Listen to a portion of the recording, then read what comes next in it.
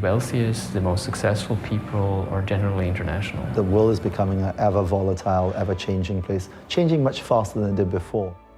There's a class of person out there now who's actually rapidly adapting to the changing environments. The world is moving to global citizens.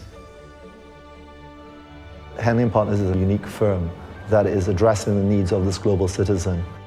Like so many times in life, you don't get aware of the need until you really ended up in a situation, and then it's too late. Or it's quite useful to have just options. Ultimately, quality of life, education, mobility, security, and tax. In this international and global world that we're in, these are the tools you want. Truly the ultimate symbol of freedom. Yes, being free. It's the ability to live where you want, travel where you want, raise your kids where you want, and not subject your family to the fate of where you happen to be born. You actually get to choose. I find that Henley & Partners are a professional company, but they're also very approachable. Very open communication. It's like you know somebody for 30 years. Always starts with an initial meeting where we really establish whether we are the right people to deal with and whether the client is right for us. Well, from the point of view of the clients, and I've heard this from so many of their clients, the word family just comes up over and over again. It doesn't feel so much like going and talking to a professional services firm. It feels like a family.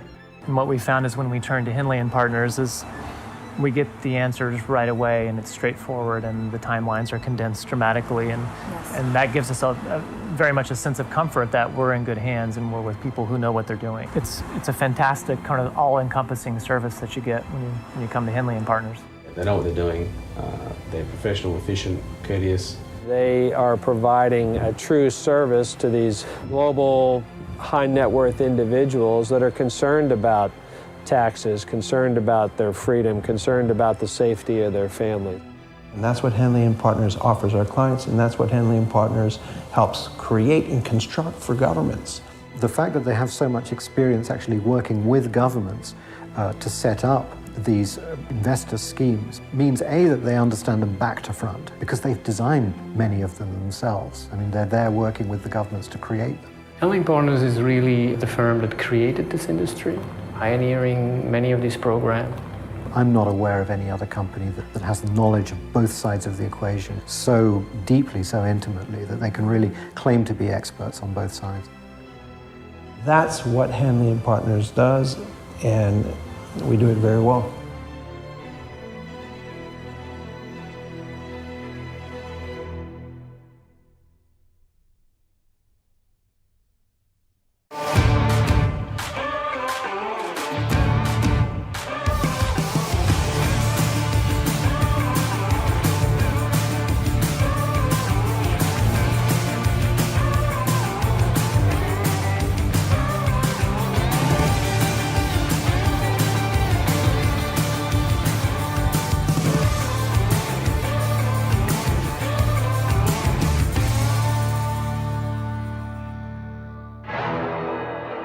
Rise up, work it, faster, better, strong. Power, power. Rise up, work it, faster, better, strong. Power, power. You gotta rise up, you gotta work it, moving it faster, making it better, keeping it strong. Give her your power, give her your power. Rise up, you gotta work it, moving it faster, making it better, keeping it strong.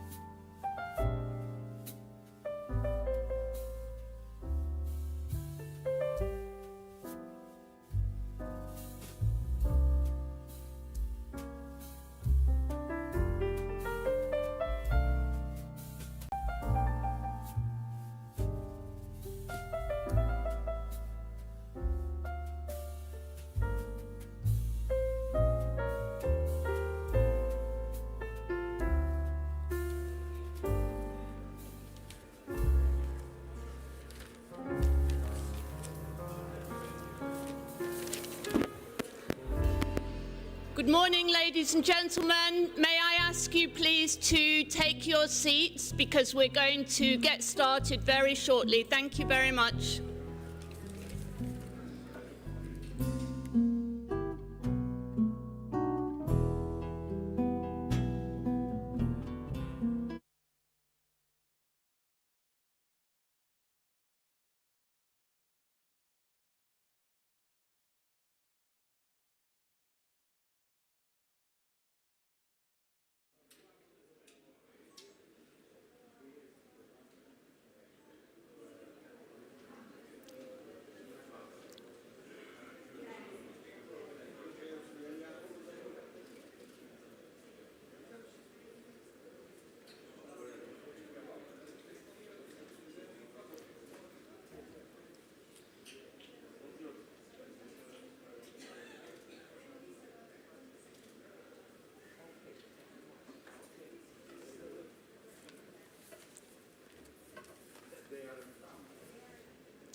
Okay, thank you very much, ladies and gentlemen, excellencies. My name's Joan Hoey. I'm the Director for Europe at Economist Intelligence in London, and it's my great pleasure to be moderating this very important summit on investment and business for Romania. Before we get started with our first panel, I just want to give you the EIU view of the outlook for the global economy and Europe, and very briefly Romania, in the coming period. So what will be the impact of this war in Ukraine for the global economy, for Europe, and particularly for this region and for Romania? The main impact of the war on the global economy will stem from a sharp rise in global commodities prices. The rise in commodity prices will fuel global inflation, which will surpass our previous forecast of 6% this year and could even reach 8% or more. Sanctions, airspace bans, blocked ports and sea routes, and security concerns will add to pandemic-related supply chain difficulties, further disrupting global trade.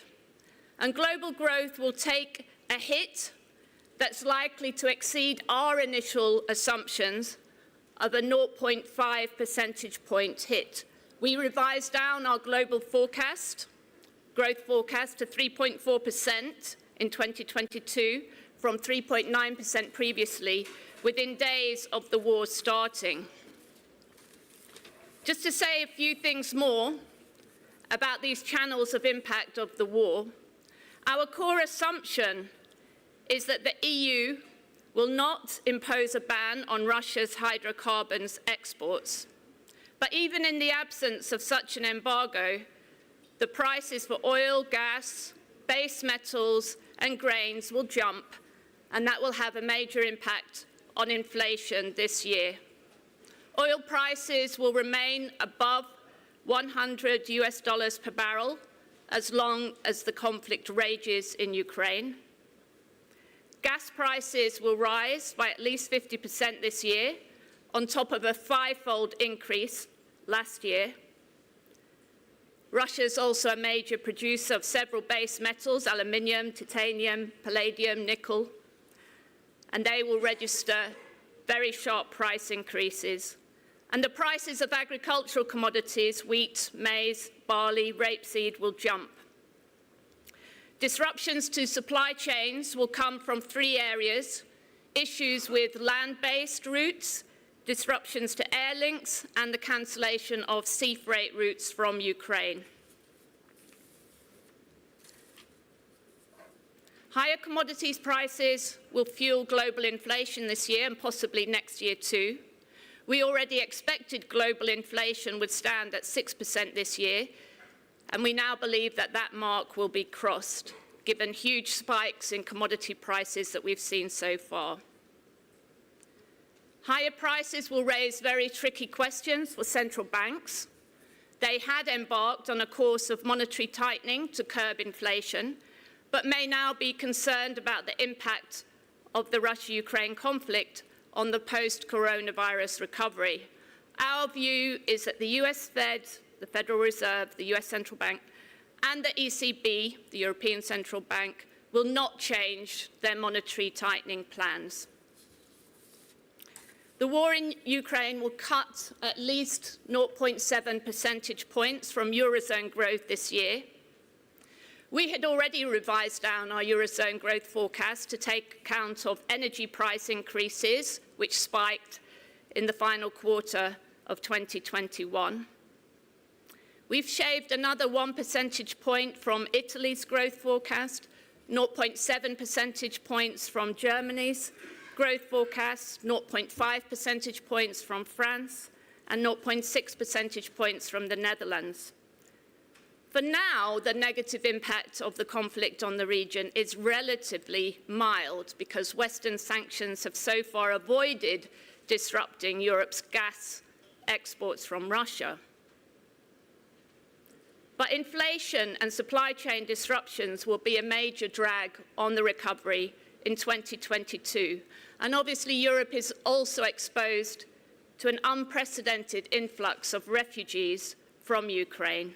So the costs of this conflict will be very significant. The EU is taking steps to mitigate the impact on consumers and businesses. And we'll hear now from Mr. Gentiloni, who will correct me if I've got something wrong. But our assumption is that there will be a further relaxation of state aid rules to help companies that are facing a sharp increase in energy and commodity prices. We believe that the European Commission will invite countries that have not requested their share of loans under the €800 billion EU Recovery Fund facility to do so. And we expect that EU fiscal rules are likely to be suspended for another year until 2024 to give member states more flexibility as they respond to the crisis. The major downside risk is a cut-off in gas supplies from Russia, which would raise the risk of a recession. The region's also exposed to the risk of stagflation if economic growth were to slow sharply and prices were to rise even more quickly. Finally, Eastern Europe. The war in Ukraine will have a significant economic impact across Eastern Europe, with the negative growth impact likely to be greatest in the Baltic states and some CIS countries. This is apart from Russia and Ukraine, of course. We expect that the impact will also be substantial in Central and Eastern Europe. So we've downgraded our growth forecast for Poland by 0.8 percentage points. Romania, we've downgraded our growth forecast from 4.4% to 2.8%. And similarly, for the Czech Republic and Hungary, the impact will be quite considerable. And the most significant risk is a shock to energy prices, particularly for this part of the region, for Central and Eastern Europe. I am going to leave it there, and I would like to invite now Paolo Gentiloni, the Commissioner for the Economy for the European Commission, to join me on the stage and to give his keynote address. I would also like to invite the Minister of Finance of Romania, Adrian Ciacu, to join me on the stage and take a seat while Mr. Gentiloni gives his keynote address from here. Thank you very much.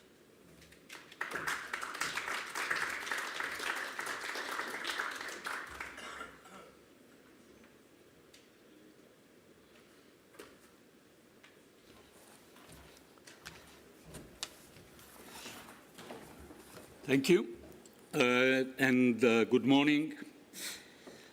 We all know here in the bustling Bucharest that not far across the border, bombs continue to be dropped. So we look with hope to the talks beginning now in Istanbul. But now civilians continue to be killed, and thousands of Ukrainians continue to flee for their safety in neighboring countries, including here in Romania. This is not just an attack on Ukraine, it is an attack on all the values we hold dear: democracy, freedom, and the rule of law. The war will inevitably have an impact on the European economy and aggravate the challenges we were already facing, as John Hoy just said. So rising energy prices and food commodities are putting further pressure on consumer prices. In February, inflation climbed to 6.2 in the EU and 7.9 in Romania. We can expect these rates to go further up still. Disruptions in supply chain worsened, both in terms of access to raw materials and price hikes. And higher uncertainty is, of course, affecting confidence. And this could make our forecast, our estimates, even worse than we expect now.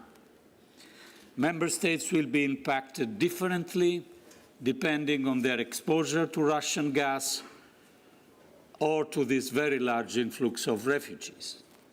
Romania, for example, is less reliant on Russian energy than other countries in Europe, but it has already taken in more than 500,000, indeed almost 600,000, Ukrainian refugees, with an extraordinary effort of solidarity.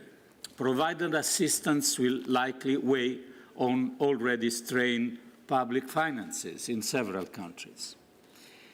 It is still too early to estimate the impact of the war on the European economy, but it is increasingly clear that the 4% growth that we had forecast in January, and it was 4.2% for Romania, will have to be revised downward.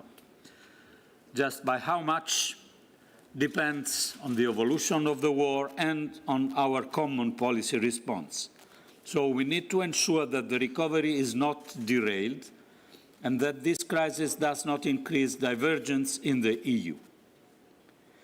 The suspension of our fiscal rules decided during the pandemic will give this year governments the budgetary leeway to address the immediate challenges of this crisis.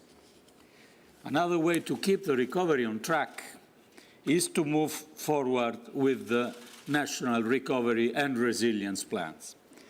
For most member states, including Romania, implementation of these plans has been underway since late last year.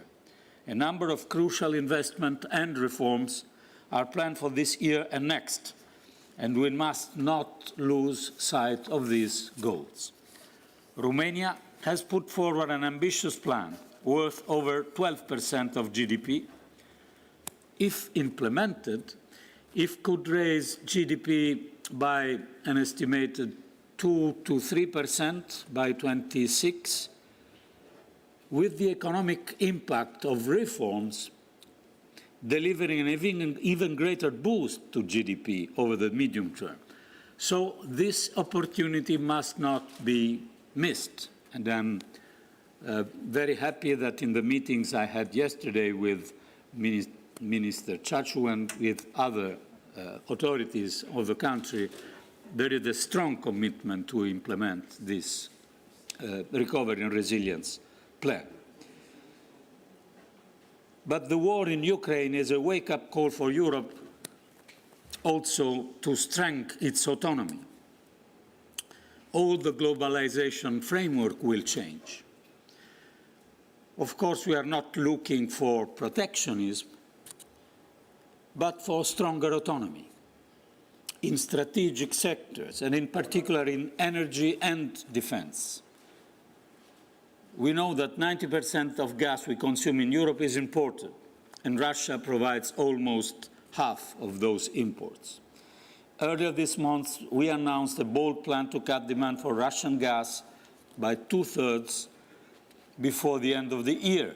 The first goal is to make sure energy prices remain affordable. Prices were already soaring before the war. since the beginning of the year and since last year. Businesses and low-income households are feeling the squeeze. We encourage member states to use a wide range of measures to cushion these price hikes, such as tax exemptions or subsidies, and they are doing this. The second goal is to ensure security of supply. We need to secure sufficient storage for next winter, because we will arrive to next winter with lower level of storage in relation to previous years, and diversify our gas supply. We are already engaging with a host of countries to increase imports of LNG. Finding alternatives to Russian gas will help in the short term. But let me be crystal clear. The best way to meet our long-term energy needs is to diversify our energy sources and end our dependence on fossil fuels altogether. The EU is already a global leader in this respect. We have targets for climate neutrality by 2050 and reducing CO2 emission by 55% by 2030. Given the current situation, in one word, we need to do more, and we need to do it faster. If we succeed, we will have reduced our dependencies, kept prices in check, secured alternative supplies, and provided a decisive push to meeting our climate target. The war also marks a turning point for Europe's security and defense policy. Positions held for decades shifted in a matter of days. For the first time, the EU agreed to provide €1 billion in arms and other equipment to a country under attack. At the recent summit in Versailles and Brussels, EU leaders committed to bolster our defense capabilities, pledging to increase defense expenditure, develop joint procurement of defense, and increase investments in defense technologies. Boosting our defense capabilities will require major investment in our industrial and technological base. These investments come on top of those to deliver on the green transition, for which we will have to mobilize, according to our estimate, 520 billion of additional investment per year. Such investments are crucial to increase our autonomies in these strategic sectors. Financing them will require a supportive fiscal rule framework and potentially new joint funding mechanism at European level. Ladies and gentlemen, 2 years since the start of the pandemic, we are again at a historical crossroads. For years, Putin has sought to sow division within our societies and undermine our model of Western liberal democracy. His latest aggression, however, has badly backfired. The EU is more united than ever, and the relation with our partners and allies is stronger than ever. Together with them, we have agreed on the toughest sanctions ever approved, and countries that Moscow considers within its orbit, not just Ukraine, but also Georgia and Moldova, have applied for EU membership. We will continue to support Ukraine during its darkest hour. At the same time, the crisis is an opportunity to shape the EU in the direction of the future. If we maintain the same unity and ambition we have shown during the pandemic, I'm confident that a new Europe can be born out of this crisis. A stronger, greener and fairer Europe. A Europe that lives up to the aspiration of its citizens. Thank you. Mulțumesc.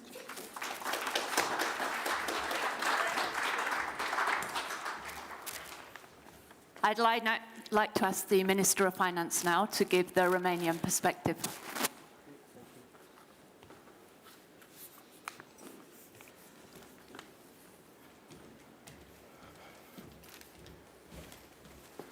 Thank you and welcome here.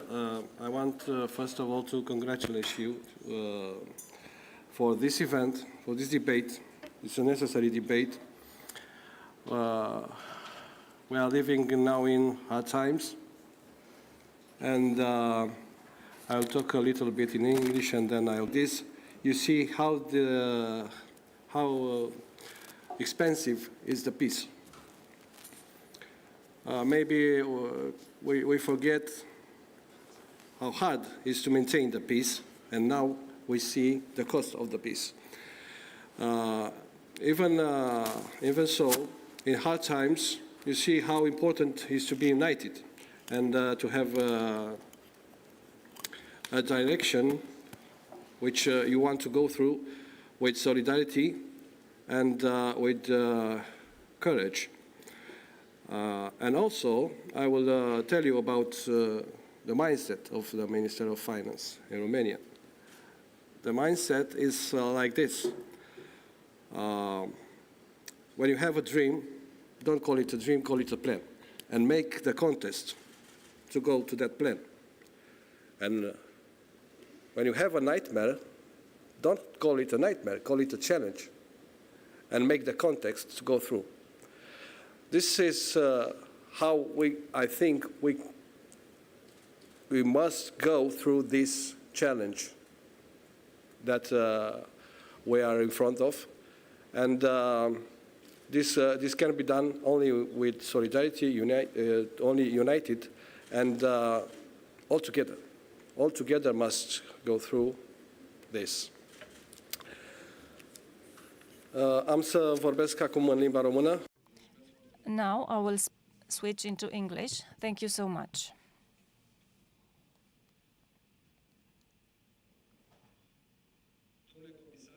Mr. Commissioner, dear guests, I'm honored to have the opportunity to speak within this conference alongside Mr. Gentiloni. The involvement of the economist in organizing this event gives this event the conditions for a very fruitful exchange of opinions. We are speaking here about the battle of Europe for resilience and independency.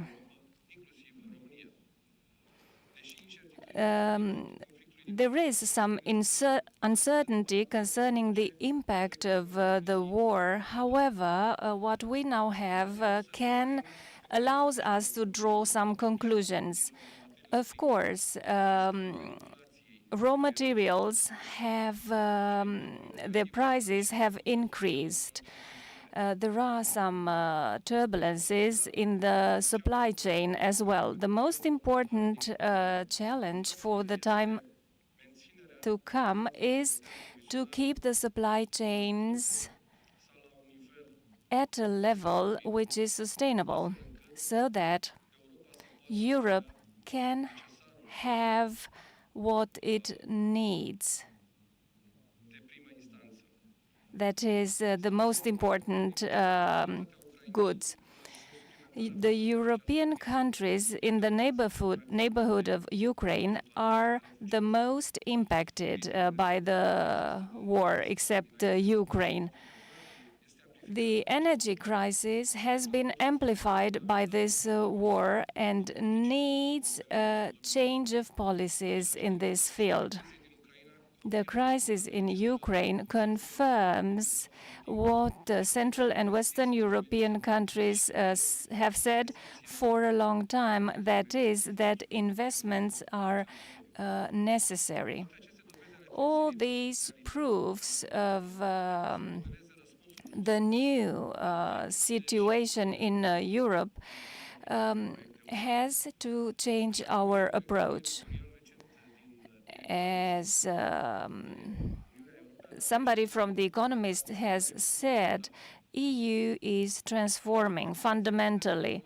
The declaration of the European leaders in Versailles, the proposals of the European countries concerning the energy crisis, the transition of the economy, All this shows that the European Union has understood the geopolitical role for the defense of their own values. Why does Romania and all EU member states need to adapt? Because the fight for resilience is the fight, the battle for the European project, our peace project. We can win this fight if we all build an economic model which is inclusive and resilient and is based on unity and solidarity. If the old red lines are adjusted to the new realities, if we overcome the divide and the taboos which were artificially created, if we understand that more European integration is the solution, as compared to centrifugal trends.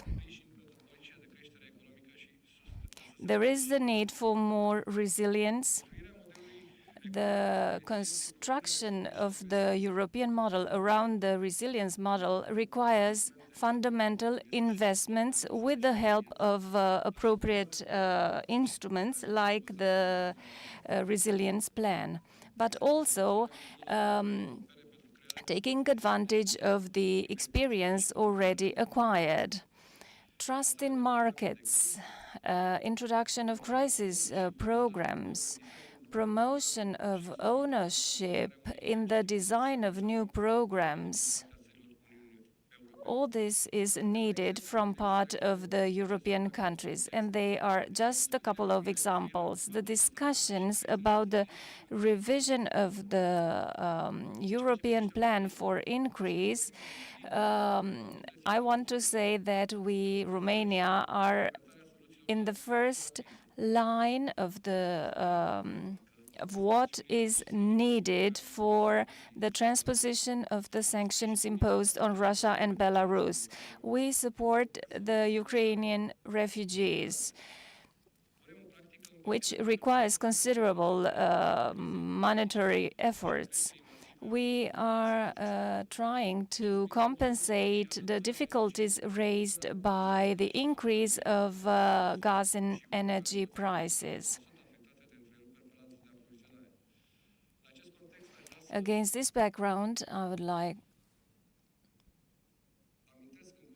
to remind once more that the Romanian government has planned for the first 3 months 3.4% of the gross domestic product to support the citizens, vulnerable citizens, the energy package, but also economy support packages. The Romanian investment plan for this year amounts to public and private investments amounting to around 25 billion euros.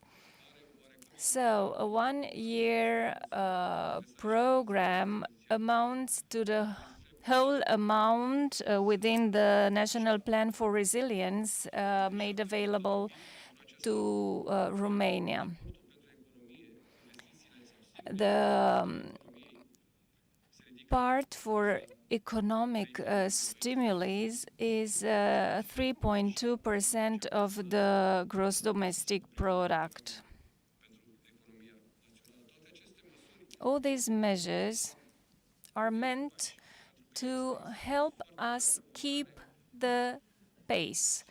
It's a huge challenge to wait and see what you will be faced with.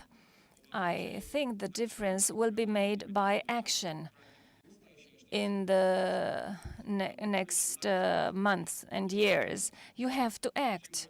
How? The only method by which economy can be kept strong is to invest in economy and maintain economy at a level where it can make the best of its potential so as to ensure that economic growth keeps the pace. it had in the previous year. At European level, we continue to promote within ECOFIN and its working groups the solutions we find essential. Adjustment of sources which we already find appropriate, or coming up with new instruments in the gas and energy sector, state aids granted which will be granted as announced by the European Commission, so that Romanian companies can get a compensation for the price increase for gas and energy. We spoke yesterday in the evening about resilience, green transition, digital transition, and defense.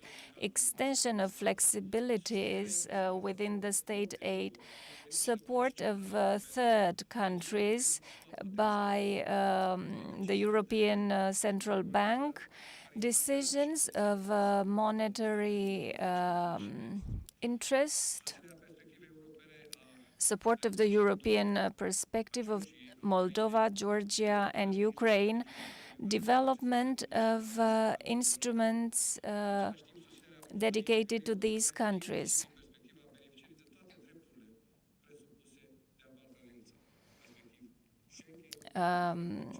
Schengen, lifting the mechanism in the judiciary for control versus corruption within the judiciary. So there is room for optimism, I think. I'm very sure that the answer is yes, there is optimism, speed, and the intelligence of the measures we take. Courage, because we are at a crossroads. The development is undergoing upheaval. We need decisions and intelligence. This new European economic model has to be based on lessons learned during the previous crisis and overcoming some obsolete red lines.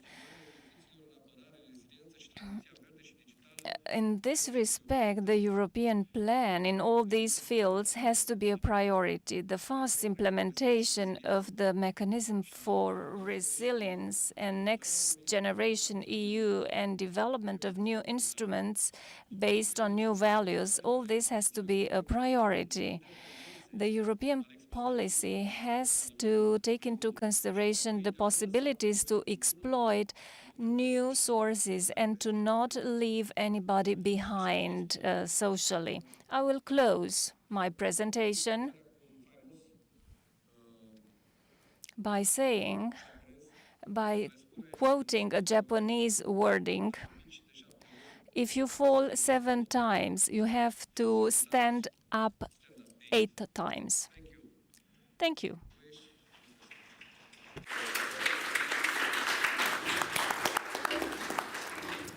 Thank you very much, Minister.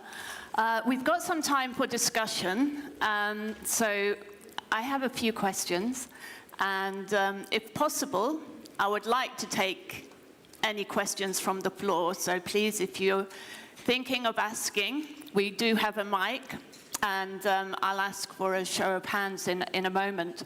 I have 3 questions for both of you.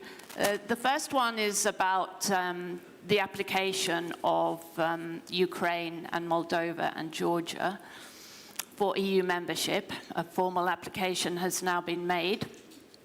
And I want to ask both of you what your perspective on that is, and whether you think that the war and what's happened is likely to accelerate the possibility of that process happening.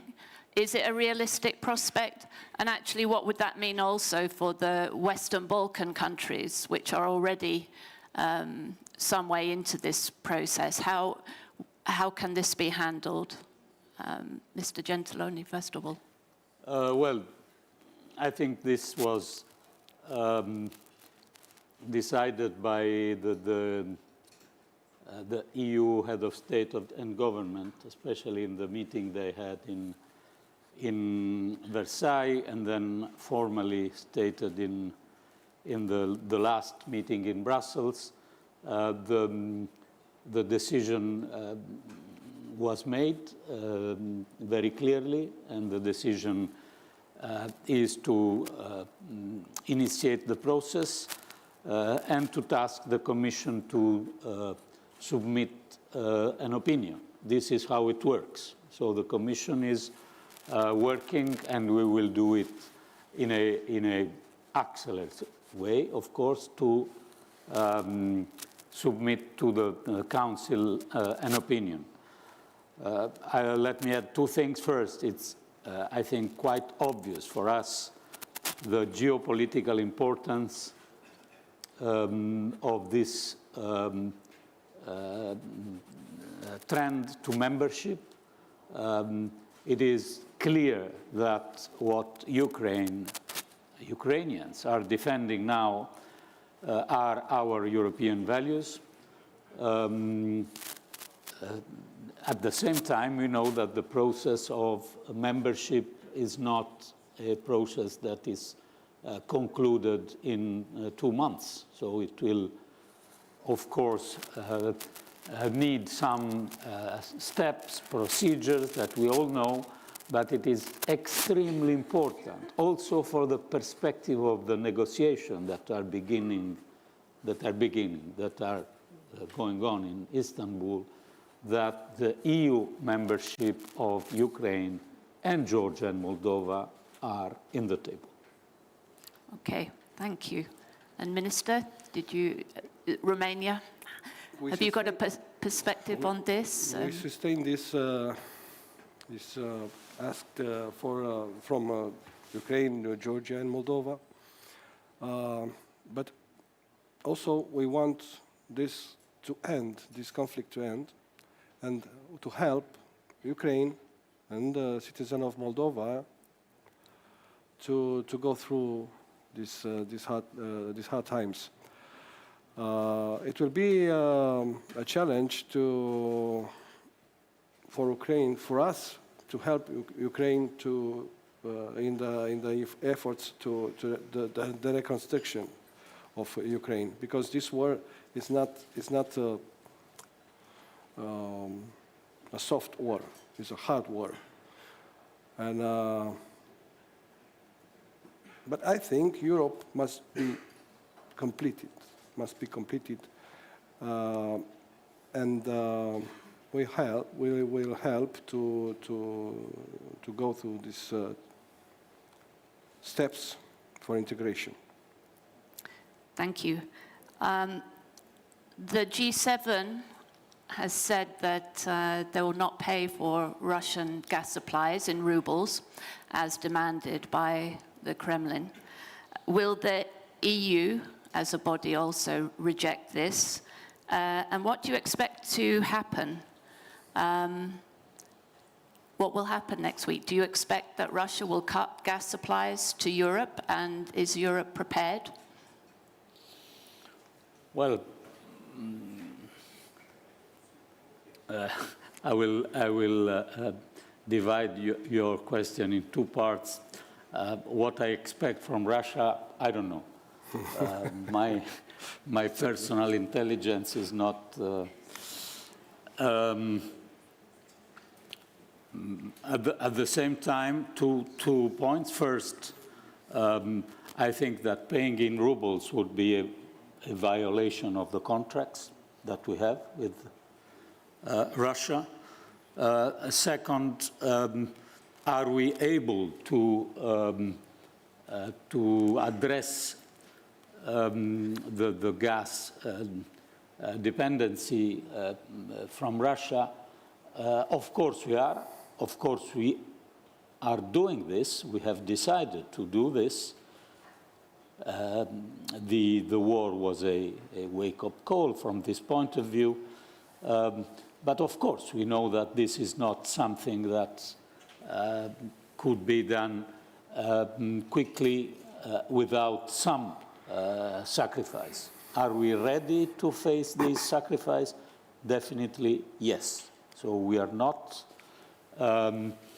putting off the table anything on sanctions, but we are not now deciding on sanction concerning energy. This is what we agreed. But if there are decisions, we are ready to face them, and I think we will be able to face them with a stronger effort if it is quite fast. But in any case, we will reduce our dependency from energy coming from Russia. Okay, thank you. And Minister, could you say a little bit about what you think the impact of the war and the fallout from the war will be on the Romanian economy? And do you expect a growth slowdown this year or even a recession in the event that gas supplies were cut off, for example? No, I exclude this talk about recession now, because the difference is made by how money you put in the economy in front, in the first steps. And our economy is growing strong in last year, grow stronger 5.9 it was. And yes, might be a little slowing in growth, like 4%, like 3.8, but it depends what we do in the first semester. We must put the money in the economy and also give the economy the trust and courage to invest more.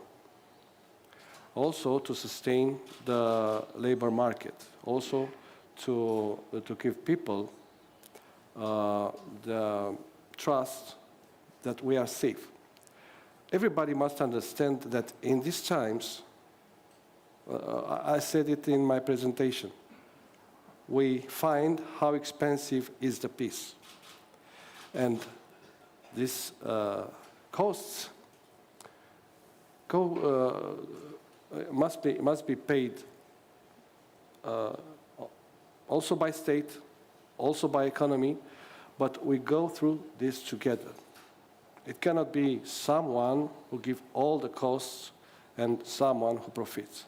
Now is the time that even competitivity from companies transform in solidarity, because these are times that we go through together. If we want to have a strong growth even this year. It's not like someone like Merlin stay on an office and said, okay, this year we'll go on Himalaya mountain, on Everest mountain. No, we must do it together. So the state will put the stimulus in economy, and we talk daily with the companies from Romania to find which solutions are the best to go through, and gradually some measures will come in the spring, then we'll see how the economy goes, and maybe the next step will be another package of measures.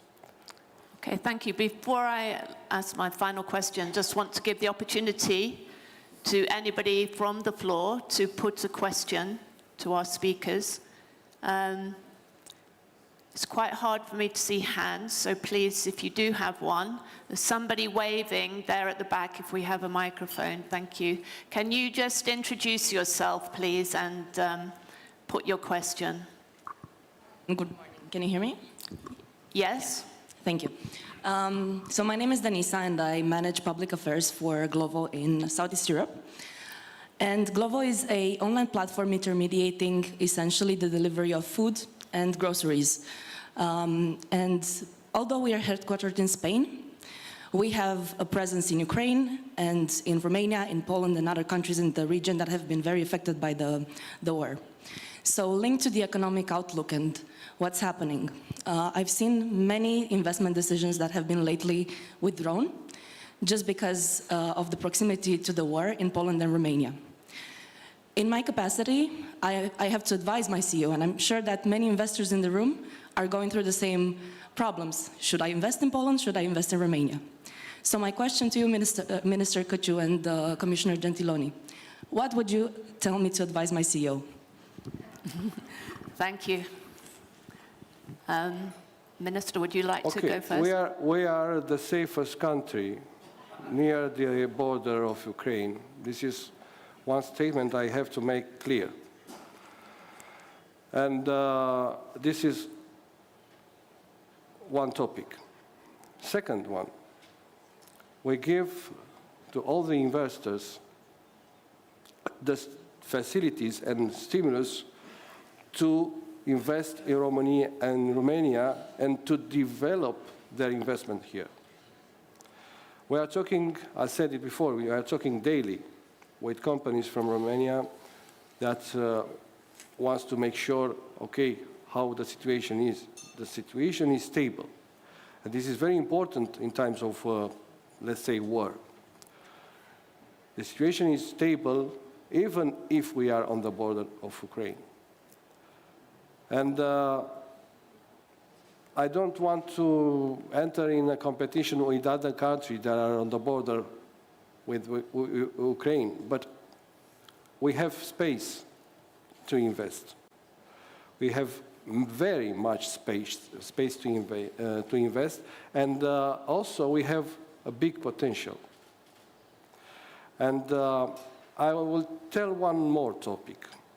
Think about the future, think about the effort that we'll have to do for reconstruction Ukraine.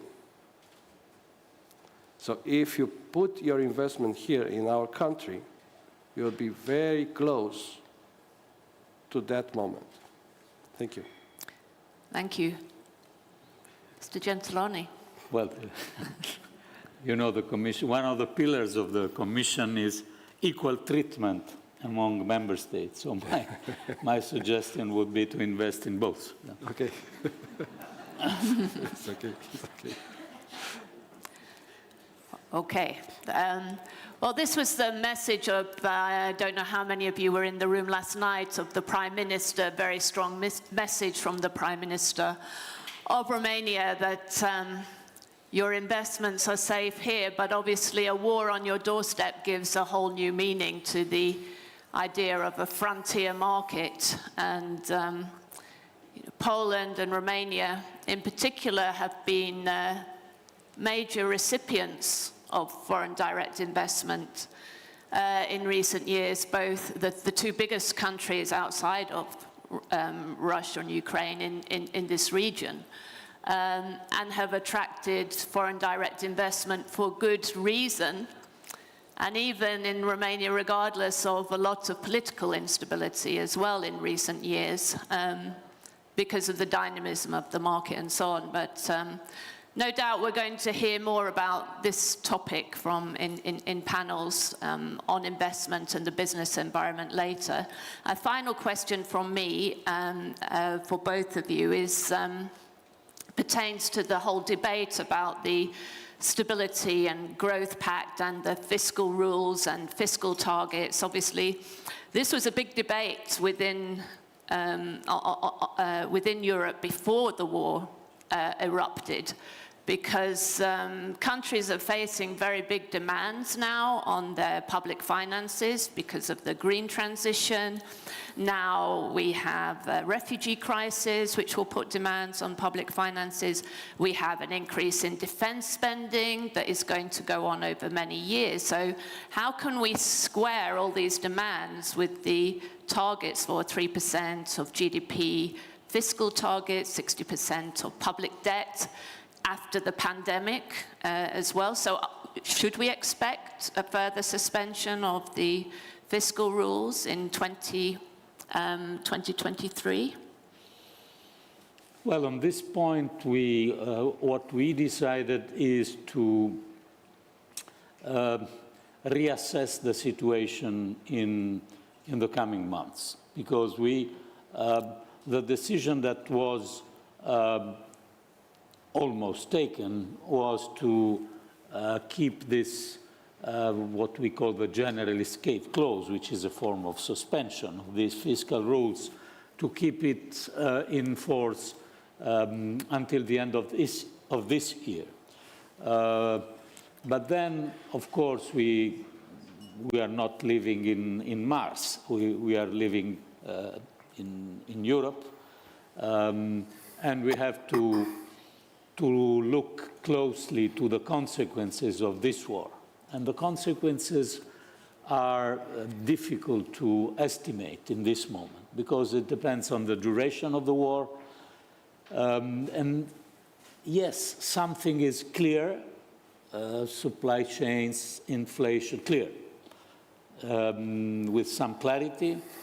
Other things are less easy to estimate. For example, how the evolution on energy will be, not clear, and especially how the confidence among investors and consumers will evolve, not easy. Because we should not forget the fact that we entered this crisis, the news crisis, with a very good basis, with a lot of savings accumulated, with a lot of propension to invest. How this will be affected, honestly, the models that we used, the ECB used in the first weeks, were showing a reduction of growth of 0 point something this year. I don't know if this will prove accurate because, I repeat, it depends on the duration of the war, evolution of the confidence. But we should, I agree with what the minister said, we should work to avoid that all this discourse about stagflation becomes a self-fulfilling prophecy. We can avoid this. We can avoid stagnation and recession if we act together. We will decide on the suspension of the rules before the summer pause on the basis of the evolution of the situation. And of course, the discussion on fiscal rules will take some more months to be concluded. By the way, we launched it before the pandemic, then we put on hold during the pandemic, then we relaunched it when the pandemic appeared to be over, and is probably over, now the war. But for sure we need to review these rules because the basis is clear. We need to have a more gradual and realistic path of reduction of the debt. We need to have simpler and enforceable rules. We need to facilitate investments, especially in strategic areas. This is clear.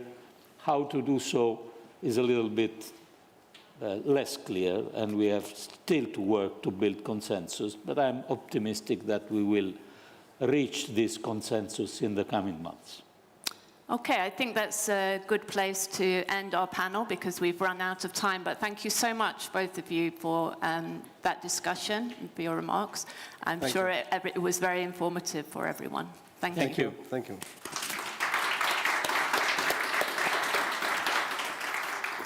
Thank you. Bye-bye. Thank you very much.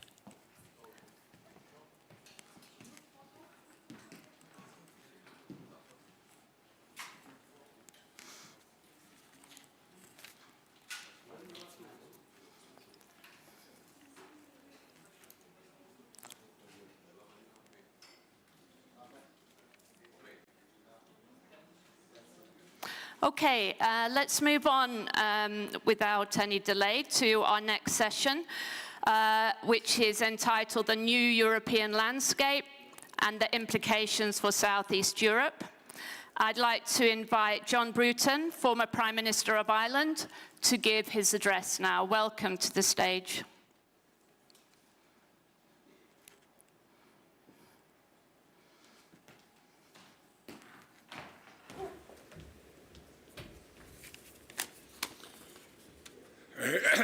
Excellencies, ambassadors, ladies and gentlemen. First of all, I'd like to compliment Romania on the way it has used its membership of the European Union. The fact that through good policies, you have been able to bring your income per head up quite quickly, approaching the European average, or moving towards the European average at a very good pace. This has been based, of course, on good, sound administration, and certainly from the Irish experience we've found in our catch-up with the European Union average, that it was very important to have apolitical public administration and to have a court system that is independent of any political influence. These have been important factors here in Romania, and they remain important for the attraction of investment, which was something that Joan was just asking about. I'd like also to compliment Romania on the tremendous work that you've already done in coping with refugees coming from the war, the invasion of Ukraine by Russia. I think that Romania is a model in terms of its ability to cope with unexpected disasters. You have tremendous capacity in that area, and you're displaying it. But this invasion has been described by the European Council as a tectonic shift in European history. It has been described by Larry Fink of BlackRock, the investment asset manager, as heralding the end of globalization as we have known it for the last 30 years. It's important to remind ourselves that this invasion by Russia of a neighboring peaceful country, Ukraine, is a breach of the United Nations Charter, to which Russia is a signatory. It is a denial of self-determination to the Ukrainian people, and self-determination has been one of the bases upon which nations have been built. It is an attempt by force to impose a view of identity on a people, which is something that is entirely impermissible. This is not just a contest between democracy and autocracy. It is a contest between a system of international relations based on predictable rules and a system of international relations based solely on raw force. As a result of this invasion, nations all over Europe are going to have to divert resources away from social programs to defence. And this is going to involve hardship for many people. The cost of living will be permanently increased for all families all over Europe. Now, of course, there will be collective actions by some in powerful positions to ensure that the increased costs are not borne by them, but borne by other more vulnerable or less well-organised groups. And that's going to lead to major social tensions of the kind we experienced in the 1970s. I was, in fact, in government in the 1970s, believe it or not, and one of the responsibilities I had was price control. And I know how contentious pricing decisions become in a period of inflation where people are jockeying to ensure that others, rather than they, bear the burdens. Now I'd like to refer to what has been done at European level already in the past few weeks to deal with these challenges. And I think it is important to say that the European Council, of heads of government, which has been making all of these decisions, operates on the basis of unanimity. All 27 must agree. And it is quite an achievement that in a short space of time, the European Union has been able to make such progress on so many areas. And I would identify 5 areas where action has already been taken. First of all, a complete reset of European relations with the United States. Secondly, a major step forward on European defence. Thirdly, a major step forward on energy independence for Europe. Fourthly, a major step forward on solidarity with countries who are having to cope with major refugee flows. And finally, a major step forward on food security, ensuring that we have enough to eat in Europe and that our neighbours have enough to eat too. In regard to relations with the United States, we've established a task force on energy security jointly between the European Union and the United States. We have agreed on a major programme of sanctions, which will involve substantial costs for Europe, but which are necessary in order to remind Russia and remind other countries who might seek to imitate Russia that what Russia has done bears a heavy price. We have agreed a programme with the United States for liquid natural gas supplies. And importantly too, we have agreed with the United States a programme for governing the digital space, which was previously an issue of contention between the United States and Europe. Now we've got a common position. That's a major step forward on all those issues in the recent few weeks. We have also agreed in Europe on a stronger and more capable Europe in the field of defence and security, a rapid deployment force, more investment in research and development in defence, and of course also much closer cooperation in the area of cyber security. Obviously, these are big decisions. The key will be in implementation. It's one thing to agree something in Versailles, it's another thing to do it on the ground in your ministries for defence, in your ministries for justice, in your ministries for home affairs. And that will have to be monitored very tightly to ensure that Europe delivers this time. Thirdly, we have taken major steps to reduce our dependence on Russian energy and indeed on Russian minerals in some important respects. A programme for the development of the hydrogen economy, additional impetus on renewable energy, and I think very importantly in this area, an arrangement with the support of Moldova to ensure continued electricity supplies to Ukraine, notwithstanding a war being conducted on their territory. That's been a big step forward.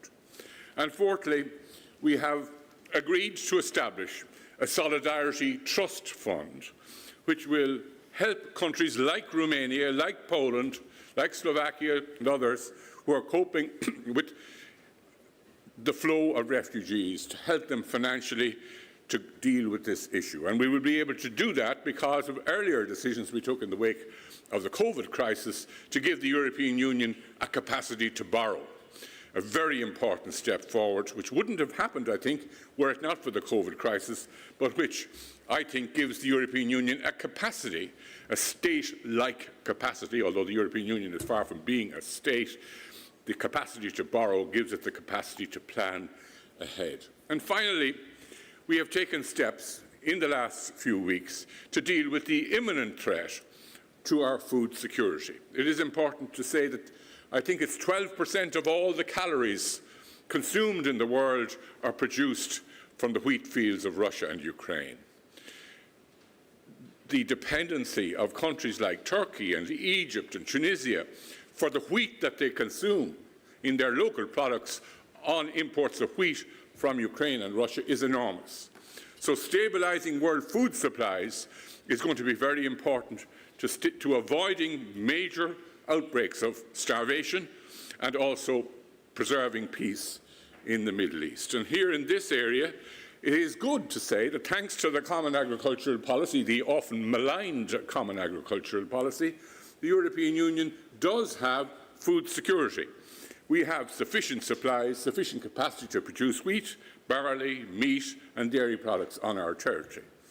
But we have a major dependence on imported inputs to agriculture. Fertiliser. We don't produce enough fertiliser of our own. Pesticides and other things that are necessary for the production of food.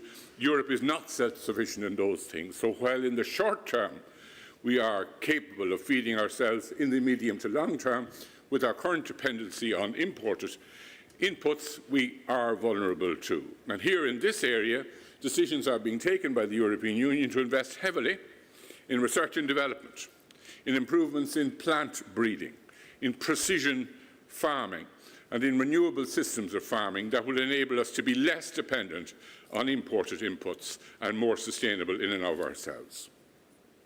I think it's important to say that many of the changes that the European Union is going to have to endure, and indeed the decisions that it has had to make, were decisions we were probably going to have to make anyway because of our commitments on climate change and just to combating climate change. These changes towards greater energy independence, less energy-intensive economy, and greater self-sufficiency are ones that we were going to need to make anyway if we were to keep our climate change commitments.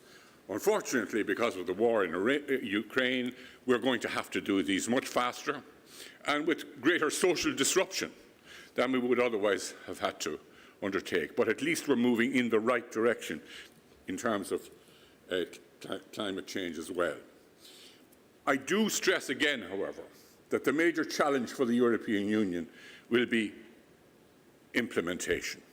We are good at European Council meetings, and I've attended a few of them myself, at making very broad general declarations of intent.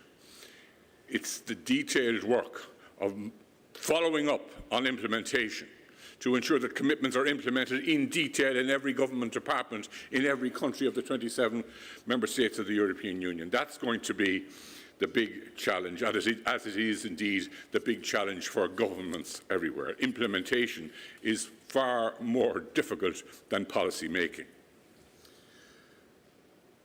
I think it's also fair to say, and I think this will have been reflected in the contribution we had from the United States last night, that the United States is at the moment deeply committed to Europe, and President Biden has been tremendously supportive of European institutions in this crisis. But the United States has other worries. It has a worry particularly to do with this competition with China, the future of Taiwan, and it has to spread its resources over more than one potential theatre. And I think, therefore, we can't assume that the level of interest that's now being displayed by the United States in Europe and its fate will remain at the same intensity 5, 10, 15, 20 years from now. And that's why we have to put our money where our commitments are in terms of developing European defence and a European capacity to defend itself. I think that will probably also eventually require some changes in the treaties of the European Union. The idea that we can make all the important strategic decisions, and they are made in the European Council rather than in the Commission, make all of these on the basis of unanimity is difficult. We're probably going to need to look at super qualified majority voting in some areas to ensure that we have the capacity not only to make decisions, but to follow up and ensure that those decisions are implemented. These are challenging times, and it's very timely that we're having this discussion here, and there is much to discuss. Thank you. Thank you very much, John. We're already running a little behind in our schedule, but I think we can take a few minutes for questions. And I see there's a hand already. May I just start? I will come to you. My question really is about transatlantic relations, and because this was something that you emphasized, the reset that's occurred, which maybe had occurred to some degree already before this war started with the Biden administration.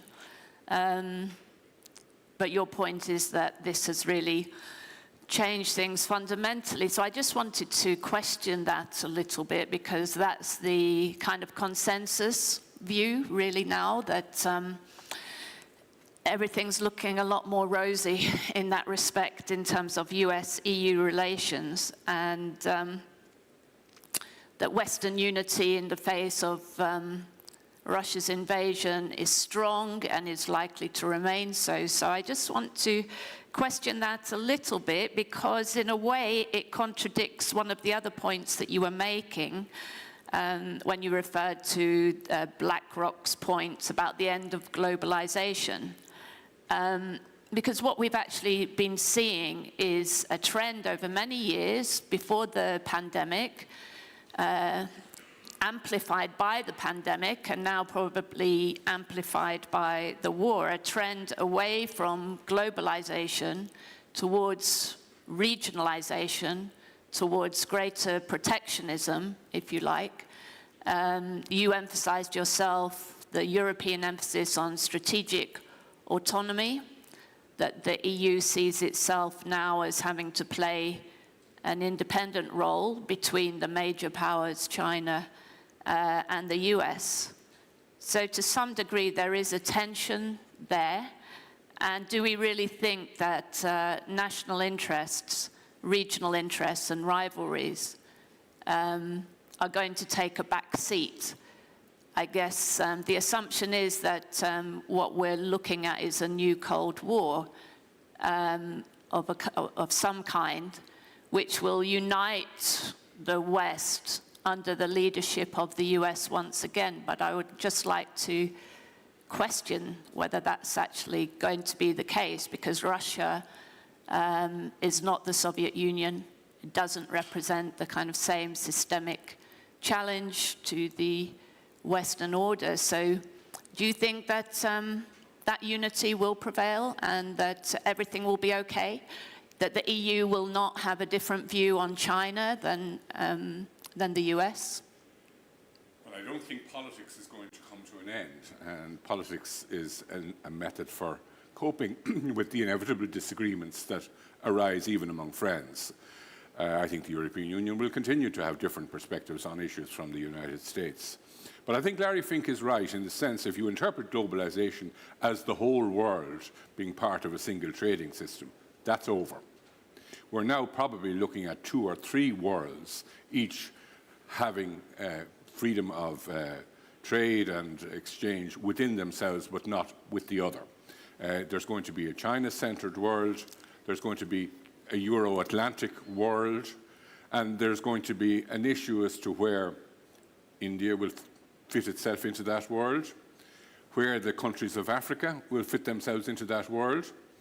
And I think it is significant that when the UN General Assembly voted on the resolution on Ukraine, that a number of very heavily populated countries who had only one vote in the General Assembly but were represented a very large number of people, did not vote with us to condemn this.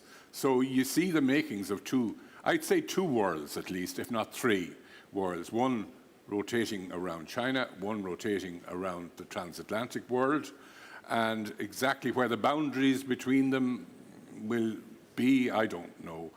That's very much something to be determined by our actions. And I think we are in a contest to show that the European and American model is more attractive for people and gives people a better life than the alternative, more autocratic systems. Okay, I'll pause a follow-up question and ask the audience. So again, can you really stick your hands up if you do have a question, because it's hard to see. There was somebody waving their hand earlier at the back, so I don't know if they've, yes, at the back there. Is there a microphone? Can you keep your hand up?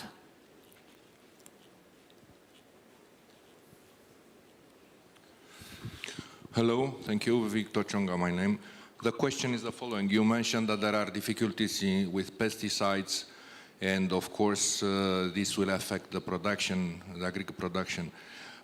On the one hand, EFSA, the European Food Security Agency, proved that some MGO techniques are safe, but Brussels decided to forbid them.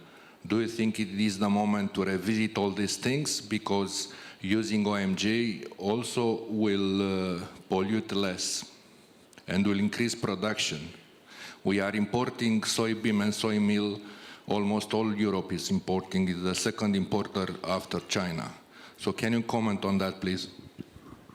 I think the original decisions that were made by the European Union were made for good reasons in exercise of the precautionary principle. However, we must recognize that the war and the supply disruption that it is creating and is going to create in future, and the increased costs that it is going to impose on families in the future, do mean that we've got to look on a cost-benefit basis at any restriction that is adding to costs to see if the benefits we have from having that restriction exceed the costs. And that's something that I would expect that the European Commission will be doing on an ongoing basis in respect of all regulations of this nature.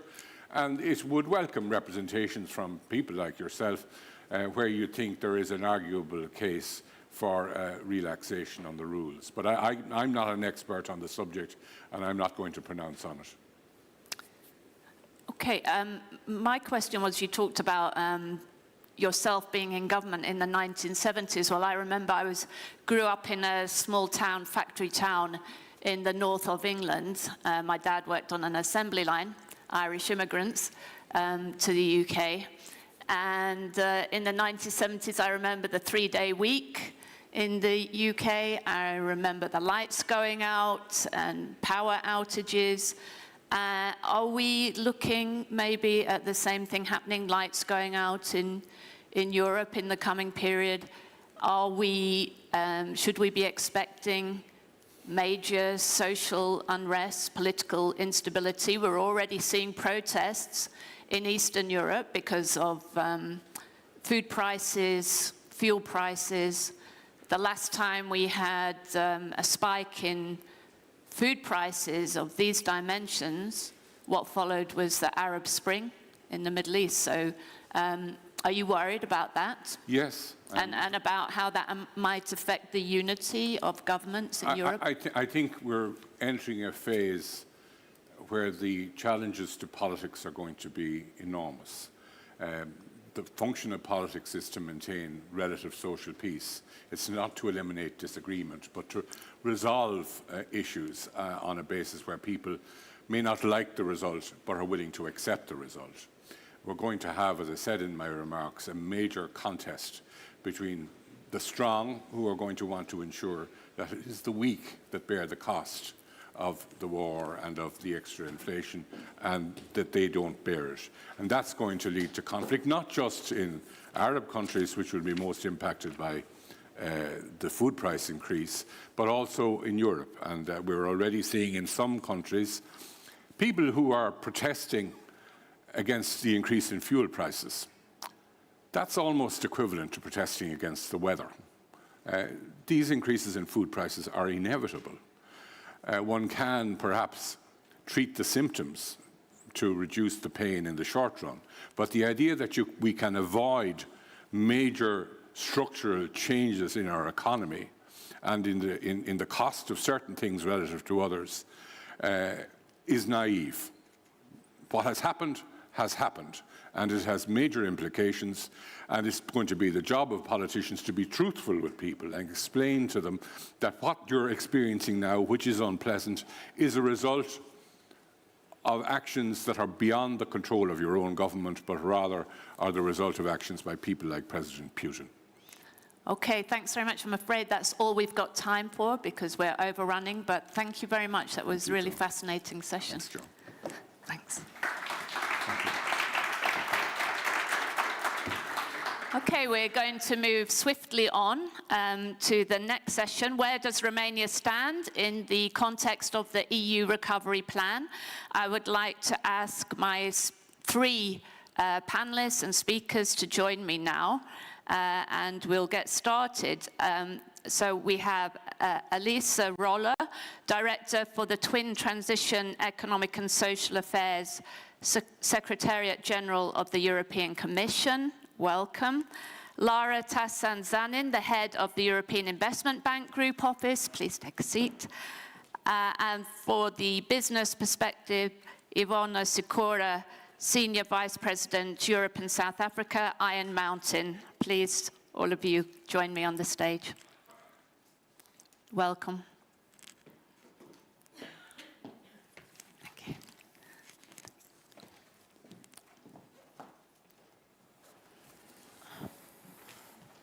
Hi. Well, Welcome. Nice to meet you. Hi. Hi.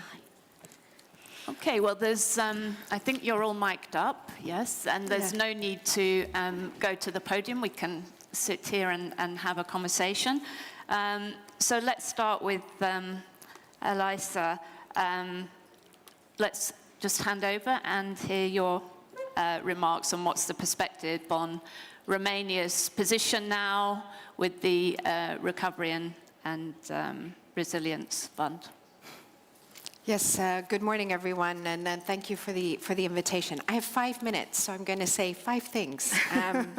So the first is, what is the RRF? The RRF is a performance-based instrument. It's very different to other EU investment funding programs of the past. It is a performance-based instrument in the sense that we have both investments and reforms. It was set up, it's hard to believe, at the height of the COVID epidemic in 2020. So far, 74 billion euros have already been dispersed from the RRF facility. Romania has a national recovery and resilience plan, which is worth 29.2 billion euros in grants and loans.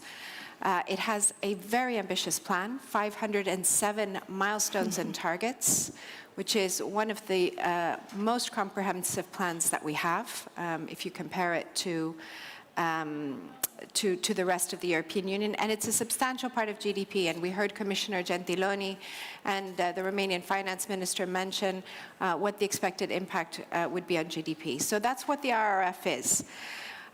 Second thing that I think is important to remember about the recovery, Europe's Recovery and Resilience Facility, is that 20% of the investments will go to the digital transition, 37% to the green transition. For Romania, that is 6 billion for the digital transformation. It's 21% of Romania's plan is going to digital investments and reforms. For the green transition, it's 12 billion, and that goes from energy to digitalization of the public administration to the government cloud. So the green and digital transition feature very, very prominently, both in Europe's recovery plans, but also very specifically to Romania's recovery plan. The third thing I want to say, and this is very specific to Romania, is that I mentioned it at the start. There are some really key reforms in Romania's plan. Under the green transition, you have a coal phase-out, very important, and maybe we can touch upon that in the discussion a little bit later, given the current energy crisis, what that will mean. There's electricity market reform, uptake of renewables, but also under digital, there's the interoperability law, there's the investment in the government cloud, there is the 5G. So there's a lot of different reforms and investments coming there. But not just in digital and green. We have an important pensions reform, fight against corruption, a number of important education and health reforms that are there. So I think the battle will be very much trying to get all of this done by June 2026, because unlike other EU funding instruments, like, for example, the structural funds, which have a more medium to longer term outlook, this is a very short-term instrument. And because it is performance-based, it means that if you don't achieve the milestones and targets, you don't receive the payments. And that puts a huge amount of pressure on member states to deliver on the different, on what they need to do. The fourth message I have for you today is the challenges that remain. I mentioned some of the important reforms and investments, but we also have a number of challenges that are not covered in the plan and which we do see now with the war in Ukraine, the influx of refugees, the impact that this is going to have on the economy, food security.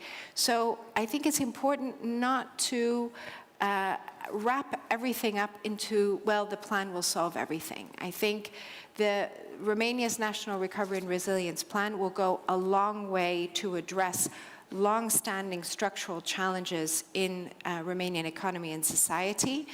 But there also needs to be other reforms, investments, actions undertaken to address some of the challenges which Romania's plan doesn't address. And I think that's an important message today. And the fifth message I have, and then I'll close with this, is implementation, implementation, implementation. There's been a lot of talk about, well, maybe we need to optimize the plan, maybe we need to revisit some of the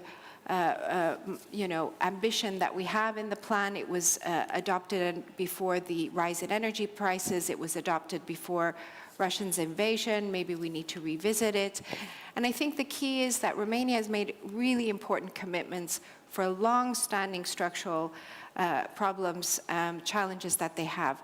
But implementation is not just the responsibility of the Romanian administration. It is the Commission's responsibility, but it's also, I think, the responsibility of the private sector and the business community, getting involved, providing solutions to digital, for example, to the government cloud, providing solutions for the energy transition, for the uptake of renewables.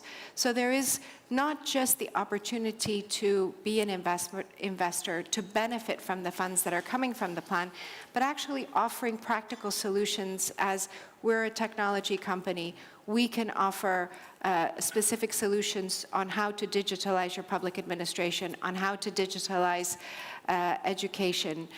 So I think there's a responsibility by all stakeholders to make sure that the plan is a success. And that's, I hope, my 5 minutes. Oh, perfect. Thanks, Elisa. Thanks very much.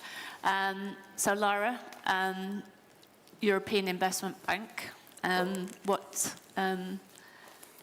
the focus of your efforts in Romania in relation to the RRF? Indeed. Thank you very much for the invitation and for setting up such an interesting and I would say timely event and focus on the Resilience and Recovery Plan for Romania. Let me say that I congratulate the economists for the gender equality of the program of today, because I think it's worth highlighting this still in the finance world, at least. The European Investment Bank Group is composed of European Investment Bank and Fund, and we are active in Romania since the last 30 years. We have here one of the largest offices. Why? Because we help Romanian authorities to mainly to absorb EU funds and to deliver key infrastructure. But in this sense, we support both public sector and private sector, roughly with 1% of GDP of Romania every year. With such a premise, of course, we look at the Resilience and Recovery Plan of Romania with great interest. First of all, we believe that it was a success for Romania to put together such an ambitious plan in a timeline that it's still very comparable to other EU member states. Now it's indeed the time to implement it. And here we come as European Investment Bank Group. We have been entrusted by the Romanian government to manage and deliver 1.2 billion euro of the private sector support within the RRF. Mainly indeed to support green investments and digital investments. This effort is structured according to 3 pillars. First pillar is equity funding to funds of funds. Mainly here we will have a growth and technology focus, 400 million euro to support the equity market in Romania, and the first calls are about to be published in April. So watch this space. The second pillar is 500 million euro to support SMEs through intermediaries, commercial banks. And the last bit of 300 million euro is again going through intermediaries to support mid-caps and large caps. When I say to support, particularly for the intermediated lending, I want to specify what does this mean. Indeed, we run annual surveys across 30,000 firms in Europe every year, including Romania. And we make some comparison. So indeed, the Romanian firms state that they have one of the highest investment gaps in the green and digital investments. And at the same time, they struggle to find adequate financing for this. Why it is so? Well, we have at least identified 2 issues. One is the knowledge among intermediaries to undergo such, I would say, riskier than usual investments. Both green and digital require a certain knowledge, including among the banks, in order to decide on which projects to focus and which borrowers and clients to finance. And the second bit is the risk profile of these investments, which remains very high, particularly in Romania, where other elements of the business environment and the business climate, let's say, intersect this effort, and namely, for example, there is a lack of a skilled labor force to undergo these investments. Often we are told by investors that they are withholding investments because they are not sure they will identify and will be able to employ the right skilled labor force in order to carry out and operationalize their investments. So in that sense, exactly we will be offering an advisory support to banks and to possible beneficiaries in order to prepare green and digital projects and investment. And at the same time, we put in place a guarantee, portfolio guarantee instrument to guarantee on a loan-by-loan basis these investments. I will conclude by saying that these type of instruments are very much needed in this market, where it's clear that availability of funds is not sufficient. We need more incentives, both on the knowledge side and on the risk mitigating, let's say, effort. And I will stop here. Thank you very much. Thank you very much, Lara. So finally, we wanted to have a business perspective on the panel, Ivona. So you have a lot of experience, your company, in the digitalization field, so it'd be really great to hear your perspective on this. Thank you, and good morning, everyone, and it's a pleasure and honor to be here. So definitely RRF is once-in-a-lifetime investment into European Union and the future competitiveness and the quality of life for the European Union citizens. Yesterday, during the address of Prime Minister, we heard that the process of digitalization is an important step in development of the Romania, and the main objective is really to improve the quality of life. There are many examples of the digital economies where the true digital economy is actually significantly improving the GDP growth. Examples like Estonia, that has been on the digital journey path and has been improving significantly their GDP year over year, more or less 2% per year over the last 10 years. So let me just tell you a little bit about Iron Mountain. So we are a leading company in records and information management with the 70 years history. We have a presence in 62 countries, and we have been working with different governments, but also in a private sector in their digital transformation. We have about 95 scanning centers across the globe. We have 350 megawatts of data centers capacity across the world, 90 million of square meters of the facilities where we store records for the companies, and we serve 240,000 customers across the globe. Our customers always had the need for information management and protection, and that need is not changing. It's only the form and the volume of information is changing, and the tools that are required are changing as well. The fastest growing part of our business is the world-class digital solutions that we were developing together with our customers and the partners to enable easier, quicker, and more efficient management of data, implement the workflow systems, and better manage the structure of the data, and help clients to uncover new revenue streams. So we had a very successful engagement with the different customers and helping them with challenges like, how can I provide a mortgage decision within an hour? How can I treat more patients by improving the intake process? How can I turn my celebrity and the sport content into NFTs? So it's a very broad spectrum of the challenges that we address. So here where we are kind of in Romania, we heard that is a very ambitious plan in a very short period of time. So the implementation is absolutely crucial here, and it's based on the success. So the plan outlines the connectivity, the human capital, which is very important, the education of the human capital, e-government, digital public services, and local digital ecosystem. So Romania have established the Romanian Authority for Digitization of Romania that is building the program and putting the measures in place. So I would say today it's kind of important that we have the need identified, we have the funding identified, and obviously what are the objectives of that whole plan. Now is everything kind of about the implementation. And as you mentioned before, it's kind of the collaboration between the public and the private sector can actually accelerate that digitization efforts.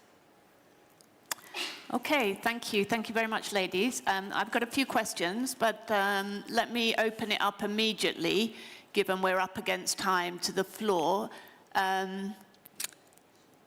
We always have a hand at the back. The back's doing really well, not at the front. So I can't see the person. I'm not sure if it's the same person or a different person, but let's take a mic over there. Victor Jonga, a little bit older than the previous question. So the question is for European Bank. Did you consider also in the region to help the creation of turnaround management funds, because there is a need in these countries, and also the new crisis, economic crisis, which is in sight, could accelerate the need for such movements? Thank you. Thank you. Okay. One to one? Mm-hmm. Okay, then. Indeed, there is an angle about that. The problem, it's even bigger if we can say, in the sense that we would have done even more.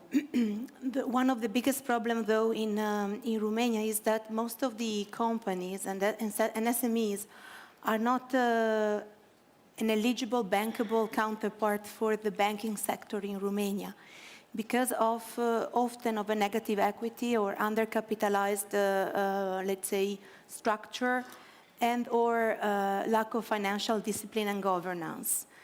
We strongly believe that we are ready to support the turnaround and solvency issues of the currently eligible counterparts clientele basis of the financial sector in Romania. But an additional effort should be done in the short to medium term to bring more SMEs and more Romanian companies in the space of bankable counterparts for banks. That would be really a very important recovery boost and sustainable boost for the Romanian economy. Great, thank you. I don't see any other hands at the moment, so let me come back to a question that you posed yourself, actually, at the beginning, Elisa, about some of the green targets in the RRF, particularly pertaining to Romania. So the plan for the phasing out of coal, for example, some of the other green transition targets. I mean, many people now would question the viability of those targets given the current crisis and the fallout from the war. So do you think that is really feasible, this phase out of coal? Actually, what's happening is something quite different in many places, that coal is actually coming into its own again at the moment. So maybe we're taking a step backwards. So how is that going to work out, do you think? Well, maybe just to pick up on what the previous speakers were saying, John Bruton said something like, well, you know, we're now doing things which we were going to do anyways, and the Ukraine crisis and the energy prices crisis has just accelerated that. We are the global leaders in reducing emissions and uptake of renewables and finding alternative energy sources and reducing our fossil fuel dependency. So I think we're still on the right path. And although we might now have these obstacles with these energy prices and the war in Ukraine, I think we have to continue on that path to go towards the targets that we set out for ourselves. What the Commission has done over the last few weeks with the Repower EU communication is to offer member states a number of tools outside of the investments that you already have available through the National Recovery Plan to allow them to deal with the crisis. So to help regulate prices for end consumers. There's the ambitious gas storage proposal that is there. The possibility for member states to distribute revenue away from high energy sector profits. So the idea is really to continue to work towards security of supply at reasonable prices.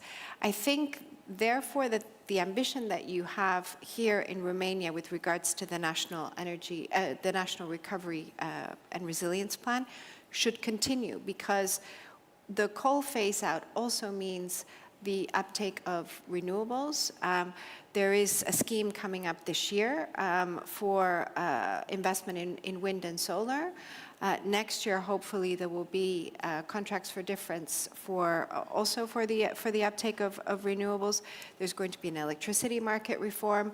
So I think there are things that you can do, including the decarbonization that was envisaged in the plan. So let's hope that the fact that we have these challenges at the moment, which makes it much more difficult to implement, will not keep us from reaching that level of ambition that is set out in the plan. Okay, thanks. Ivana, just to come back to you. So you talked about how your company, Iron Mountain, has been involved in very many digitalization projects for governments and public sectors in many countries. So just focusing specifically on Romania, how do you think Romania can really make the fullest use of the RRF funds to change the digital landscape here? I noticed that in that DESI index, the Digital Economy and Society Index that's done every year, that Romania is actually a real laggard there, kind of doesn't score too well. So there's quite a lot of work that needs to be done. What would you say the priorities are? Yeah, I would say definitely it's a very ambitious goal for the Romania, looking where Romania is today. So the number one priority is really kind of coming up with the strategy on a government level, but also understanding the play that different organizations are actually playing in this whole kind of strategy implementation, because you can't do that only everything from the top. You need to have all of the different institutions kind of marching towards the same goal, but building their own proper programs that will only be able to implement this in a short period of time.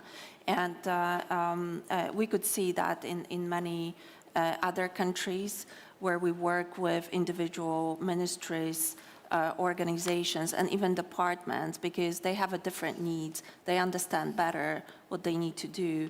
So by having kind of a one platform, like as we talk about interoperability between the different digital systems, you will always have a different digital systems. But how do you make sure you have the good connectivity between them, that you can share the information between them? But those organizations have to own their own agenda, because you can't do it from the top, everything in such a short period of time.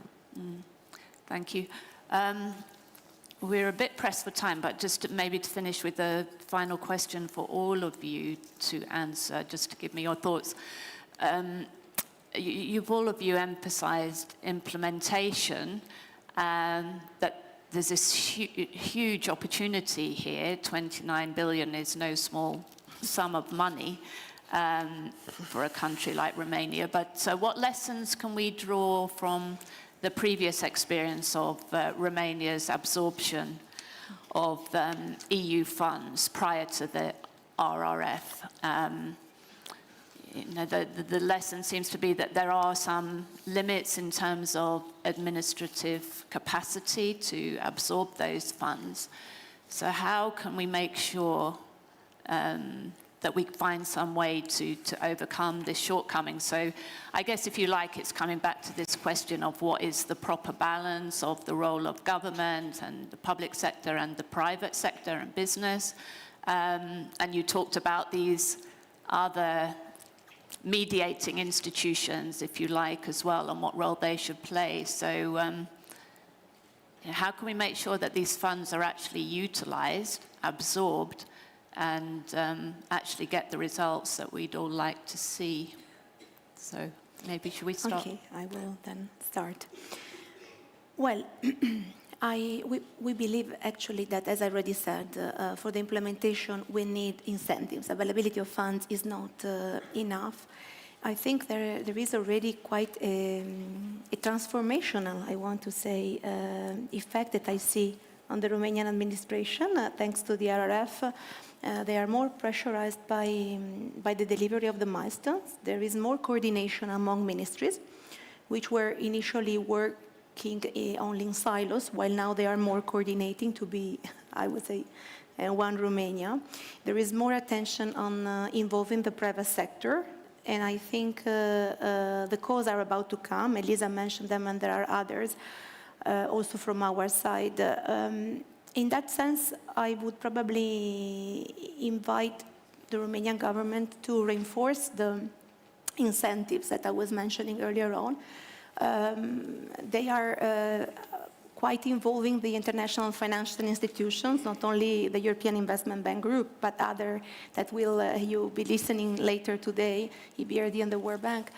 I think that there is space to involve also the technical assistance from the private sector, because there is a lot to be done in a very, very challenging timeline when we think about green and digital investments. So I would invite the Romanian government to speed up the involvement of the private sector, including in the delivery of technical assistance for preparing projects and implementing projects. But I would say one of the issues that we have noticed in the past programming periods and the structural funds absorption is indeed rushing ahead with inadequate or not well prepared, not sufficiently prepared cause project investment. So I would invite the government to think about setting up a wide technical assistance support in order to speed up the project preparation, including from the private sector, and to increase the chances to be delivering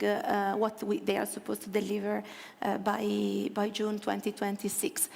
I do a last call on before passing the floor to Elisa on the energy question that you posed earlier on.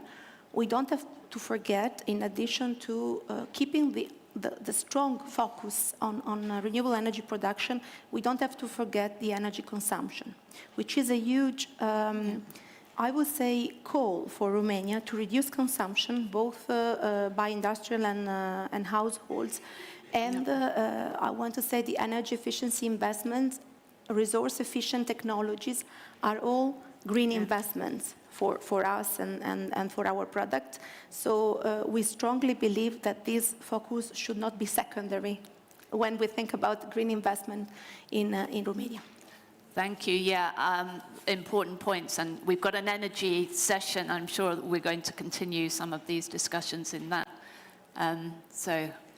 I fully agree. I subscribe to what Lara was just saying. I would say three things. First, capacity. I mean, this is an age-old question. Building up the capacity in the administration, but also in the private sector to know what is expected, what is needed, both in terms of the investments and in terms of the reforms. And also, and here I think you mentioned also the international financial institutions that are around, technical assistance providers that are there. I think it's not a question of substituting one thing with another. It's great to rely on the technical assistance and advice and expertise that is around there, but it's also about building your own capacity so that long-term you can function much more independently.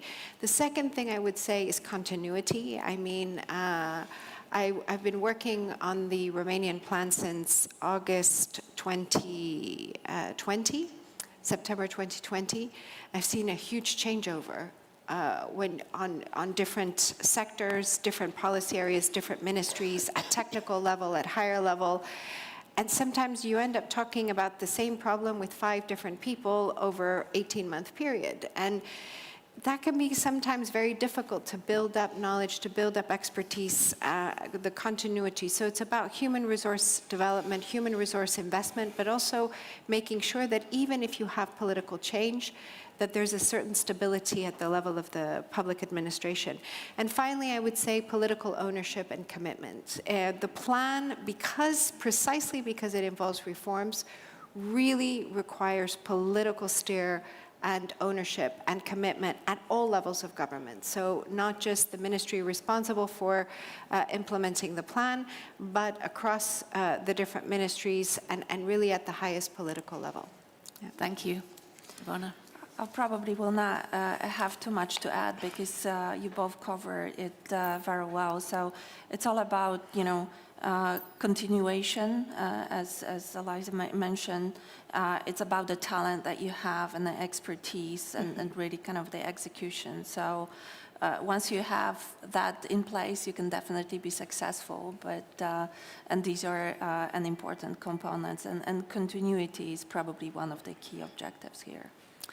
Okay, thanks very much indeed, ladies. I think that was a really nice wrap-up on the RRF, and obviously we're just at the beginning.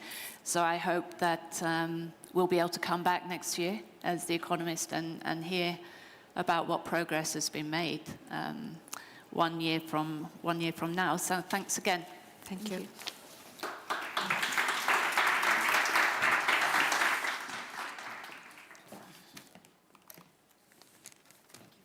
Thank you. Thank you. Thanks a lot.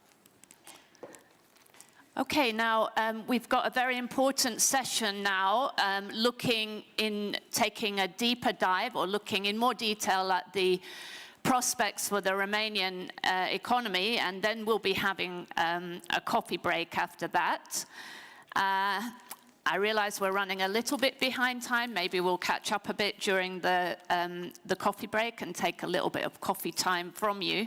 But now this is an important discussion, so let me invite to join me now on the stage Leonardo Badea, the Deputy Governor of the National Bank of Romania, Galina Andronova Vinciletti, the Country Director for the European Union at the World Bank, Charlotte Ruhr, Managing Director, Central and Southeast Europe at the EBRD, and Omer Tetik, CEO, Banca Transilvania.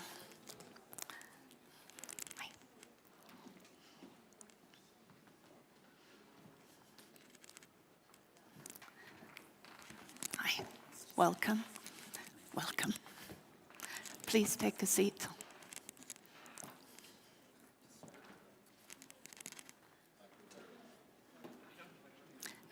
Sit where you like.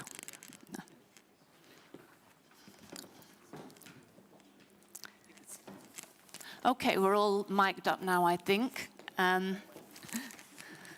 you doing? Hi. Take a seat. Thank you. Okay, we can do it all from here, hopefully, but if you want to use the podium, please feel free. Mr. Badea, maybe we can start with you and get the perspective from the central bank. Okay, I prefer to use your beautiful setup. Yes, please do, feel free. Okay. I have a microphone, you need to go down there too, yeah. Took time to get mic'd.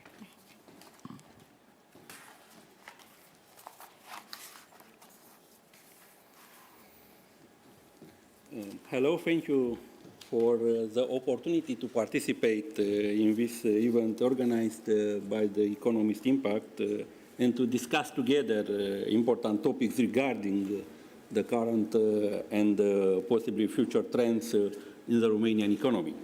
The major uncertainties that we experience at many levels have a clear influence on the mechanism of the economy, and the development in the recent years have shown that the economy must be better prepared to deal with the shock of extreme events. Without any doubt, sustainability is a key of the future development. Therefore, whatever the sector that we may consider to be of strategic importance at present, probably in the future we will learn that it is vital to develop and strengthen most economic activities, because the modern economy has a huge amount of interconnections.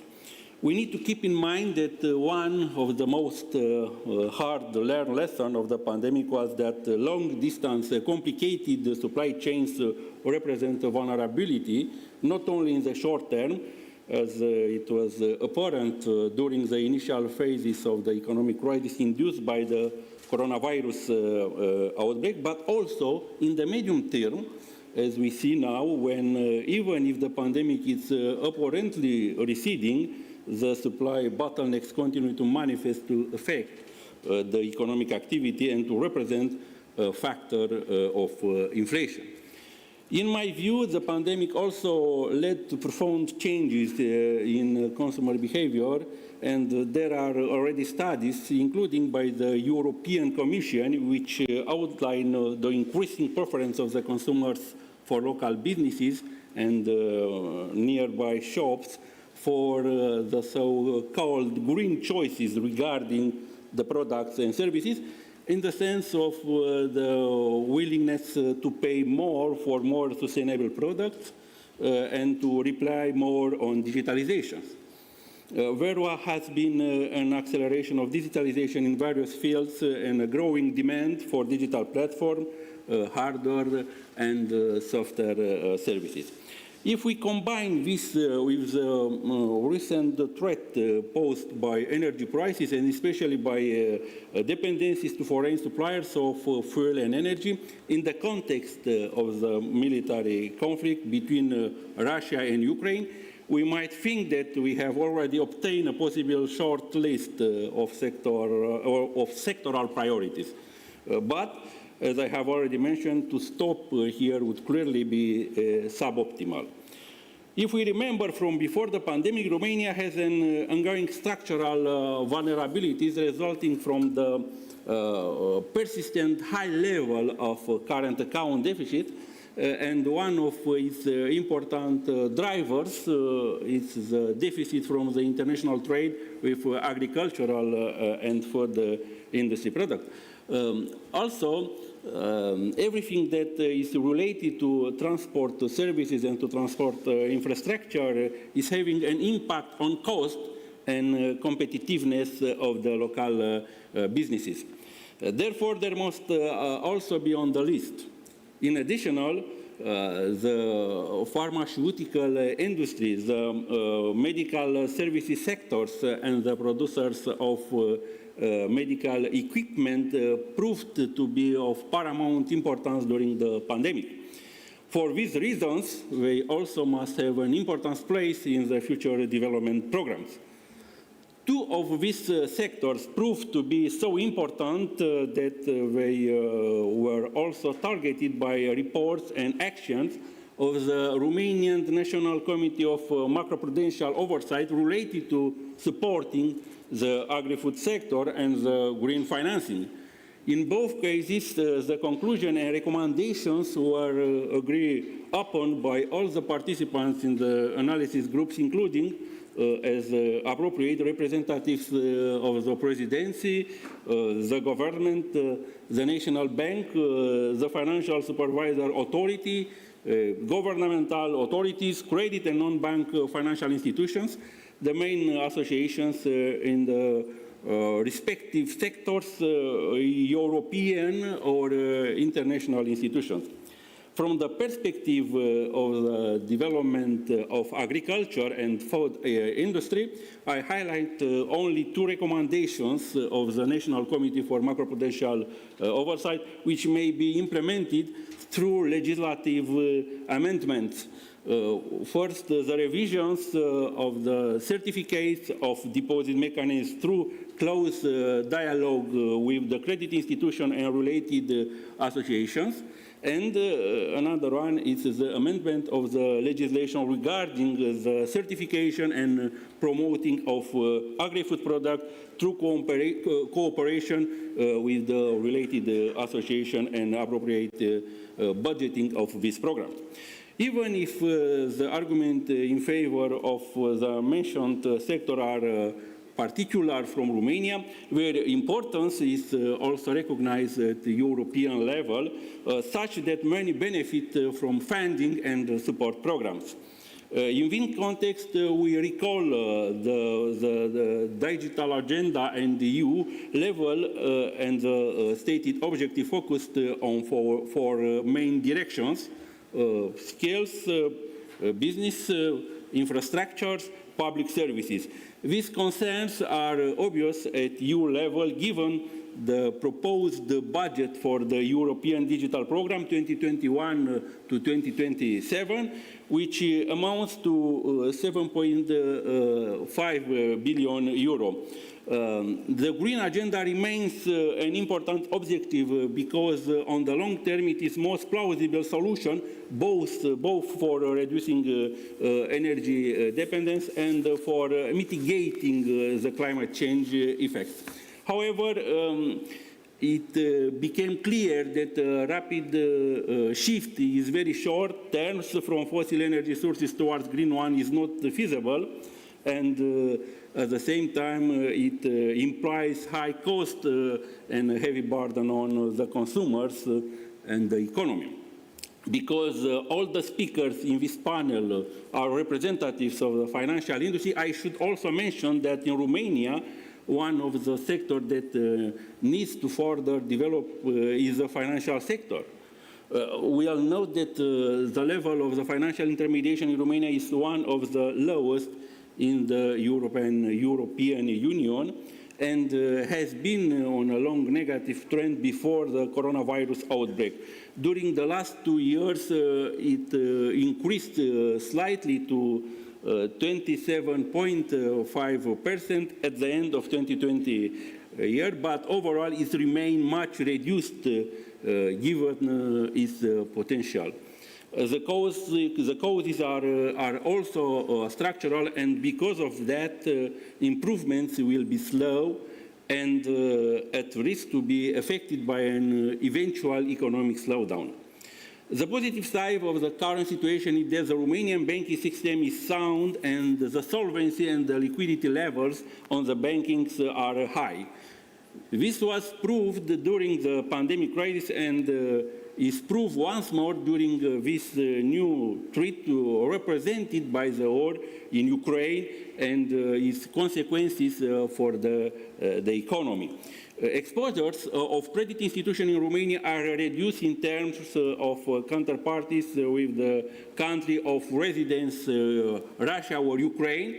There are no loans and balance advantages granted, and attracted deposit amounted to a modest value of 17.9 million lei for Russia and 40.7 million lei for Ukraine in December 2021. Furthermore, exposures of credit institutions in Romania to domestic company with Russian capital are very low. 71 million lei, representing 0.05% of total exposures to the non-financial company sector in December 2021. However, the second round effects, such as the increasing cyber risk, as well as the deterioration of economic sentiment and growth in Romania and the main partner countries, can prove to be significant in the future and could possibly lead to some losses for the banking sector in the medium term, but in my view, they will be contained. The banking sector is adequately capitalized and has sufficient liquidity to cope with the adverse development of medium to high intensity. In addition, the Romanian National Macroprudential Oversight Committee decided in December 2021 to increase the capital buffer required of banks, so additional resources will be available if conditions require it. I will end here my intervention. Thank you very much for your time and for your attention. Thank you very much. Thank you very much indeed. So let's go straight over to Galina and hear about your view on how the Romanian economy is doing. And feel free to just stay where you are. Or I actually would like to stand up. It's easier to speak this way okay. if you don't mind. No but problem. I'll try to stick to my allotted time. Thank you. Very good.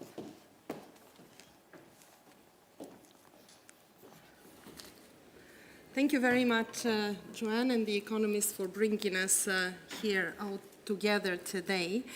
Let me start with noting that we do live in extraordinary and somewhat sovereign times, witnessing a full-scale humanitarian and geopolitical crisis at our doorsteps. And Romania, along with many countries in Europe, but also across the world, are stepping up to this enormous challenge with incredible dignity and with incredible compassion.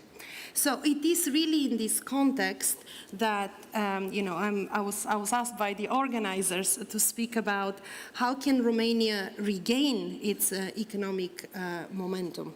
There are 3 points I want to make, which are also 3 priorities in my view that Romania must tackle in order to effectively respond to these monumental challenges, again, of humanitarian and geopolitical importance, as well as its own structural challenges to tackle. So it is in this spirit that we do need to ensure that the fundamentals of the economy are right, which is the first priority, in order to be able to help as needed people fleeing from Ukraine, fleeing the war in Ukraine, but also supporting the economy here in Romania. So get the fundamentals right is my first message. And as we've seen in the last 20 years, in the last 2 decades, Romania has been growing at about 3.8% per year. And that has been very good. That has been very helpful in converging to average income per capita of the European Union. But this growth has been volatile, and this growth has been somewhat sporadic. To smoothen the path, to ensure that growth is resilient and sustainable, there are 2 things the country could do. First is keep investing, but be shrewd. And here, as we heard from our previous panel, the Resilience and Recovery Facility, as well as the longer-term European structural funds, are a true opportunity for Romania to bring together somewhere around 80 billion in the next 6-7 years into good use. And as we see, digital infrastructure is well positioned to support that.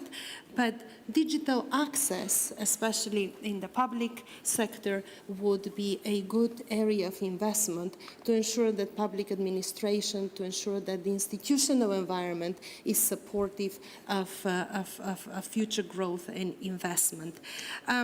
Romania lags behind peers in transport, so this is another area where investment could serve very well as not only connectors, but also as facilitators of the growth process. Here, location matters. We've seen that there is quite a significant divide between urban and rural areas, whether it's with respect to outcomes such as income per capita or public service delivery. Decreasing these disparities would really serve growth well. brings me to the second point, which relates to investing in lifelong learning. What we see again, there is a significant regional dimension here among outcomes. A child, a student from the neighboring region of Georgia today would require about additional 4 years of adjusted learning to be at par with a child being educated here in Bucharest. We see that about less than a third of Romanians are today prepared for a digital transition. We also see that high school students, a large share of high school students are labeled as functionally illiterate if you take the PISA scores. The pandemic has not helped in this respect because there are significant learning losses that will only come to the fore in the next few years. As we go forward, these structural impediments, these structural barriers to growth must be overcome to ensure, again, the sustainability, but also inclusion in the growth process. And here, bringing together marginalized communities, including the Roma community, is a real opportunity for fortifying the human capital base of the country. Priority number 2 is to ensure fiscal sustainability. Coming out of the pandemic, the fiscal accounts have been put on pressure. Fiscal deficit last year was at 7% of GDP. Public debt has increased somewhere in the 50% of GDP areas. Here, stabilizing public debt and putting it on a declining trajectory, again, is something very important. I would say, again here, funds coming from Romania's European Union partners, if put to good use, could be a real opportunity to fortify the growth drivers of the economy. Third, but not last, it is the green transition.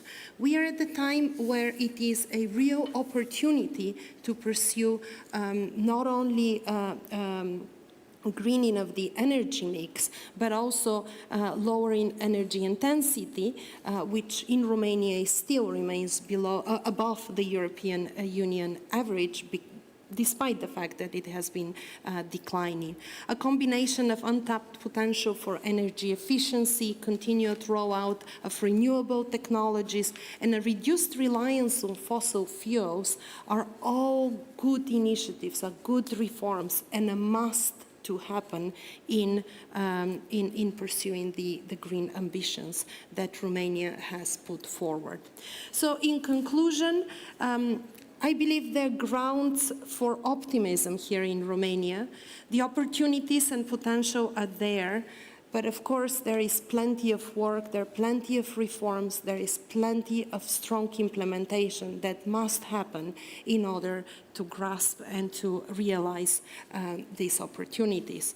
Romania needs stronger institutions, better governance to carry out these difficult reforms and to ensure inclusive, sustainable, green and resilient growth path. Many objectives, but objectives that can happen together, and I guess we're in the right setup and conditions to support the authorities pursue these goals. Let me pause here. Thank you very much. Thank you, Galina. Over to you, Charlotte. To hear from the EBRD. Thank you very much. It's a pleasure to be here. When this event was organized several months ago, who could have anticipated the changes in Romania's neighborhood over this time? As the Romanian authorities and our many private and public sector clients come to grips with the implications of the war waged against Ukraine by Russia, I would like to state very clearly that EBRD is here to support Romania and the region during these times. Towards this end, and in addition to our normal business, EBRD is proposing a resilience framework in response to the war.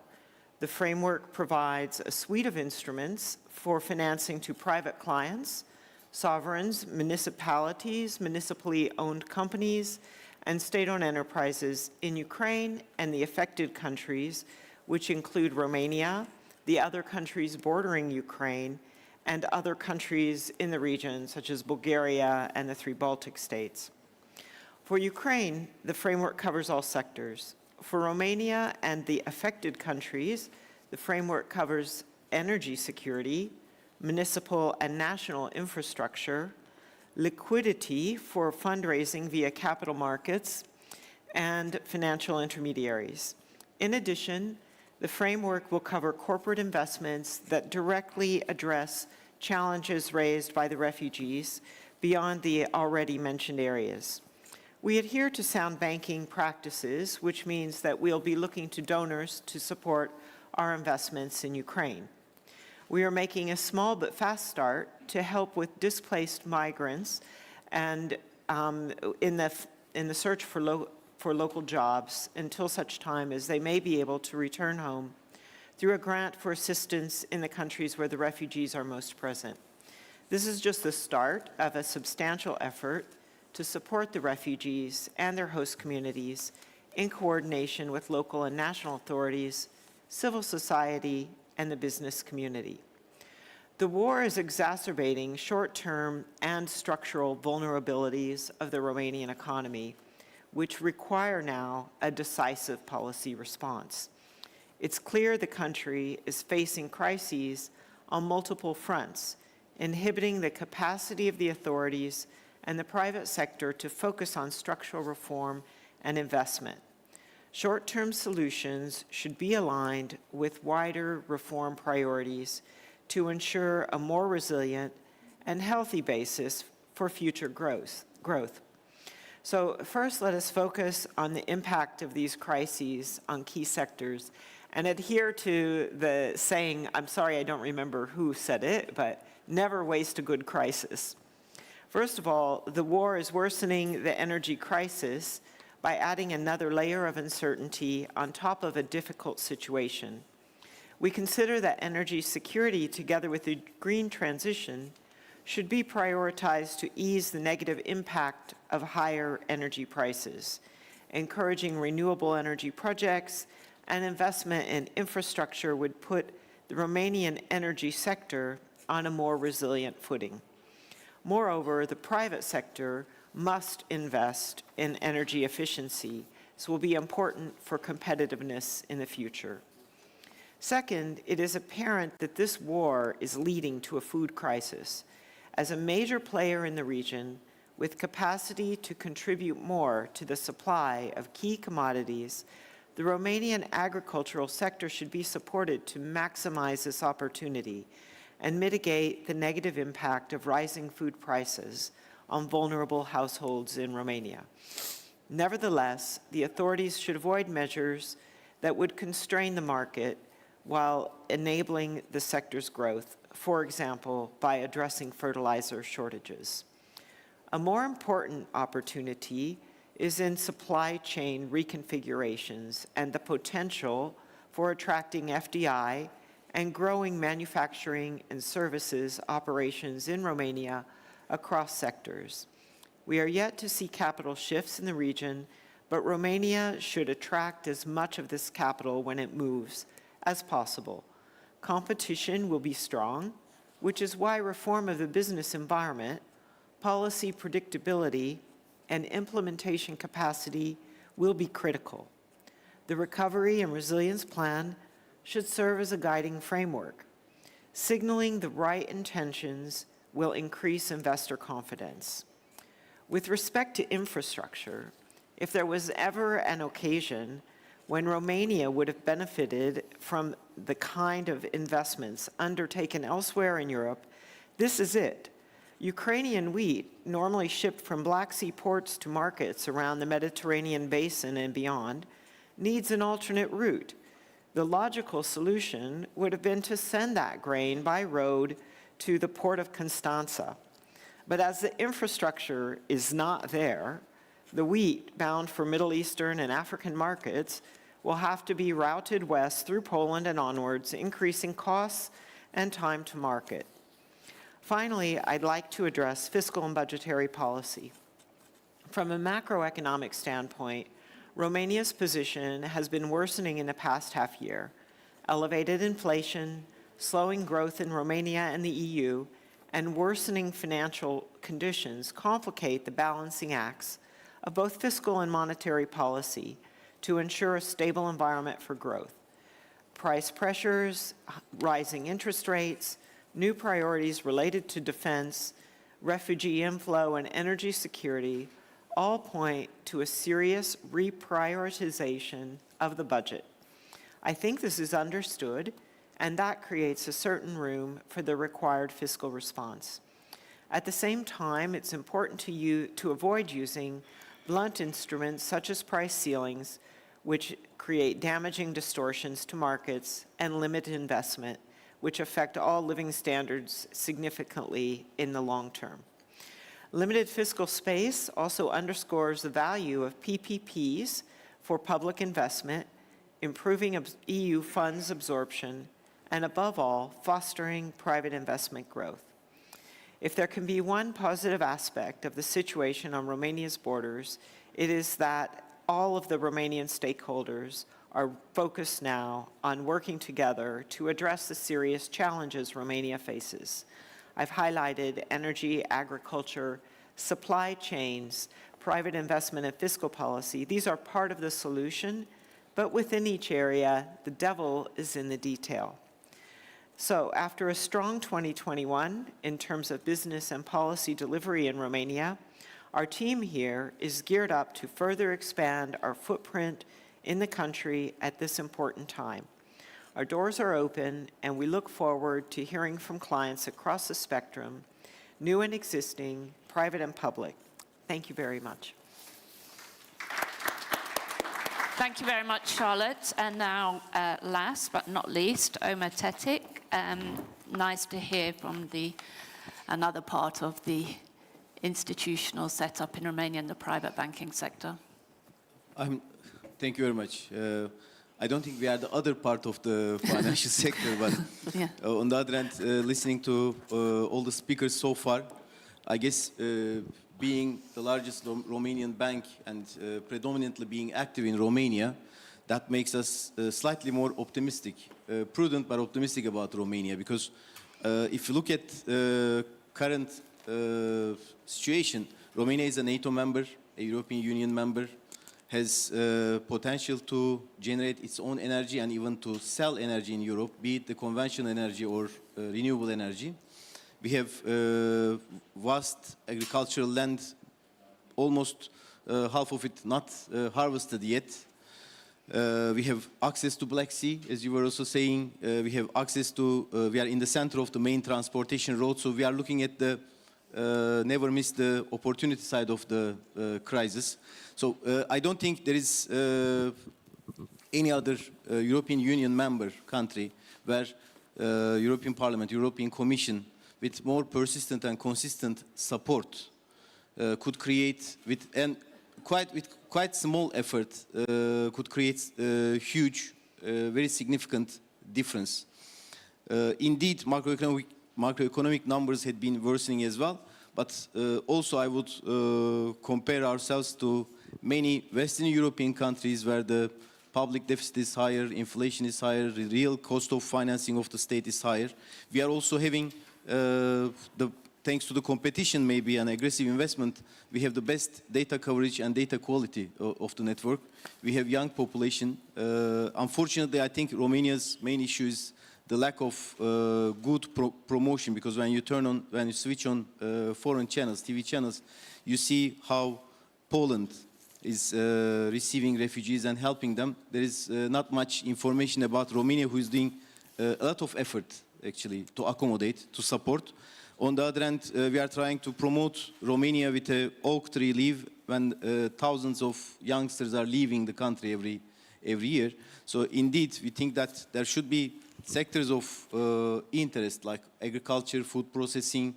You mentioned fertilizers. Romania has the capacity to provide for itself, but also for neighboring countries fertilizers. On the other hand, when we look at the supply chain, it seems that the authority is now trying to solve the problem at the end of the supply chain, not at the beginning, not addressing the problems of fertilizer producers or different input producers for agriculture, helping them to reach Romanian farmers in a better manner.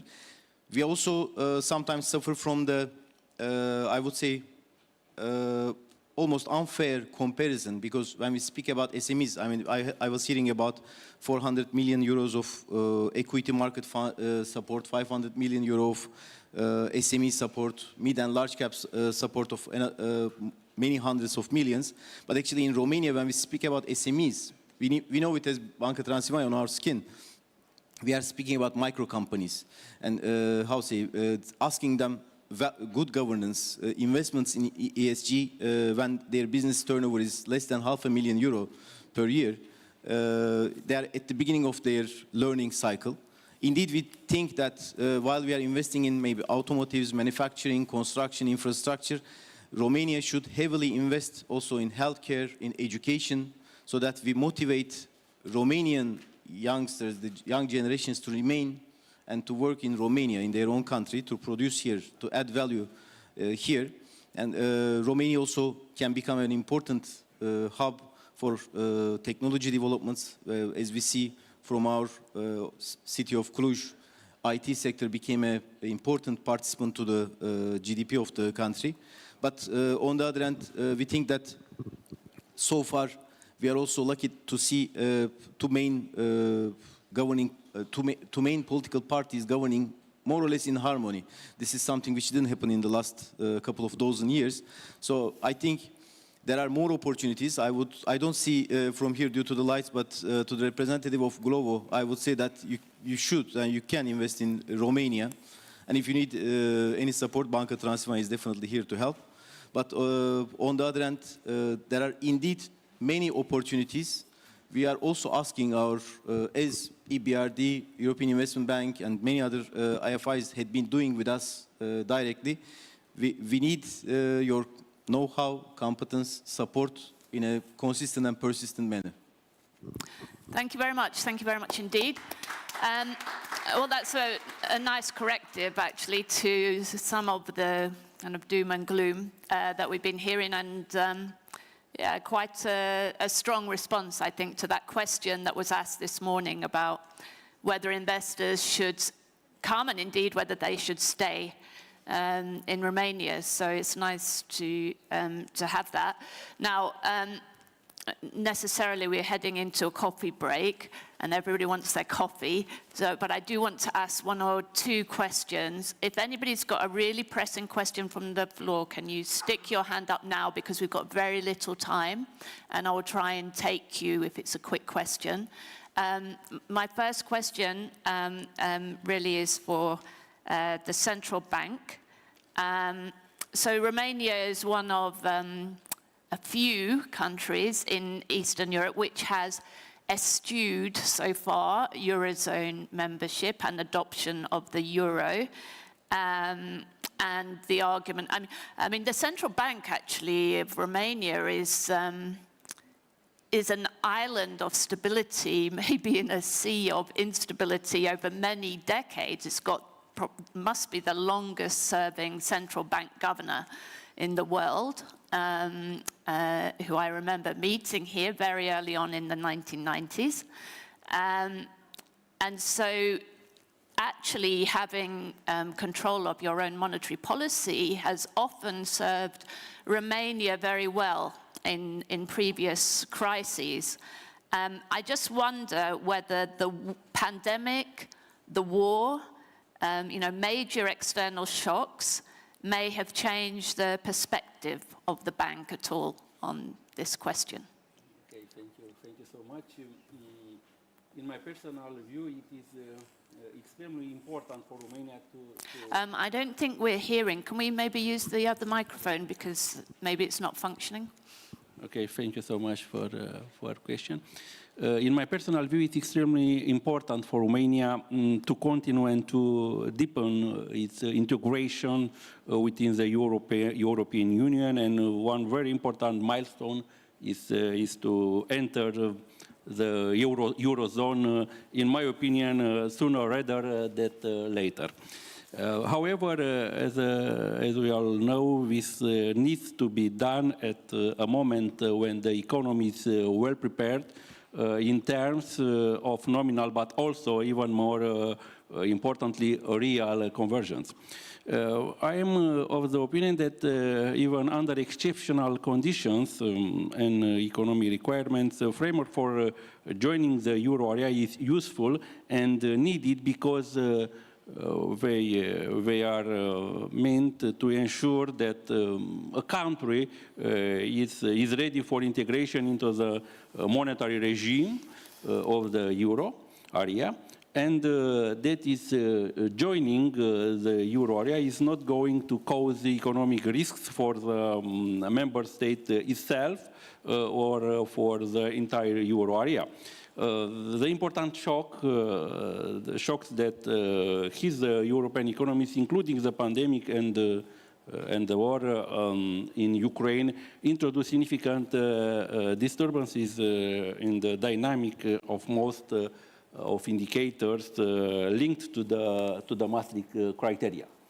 As the National Bank of Romania, we are monitoring all the indicators and development of the economy and of the financial system that are relevant from this point of view, and we periodically publish a consistent report which includes a dashboard of risk and factors that can decrease convergence or even place us on a divergent path with other countries in the Eurozone. This report shows that our economy needs to return to a consistent path of convergence on a growth trend, and that the well-known structural vulnerabilities needs to be more strongly targeted with, in my opinion, the help of many EU support funds. Thank you. Yeah, thank you very much. The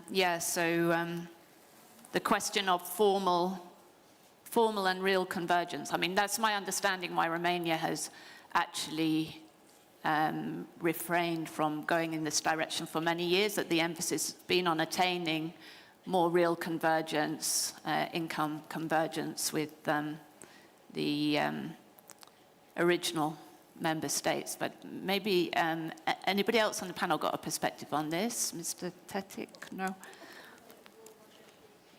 Next to the Vice Governor, I don't have the courage to comment more, but indeed, I think these are very delicate steps to be taken. Romanian economy, Romanian companies, population should be ready to assume also the responsibility of doing so. It's not just, also it's not like winning the World Cup. It's, that belonging has its own cost as well. I think we are on the right path, but definitely I would look very carefully at the Central Bank's, National Bank of Romania's policy and strategy on that. Okay, just before we do break for coffee, I wanted actually to focus on the sectors rather than on monetary or fiscal policy, because I think we all are pretty familiar with the issues and challenges there. As somebody mentioned, I think, was it you, Charlotte, agricultural sector, I mean, and Mr. Tetik's emphasized that there are actually real opportunities and maybe even short-term opportunities. I mean, I was speaking yesterday with somebody saying that, why doesn't the government now prioritize, in the short term, major investment in the agricultural sector, that Romania can play actually a pretty vital role in the circumstances, increasing production of agricultural commodities, and not only for its own benefit, but for benefit of other countries in the region which are struggling, in the Western Balkans, for example, in Albania and so on. So any thoughts about this, about the short-term opportunities? I would come in. And first of all, maybe I should make a bit of a correction to the tone of my remarks, because we are very close to the Romanian authorities, and so we're ready to challenge them. At the same time, the EBRD has invested nearly 9 billion euros in Romania since we started working here, We do more than 500 million in a typical year, mainly in the private sector. So we are big advocates for Romania and investment here, and I just want to make sure that's noted. Now, on agriculture, I think there's a lot of room for investment, particularly in irrigation, Romania can become more productive. As Omar said, there is land that could be put into production that isn't, but also existing farming could be made more productive. So I would see that as an important area for investment. But the Romanian economy is quite a sophisticated one in some areas. They have an aerospace industry, very advanced car production industry, and increasingly technology. So I think that it's a country that investors should be looking at, particularly as they look at changing their supply chain and bringing it closer to home. Yeah. Do you want me to come in, Joanne? Please, here? yes. Actually, I would steer away from sector picking, really. It is about these horizontal enablers that I think should be put in place so that you can ensure competitiveness of the sectors, whatever they are, in a small open economy like Romania is. A lot of what is being produced here, whether it's goods and services, reaches international markets. So it is about not compromising the competitiveness of Romanian products and making sure that they compete fairly. So here I would go back again to public policy and interventions that actually do smoothen the disparities. I mean, if you look at for example, numbers such as poverty or income per capita, in some parts of Romania, the rural parts are 6 times less rich than the urban areas. So why is that? Is it about connectivity? Is it about enabling conditions? Is it about access to public services? So once we get these fundamentals right, these horizontal areas right, you will see that the private sector is picking up. Private sector is doing really well in Romania. But again, you need the enablers so that at the end of the day, the economy and every product and every service that reaches international markets is competitive. So I would steer away from sectors. Okay. Omar, your view on that? Now I will go back to sector picking because we like agriculture a lot. Actually, just as a sample, sometimes the solution to a problem is not exactly where we look, because one of the problems that the banks, the financial sector cannot finance agribusiness as much as we would like to, because we have enough capital and liquidity. Actually, we are almost inefficient as the Romanian banking system in terms of not utilizing our capital and liquidity. But there are problems with the land ownership, with the property rights. So for a bank to finance irrigation investments or anything else, there should be more clear ownership rights of the land so that we can have at least the comfort of having the deeds there. On the other hand, indeed, once this kind of efforts can be realized through digitalization that we are all looking forward to, there might be also some fiscal incentives, because small farmers are depending very much. I mean, while you are investing on your irrigation, you are depending a few years on the let's say comfort of the seasons, that you can have enough rain or less snow or so on. So that if we can offer banks, fiscal authority, government, international financial institutions some schemes so that they can resist 3-4 years through this volatility, definitely they will become more productive and more efficient. But on the other hand, as was said already, I don't think it's just picking one industry and investing there. Romania, as many other countries, now suffering from the, let's say, excessive globalization maybe. That's why we should, as much as we can, not a closed economy, but self-sufficient economy as much as we can, investing all the sectors of interest of the future. Okay, thanks. We're going to have to leave it there, but thanks very much to all the panel. We're going to be looking at some of this in more detail after the coffee break. We've got very exciting sessions on technology, on the energy sector, and on the business environment and investment landscape. So go and have your coffee. I suggest we reconvene at 12, We'll still be running a bit late, but that's manageable. So please do come back in the room at 12 o'clock and join me in thanking our panel for great discussion. Thank you.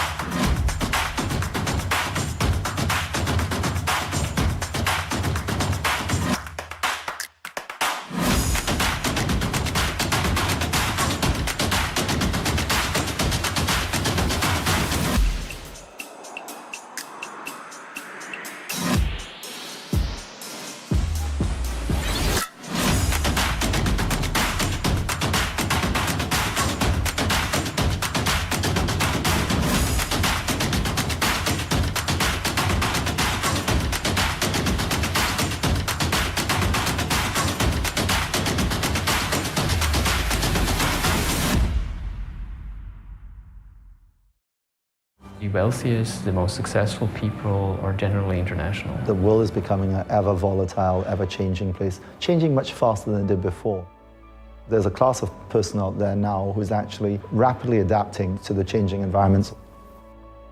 The world is moving to global citizens. Henley & Partners is a unique firm that is addressing the needs of this global citizen.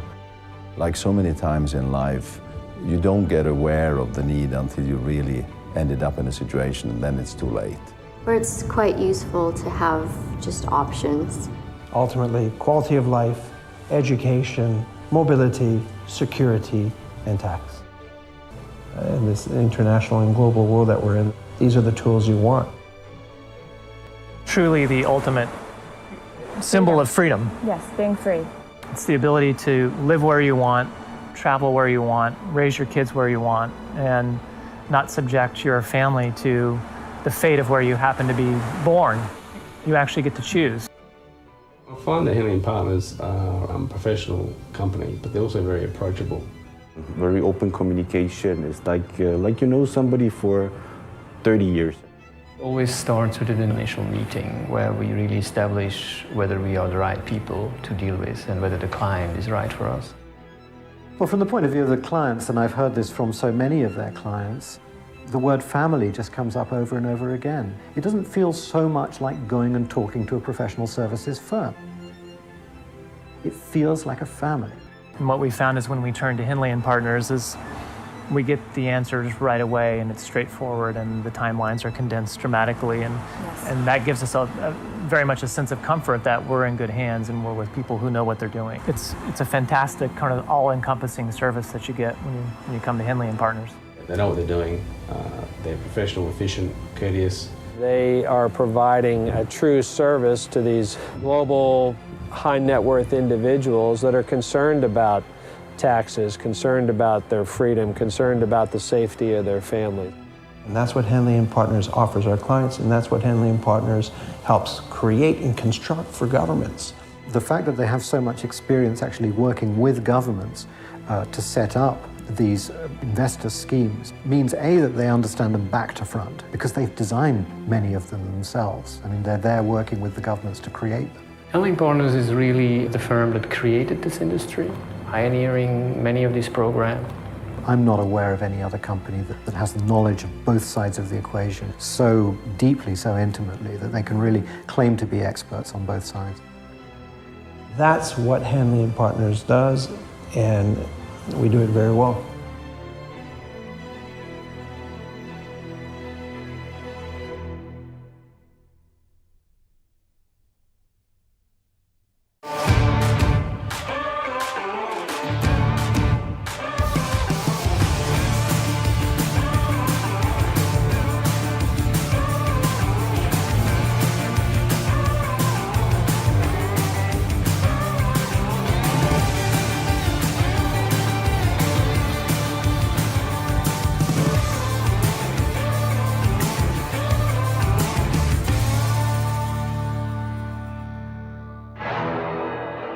Rise up, work it, faster, better, strong.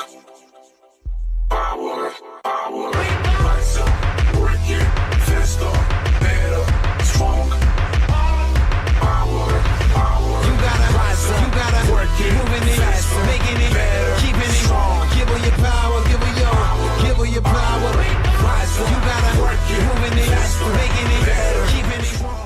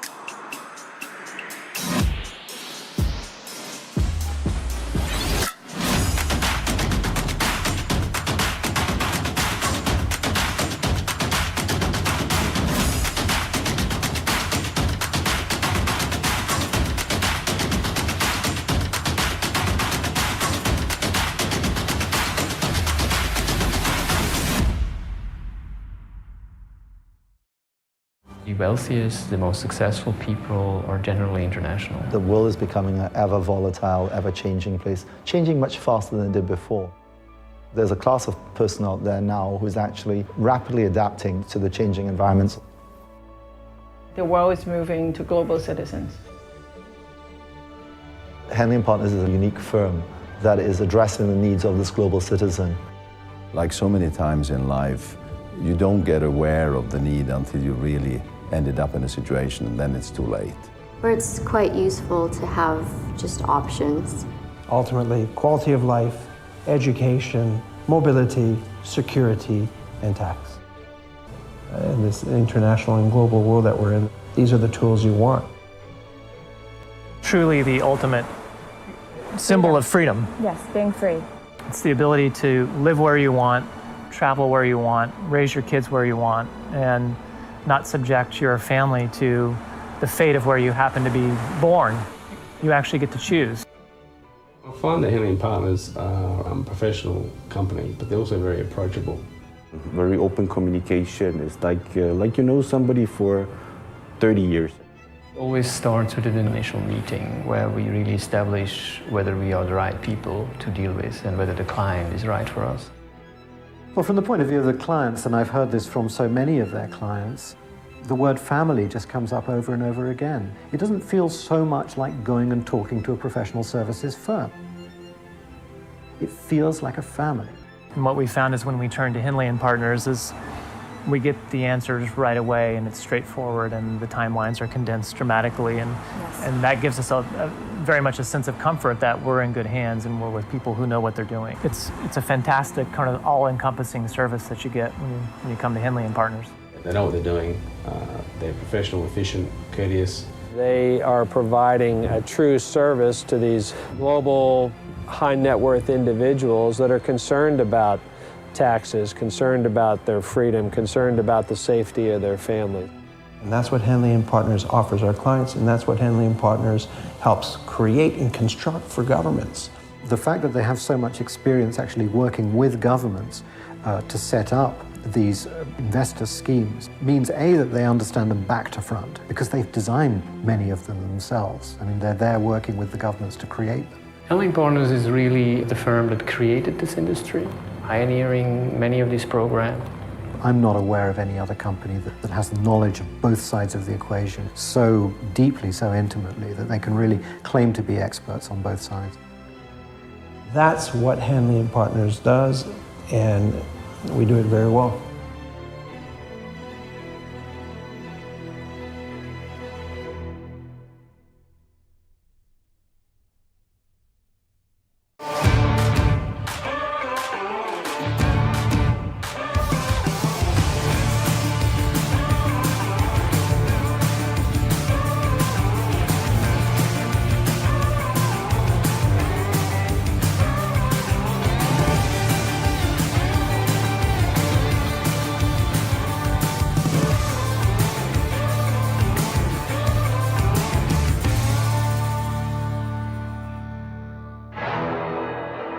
Rise up, work it, faster, better, strong. Power, power. Rise up, work it, faster, better, strong. Power, power. You gotta rise up, you gotta work it, moving it faster, making it better, keeping it strong. Give her your power, give her your power. Rise up, you gotta work it, moving it faster, making it better, keeping it strong.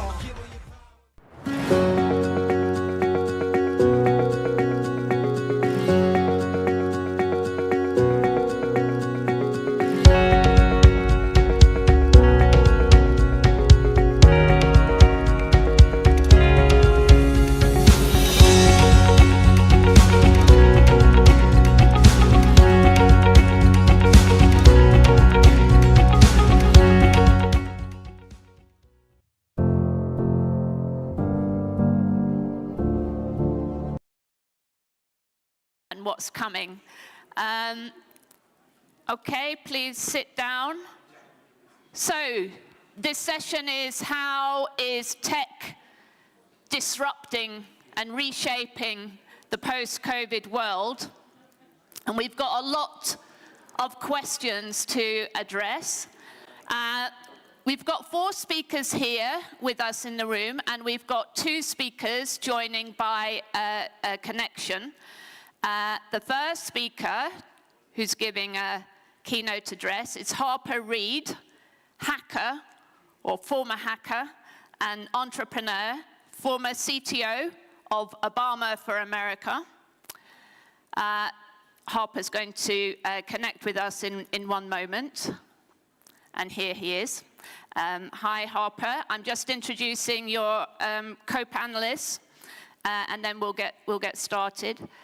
So next in the lineup, we have the Minister of Research, Innovation and Digitalization of Romania, Ioan Boloș. Welcome. We have David Rowan, author, Non-Bullshit Innovation, and former editor of Wired UK. Welcome. Joining us later, so we're not connected yet, we have Sabin Sarmash, President of the IT&C Committee in the Romanian Parliament.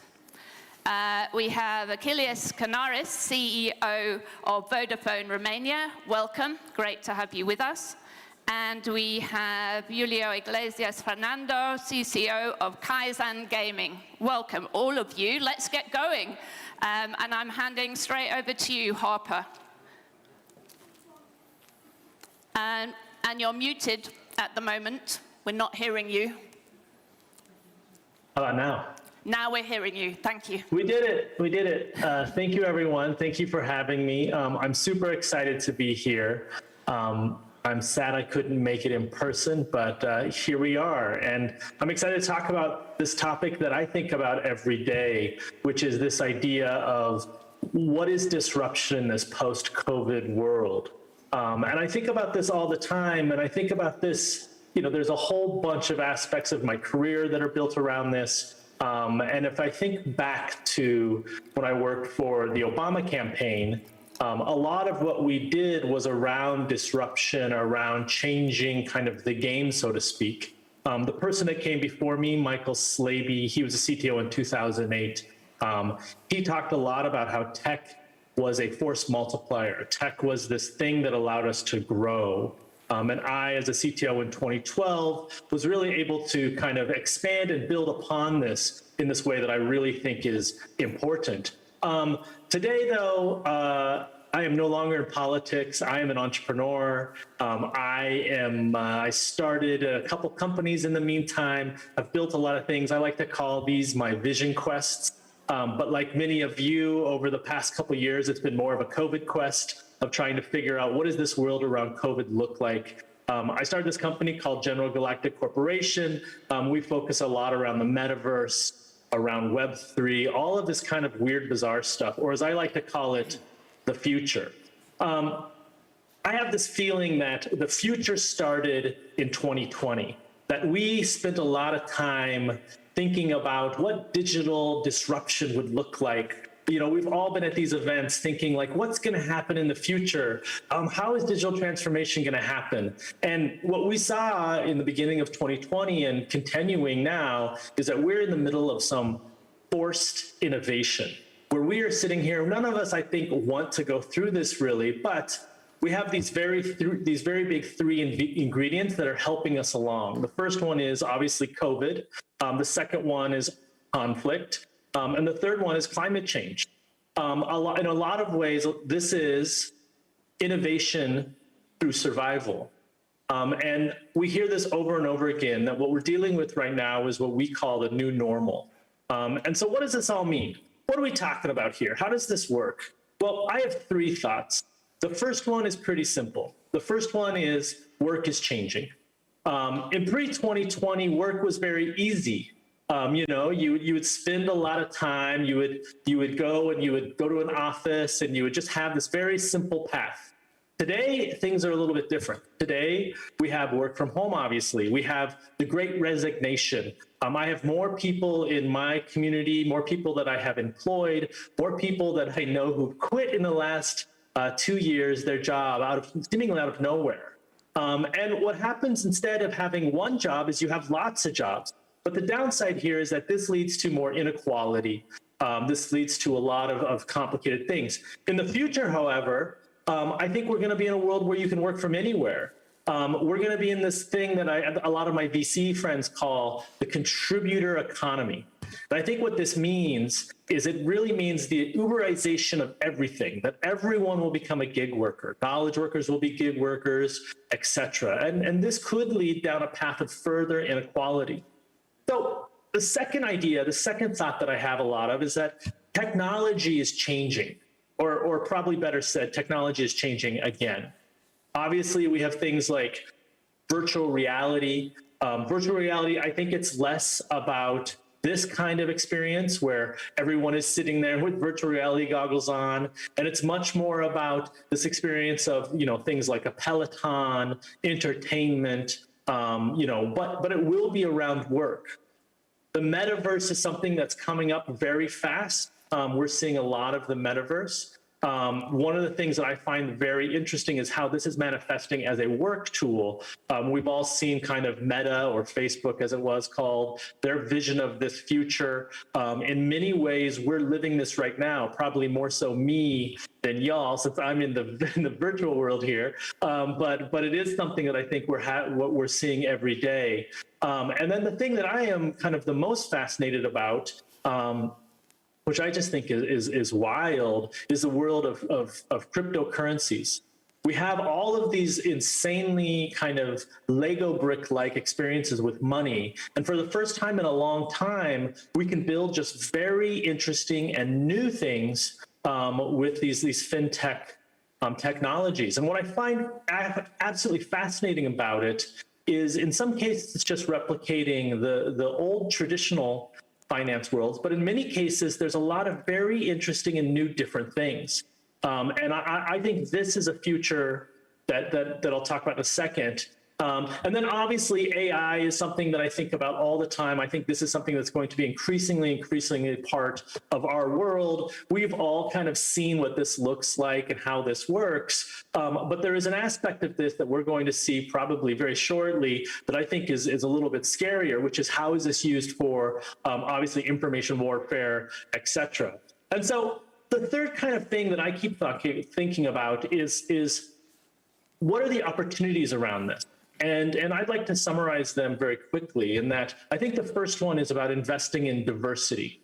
When I think about who I'm hiring, who I'm working with, these are people that are all over. These are people that come from different backgrounds. This is a very important group of people because I don't necessarily know where they are coming from or what they're doing, but they all are coming and they're very prepared and they're excited to work.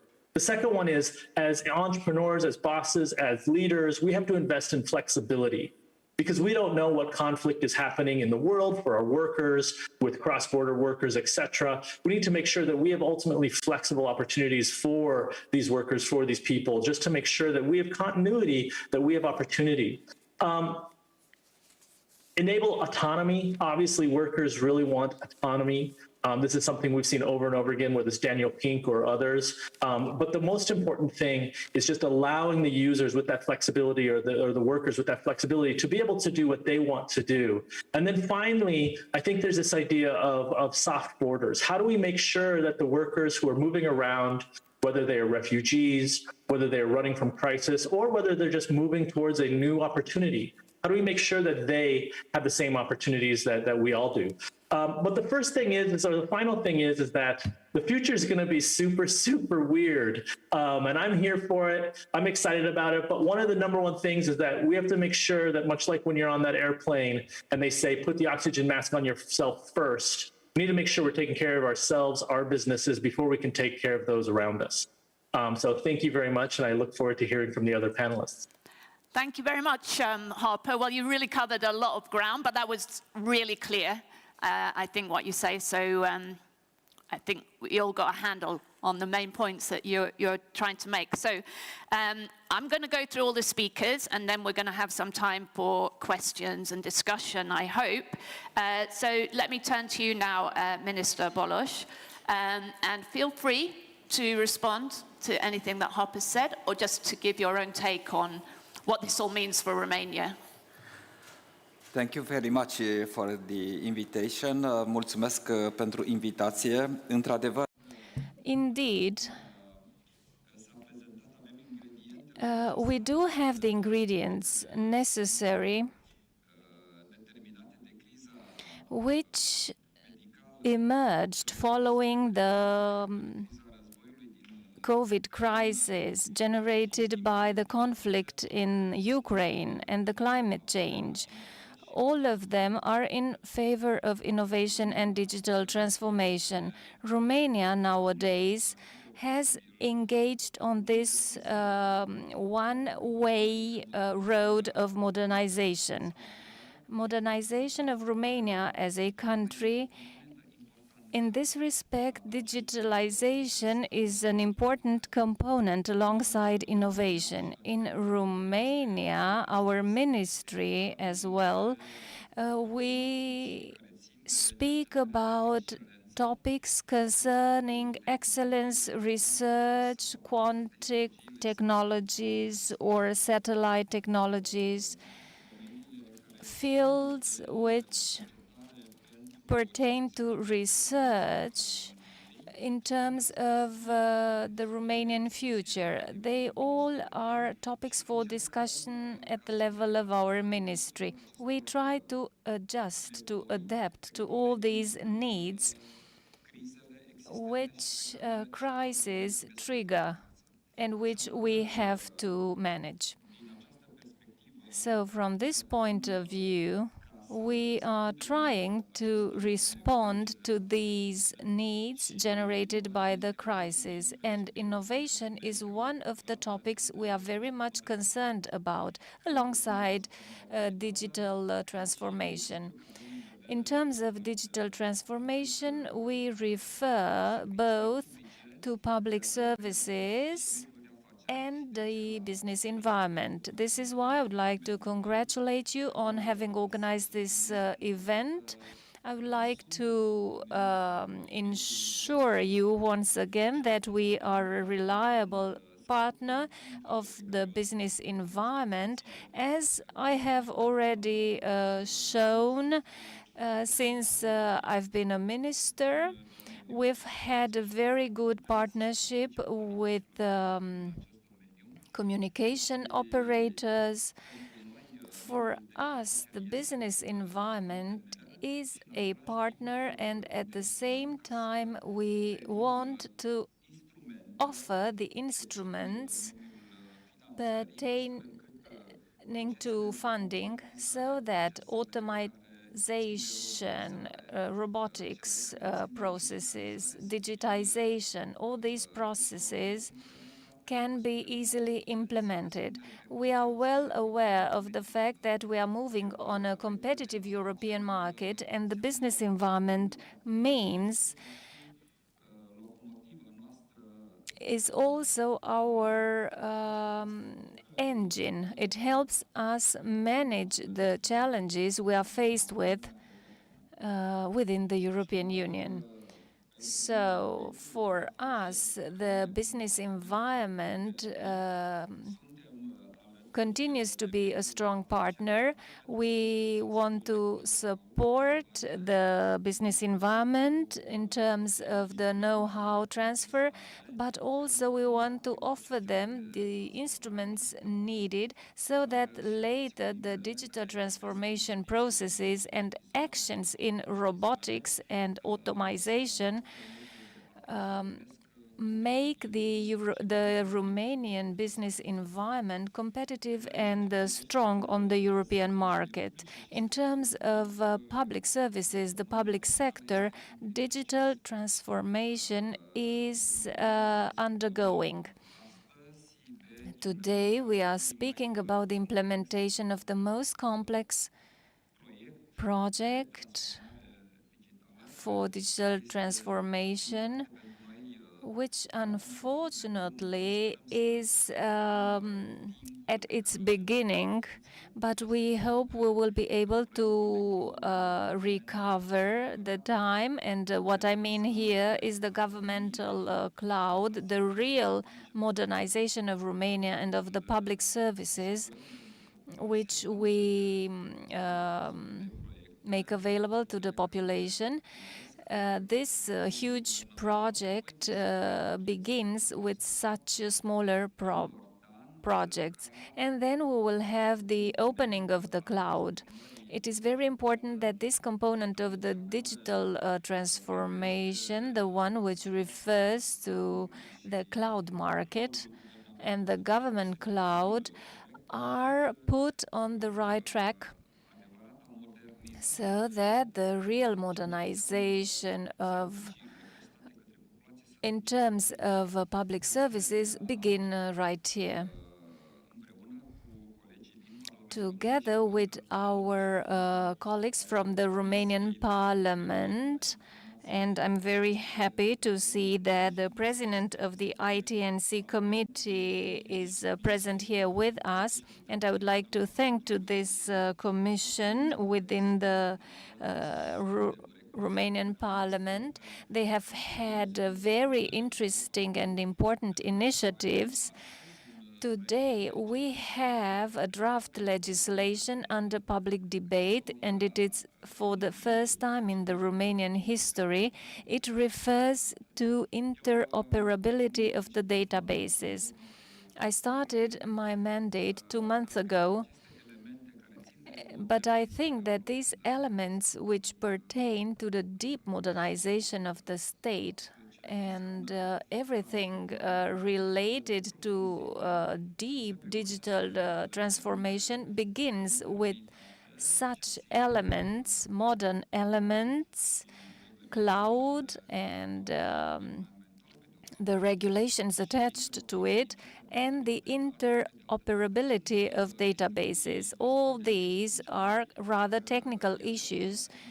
However, once implemented, they will be seen and felt in public services, in the quality of these public services, and I hope that our efforts, we are beginning, that our efforts will be completed. They are long-term projects. We hope to be able to align the quality standards in terms of public services and then to come up with an alternative to the private sector to allow it to strengthen its competitive position on the European market. And to close with, I would add to all these topics, I would like to say that we started with the quantum technologies, satellite technologies. In these fields, we want to create and make excellence centers, research centers operational. Here we also include artificial intelligence. So these are all concerns we have now, given that we have operators on the communication market present with us. We should not forget that investments in these fields are very important for the national communication network of Romania. So to close with, I would like to say that we will continue to go this one-way road. We will continue to modernize Romania. The business environment shall trust us. We are a serious partner, and we are trying, based on the mechanisms, the instruments we have, we are trying to create the legal framework for the business environment and all the actors on the market to have the possibility to develop and implement investments. So we urge you and we assure you that we have a huge potential in the field of investments in digital transformation. So we urge you to trust us. Romania has a huge potential for digital transformation, digital market, digital economy. Thank you. And again, congratulations on this event. And I would like to thank you for giving me the opportunity to be part of this debate. Minister. Just before I ask David to say his words, just want to welcome Mr. Sarmash as well. Thank you for joining us. So David, Rowan, delighted to have you here, and let's hear what you have to say. Thank you, Joan. So my background is I set up and ran a magazine called Wired that tries to understand the future. It's like The Economist with more glossy pictures of flying planes. And then I kept meeting people from big organizations that said they were innovating, but nothing was actually happening. And I got a bit obsessed with this, and I thought, I want to find the non-bullshit innovation, which led me to about 20 countries to try and understand what leads to real transformation that creates future-facing business opportunities. And now I spend most of my time giving money to founders with preposterously unrealistic fantasies of building something that probably can't exist. And I've done it about 120 times. I'll share the view, I think, from the founders of how the coronavirus interlude has changed things, but also how it's created opportunities for an economy like Romania's, because there are three areas where I think there have been huge opportunistic changes: decentralization, decarbonization, and what I call digitalization squared. So we've had 3 C's and now 3 D's. Yeah. One of the first things I noticed 2 years ago when we went into lockdown was people were collaborating to try and understand the virus, to build open source ventilators, to create hackathons, and there was nobody in charge. So they were getting together on the network. They were meeting through Google groups and Facebook groups and Slack channels and WhatsApp groups. And magic was being created, but with nobody in charge. And you remember the early days when there weren't enough ventilator machines. There were 3 or 4 different international projects where people came together with blueprints that anybody could use to make effective ventilators on the cheap.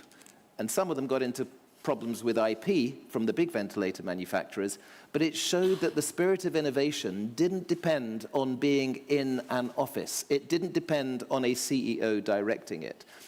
And that has coincided with the decentralization of everything from finance to smart legal contracts. The generic way of understanding it is the blockchain is connecting people in a way you can trust what each other are doing it.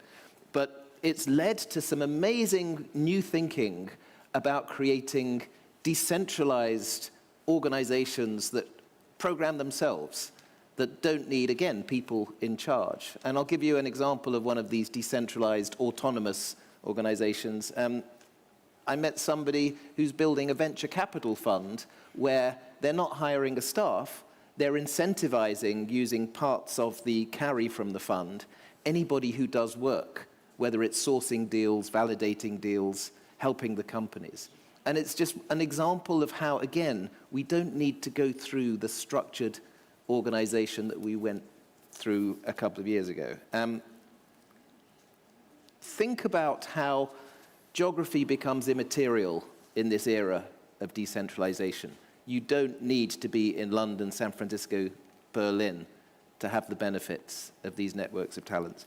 The second opportunity, decarbonization, is simply the biggest investment opportunity of our time, because there are trillions of dollars going into creative ways to use technologies to take carbon out of the system. Larry Fink of BlackRock said the next 1,000 unicorns are going to be climate tech unicorns. He may or may not be right, but there's an imperative now hitting every organization. As you have a chief financial officer, soon you're going to have a chief carbon officer, because it's coming from regulators, customers, staff, the pressure to account, to transform, and that's creating new business models. It's creating a really quite exciting market in carbon credits. I was talking to an entrepreneur last week who's building a California-based company that makes cow feed using algae that's been modified so that when the cow eats it, along with the normal cow food, it emits 90% less methane. They don't charge for this product, they give it to the farmer because they sell to the carbon markets the methane that is not being produced, and they split that with the farmer. So massively interesting new business models that mean you don't need an advertising or subscription revenue model, and it's leading people from all sorts of sectors to be creative. There was another company I just talked to that's making biochar. It's taking waste, biological materials, wood chippings, food waste, heating it at 700 degrees without oxygen. It creates this carbon negative material called biochar. They're selling it to people who make cement, so you can have potentially carbon negative cement. So creative thinking, there's no reason Romania cannot be a leader. One of the key areas that's developing very fast is regenerative agriculture, finding new ways to put carbon back into the system, to create new kinds of low emission food. There is so much opportunity here. And finally, I think what I mentioned was digitalization squared. We are just at the beginning. You are not too late. Artificial intelligence is now being commodified like electricity. If we wanted to make deep-fake versions of Harper singing river dance songs as he danced, we could do it in a couple of seconds. It's out there, anybody can use it. And it's just a signal that hard tech is no longer limited to the big tech companies. It's out there for the 16-year-old in Cluj who has an idea. And think of the areas where we're just beginning. So Harper mentioned the metaverse, the compellingly persuasive way we can interact, but not in a physical room together. What's about to happen with quantum computing? What's about to happen with investment in digital ways to measure and create new forms of energy? We're just at the beginning of, nuclear fusion investment. It means there's no reason why in this room, in this neighborhood, we cannot have the next billion-dollar companies. And Romania has a good head start. You've got some great success stories, the UI paths that have generated money for early employees who can then invest in the next companies. You've got blockchain companies, you've got logistics companies and fintech companies. They don't have to be physically located here. They can be decentralized. You can create financial tax incentives. You have tens of thousands of Ukrainian and Russian tech experts who are leaving. Just make it friendly for them. Create the incentives for them to build. Estonia has more unicorns per capita than anywhere in the world. 10 unicorns for 1.2 million people. They don't think of Estonia as bordered by National Geographic borders. They've created a way that anybody outside Estonia can become a digital citizen to be part of that economy. This, I would say, is an opportunity for investment in Romania. Great, thanks a lot, David. Well, that's a good place to hand over now to Mr. Sarmash. Thanks again for joining us, and let's hear a bit more about Romania. Thank you very much for your invitation to join such an excellent panel. I mean, with so diverse opinions and so diverse presentations. And I have to start by thanking to Minister Bolos for the kind words and for the collaboration we are having together in many topics beside the interoperability topic that he already mentioned as well. He gave us a broad view about what's happening in terms of digital transformation in Romania, and I'm going to try to focus a bit on how we can close the digital divide from a governmental perspective. In general, when we are talking about digital transformation of a country, it's like sailing a boat, a ship. It's difficult to turn it suddenly because you are going to break it. And you need long-term transformation and continuity. And the latter one, it's not easy to achieve, especially in Romanian public sector. On the other hand, everybody knows that digital transformation process starts with the leader of the organization, whether we are talking about a CEO or a director or organization president, doesn't matter. It sticks to my mind what Harper said at the beginning, that it's like the future started in 2020. I said from the very beginning of the pandemic that we have to take advantage of maybe the biggest leaders' mindset shift when it comes through the digital transformation. Because the most difficult change is this: you can build connectivity, you can build IT infrastructure easier than having a massive and a global change of the behavior of a CIO, of a director, of a political leader, and so on. So the pandemic somehow made it at the global level, and this is kind of irreversible process that will stay with us forever. Just imagine how many millions we should have been spent to change this, and how difficult it is to achieve such a transformation. So at this moment, we take this major step, but how the leaders are going to really close the digital divide. And here we are going to the connectivity, because everybody's talking about the connectivity in general when speaking about digital divide, and unfortunately not too much about the digital skills. And I prove that this is a big mistake. And just let me give you an example talking about Romania. If we are talking about the connectivity, Romania is a leader in Europe, and it's on the first place when talking about the broadband prices. So we pay smallest prices in Europe to have access to the internet. We are also among the first places when talking about broadband coverage, no matter if it's a fixed broadband or mobile broadband. It's true that we still have some rural-urban divide, and there is a gap around 40% between the internet users from the urban areas and those from the rural areas. But this is not far away from what's happening in Europe, where the gap is around 10% as well. But we are doing efforts to do this even better, and in addition to laws like 5G or 5G law or electronic communication code that are mandatory in order to start the auction for 5G spectrum in Romania, me and my colleague, for example, from the parliament, George Tuță, we proposed a law that passed, fortunately, called the Internet for Everyone, and which is accelerating the deployment of broadband infrastructure for all the areas in Romania, even the remote ones. So we are doing well. I think this is a position we are not going to have it forever if we are not continuing to invest to support the companies from Romania who are providing connectivity and so on. But what I want to say that we have a good situation from the connectivity perspective, we as a country. But we are doing badly when evaluating the digital economy and the digital society. Actually, unfortunately, we are the last in Europe. And this is not just because of digital public services, as many are tempted to say. This is in favor of Ministry of Digitalization and Innovation and Research, who had a lot of pressure to digitalize all the services just in one day. So this is not just about digital public services. It's more broad than that. And the main reason of the digital divide is the lack of digital skills. And I'll prove that. In Romania, there are around 12 millions of Facebook accounts, and this is more than half of the population. But on the same time, according to DESI, Digital Economy and Society Index, only 30% of the population, which means less than 6 millions, have basic digital skills, and just 10% have above basic digital skills.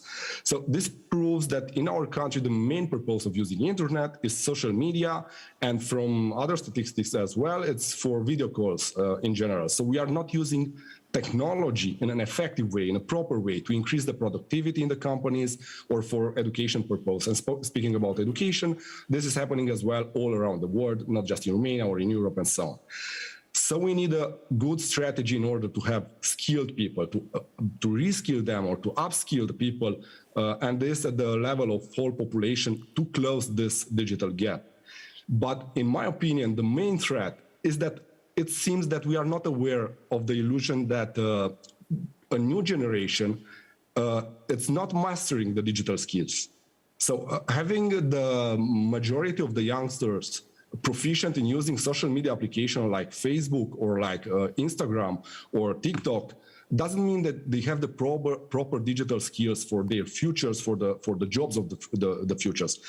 On the contrary, while some of the Western countries are investing a lot in skilling their people and skilling the youngsters from the early ages and having a proper curriculum in the school and using technology in all the aspects of their life and so on, it seems that we somehow are still considering that self-digital education is just going on and is going to work for the future generation. And this is extremely bad.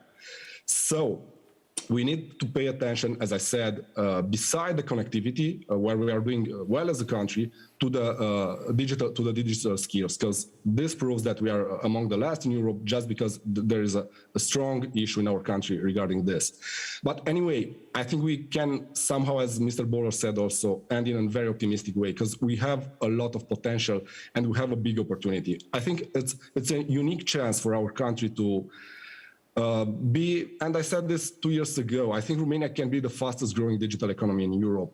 And why that? Because we have a strong IT&C ecosystem in Romania. We have the specialists that are working for other countries, for other governments, and not so much for ours, and for other companies from other countries as well, and not so much from Romanian industry. On the other hand, we have the money now. We have the money on the table, both from national funds and European funds, recovery and resilience and the cohesion programs as well.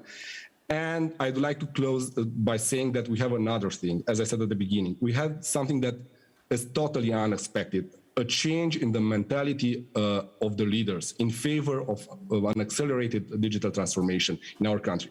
And this is something that we achieved because of the pandemic. So that was my intervention. Thank you very much for giving me this opportunity. Oh, thank you very much indeed. It's great to have you with us. Now I'm going to turn to Vodafone. Vodafone actually is an example of one of those long-term investors in the country. Vodafone's been here, I think, 25 years now. Has invested about 5 billion euros, I think, in the country. So it's going to be great to hear your perspective for what you would like to see and what you expect to see happening in Romania in the next few years from... Sure. Yeah. And thank you for that. I will offer an optimistic and a pessimistic point of view. I'll start by the good news, let's say. I do concur with my fellow speakers here that, you know, the combination of COVID plus the Ukrainian crisis is elevating the country's importance and also providing a lot of opportunities, let's say, for innovation and technology disruption. We've seen that. In the last 2 years, we disrupted ourselves and we supported many clients in Romania and all over Europe to basically, in an accelerated way, let's say, digitalize themselves and disrupt themselves as well. The raw material exists, so the country has fantastic skill set, and I think it's one of the most competitive markets in terms of know-how plus cost. And in general, the society is really open for new investments and investments of Western, let's say, standards. So that is all, let's say, a very optimistic, let's say, background and a platform, let's say, to build innovation and disruption from. As the representative of the communications sector, I would like to be a little bit more pessimistic about the future. I really like the fact that the fellow speakers consider connectivity for granted. They say, you know what, connectivity is solved, no problem, yeah? We have high-speed broadband, we have 4G all over the country at the cheapest rates in Europe. So I want to elevate this a little bit, because what has happened over the last 2 years with COVID, there was a lot of emphasis back on us as communication businesses. And when COVID was, when we were going through the COVID crisis, the whole discussion was about resilience. Can we support basically remote working? Can we support communications and keep the world running, let's say, in a period of time where everybody was isolated in their homes? And I think we all collectively addressed the question successfully, and we allowed, let's say, the planet to keep running. in this difficult period. Now, on top of that, obviously, the geopolitical crisis adds new dimensions on what communications providers are here to do. So we have a lot of conversation about not only resilience, but security and transparency of communications. And also, we have ahead of us a grand ambition, let's say, to continue supporting Europe as well as Romania to lead in terms of the quality of connectivity infrastructure. Everybody's talking about world-class infrastructure. And here's where the bad news starts. Unfortunately, Europe's competitiveness in communications overall in the last decade slowly but in an accelerated manner has fallen behind other continents. And I'll give you one example. The so-called real 5G, the 5G that offers the promise of super low latency and extremely high speeds, has been rolled out in the European Union at 10% coverage. So Europe at the moment has 10% what we call real 5G. US has 45%. China has 60%. South Korea has 90%. Why do we think this is happening? Because in the US and in China, the market has 3 operators. In Europe, the market has more than 180 operators. So the whole logic by which regulation, if you like, and business management of the telecom sector over the last decade was all about promoting hyper competition, low prices, which, as we all know, for the consumers is much better in the short term, but actually has led Europe to trail behind in terms of the connectivity, of the quality of the connectivity infrastructure. Why am I raising this? Because I think we have a golden opportunity to reverse this trend. We have everybody's appreciation, let's say, of the fact that resilient, secure, and world-class communication can really help not only the economic activity of a country, but also the security of the country. We have an investment plan ahead of us, which is a once-in-a-generation plan, PNRR. And therefore, I think now is the right time to sit down with the government with a point of view of not taking connectivity for granted and discuss what is the best way forward, let's say, to continue building an industry where actually we will continue leading as opposed to lagging behind. Why is this important? Because in my opinion, all of the innovations that we heard are underpinned by solid communication infrastructure. 5G, we know how transformational 5G can be. And for me, we either fully embrace this and support each other to make sure that the infrastructure is there, or actually we are risking Europe and to a big extent Romania, because what I didn't quote is that with respect to real 5G, Romania is 0% coverage at the moment, will be left behind. I will pause here and I'm really interested to continue the conversation. Great, thank you. Thank you very much indeed. So over to you, Julio, and Kaizen Gaming. And what's your take on all this? Not sure you can hear me. Yes, you can. So basically, what I'm trying to give here is a bit the perspective from a pure digital company heading into COVID, and how this, what I would like to basically a little bit dispute the title of the discussion. For us, tech was the only enabler that allows a company like ours to continue living during the COVID.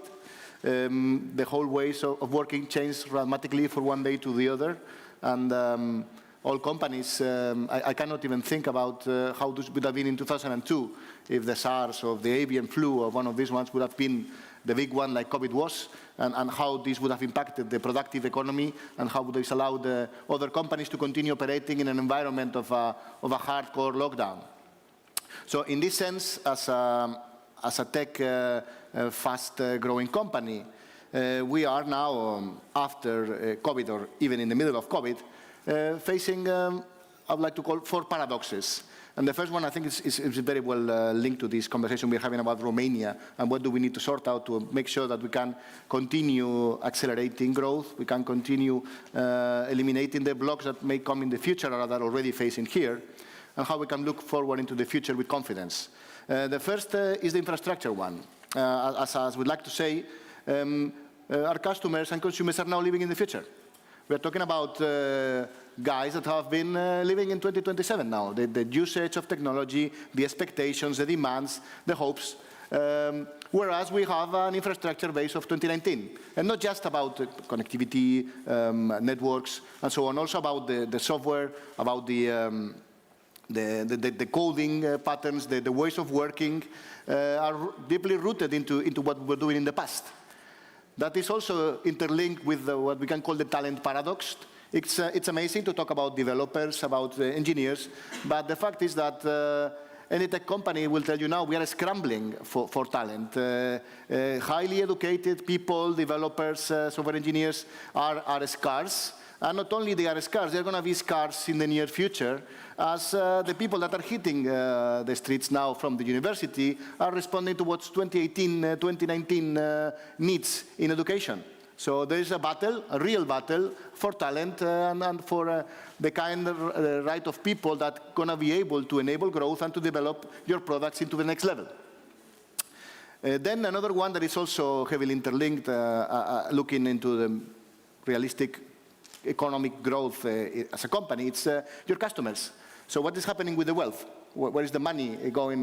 We have seen a massive transfer of public wealth into the private sectors, be it as companies, be it as subsidies, be it as escrows. I mean, there's a number of initiatives that have made sure that now the big governments in Europe definitely are in debt. The EU is coming out with a new big pot of funds. What are we going to do with that? Not just about ensuring that there is 100 unicorns with multi-billion owners, but this transpires not only to the employees, of course, and that we can share the wealth with the talented employees in the companies, but also that we keep a healthy middle class that is digitally trained, that can make good use of those services. So we are promoting the spread of wealth that will make sure that this is sustainable.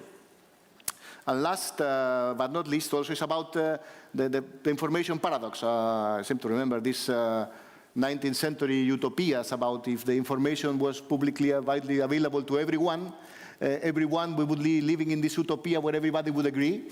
And we are seeing exactly the reverse. We are in the Babel tower of information. We are having this, again, massive spike in use of social media, basically because we were locked down at home, okay? And now we try to put the onus of managing this on the tech companies, guys. Oh, now you have 1 billion users, go control that, good luck. And then, of course, we're scrambling, not because of the algos, the controls in the moderation. There is not enough people to control 1 billion people online, guys. Not only, infrastructure and cloud support and making it's just about moderating what's in, what's out, how the algos are placing information and how they're feeding. And this is also something that we definitely need to tackle, and we need to tackle fast. To summarize, if you want to make it and survive on the weird future we are living in, paraphrasing Harper, it's about having a clear focus on making sure that you can operate. You have an infrastructure to do that. The consumers are growing fast, but can you cope with that? What are their needs? And secondly, about the talent, because without it, you are going nowhere. You need the people, and the people are really scarce. And not only companies, but the governments need to make sure that we are pushing the agenda into the new skills. It is sad to see that there's unemployment growing, that there is a lot of valid people that didn't make it into the digital era, where we need to make sure that we get them back into the market, we get them on track, and we can make sure that there is enough talent to continue pushing for this digital reality we're living in. That's mostly it. Okay. Thank you. Great, thank you very much. Okay, so we've got some time for discussion. If I'm allowed by the organizers, I think we can have about 15 minutes for discussion till about 1:10, and then we'll start the next session. Just to say, the minister had to go. He had another meeting, so unfortunately he had to leave us. So let's open up to questions. I do want to take any questions that the audience may have, so please think of your question, put your hand up. So I wanted to start with the question which was, you know, we seem to be living in a permanent kind of future-oriented society. Everybody wants to talk about the future all the time. And it's history, insofar as history is discussed, it's attacked. You know, something, you know, really bad. We want to, there's permanent campaigns to write historical wrongs and so on. So the history is bad, the past is bad, the future is good, and we live in this kind of tabula rasa kind of society. New normal. These are the kind of phrases that are bandied about all the time.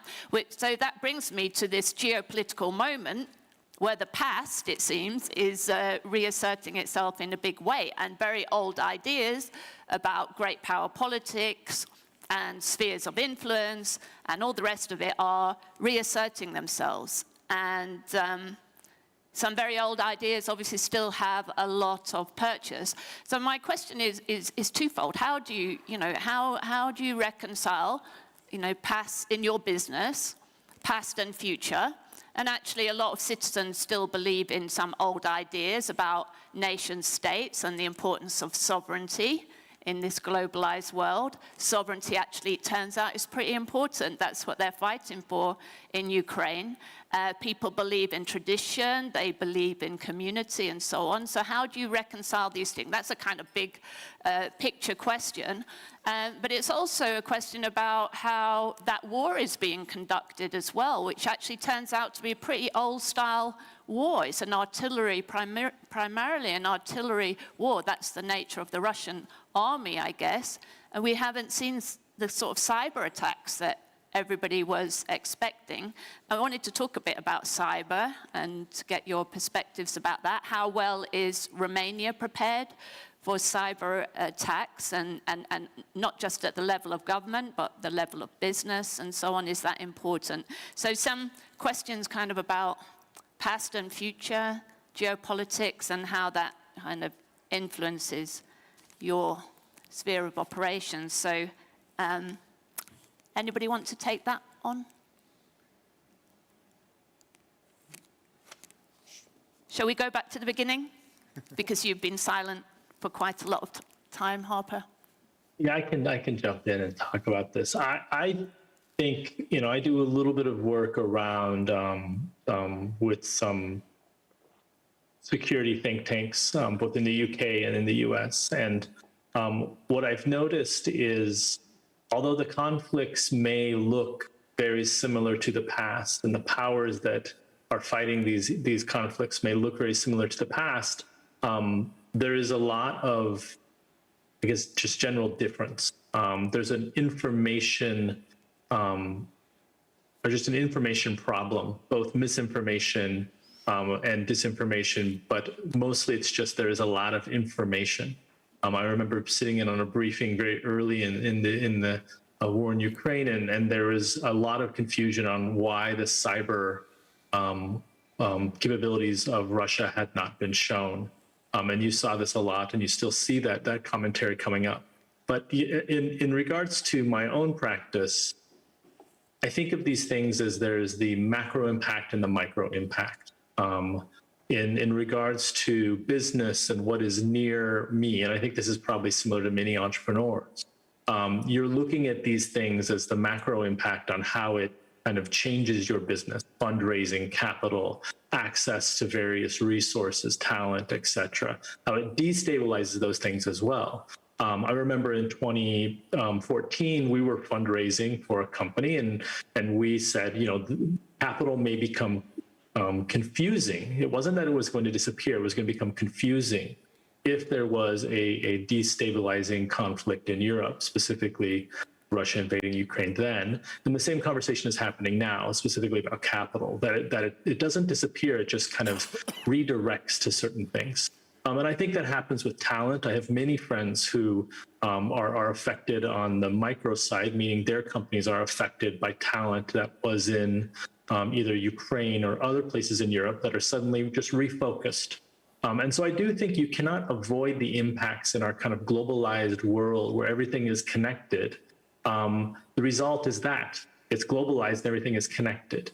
I do think in some cases, though, it's easy for us in tech to ignore the global impacts of these things and to act like we are living in our own little world. And I think that's the danger of tech. That's the danger of this myopic kind of view of the future. And I think what we've seen with COVID is that, as David mentioned, was that there are a lot of people who want to help, And so people will band together to try and find a solution. But oftentimes what they do is they actually just bandy tech about. They just kind of say, we're gonna use technology to solve these problems, and they actually don't solve any problem. And so I think there are some big issues here. This is a really good point. I wish I had a more direct answer. And actually, when you started talking, I was it made me thoughtful about kind of my own impact as well. Like how do we all think about this? And I'm not a one for nostalgia, but I do think that we cannot figure out the future without really thinking hard about the past. Okay, that's great. Thanks very much. I mean, one thing just to follow up on that, tech played a big role during the pandemic in solving problems. What can tech do now in helping with this refugee crisis that Romania is facing? How can it help this situation in terms of problems of connecting people, language barriers, and so on? So it'd be nice maybe to discuss some of that. But anybody else want to come in on this? Yes? I will concentrate a little bit on cyber. So whereas we have not seen what was expected, that doesn't mean that it may not come. We have seen, as Vodafone, increased activity, let's say, in this area.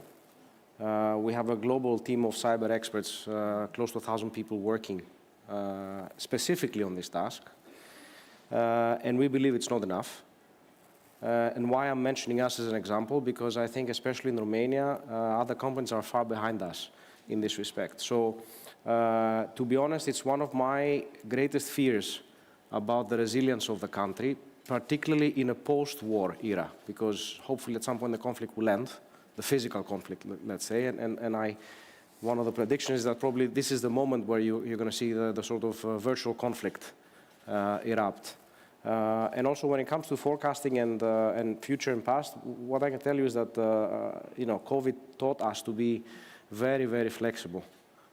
This is the third year in a row where right after we agree on a budget, we basically throw it out the window. And we say, okay, let's start from scratch, right? So I think all companies are becoming more and more adaptive to that. I think that's a great skill to have. Okay, can I just follow up? If you just allow me, sorry, I don't know if you can hear me.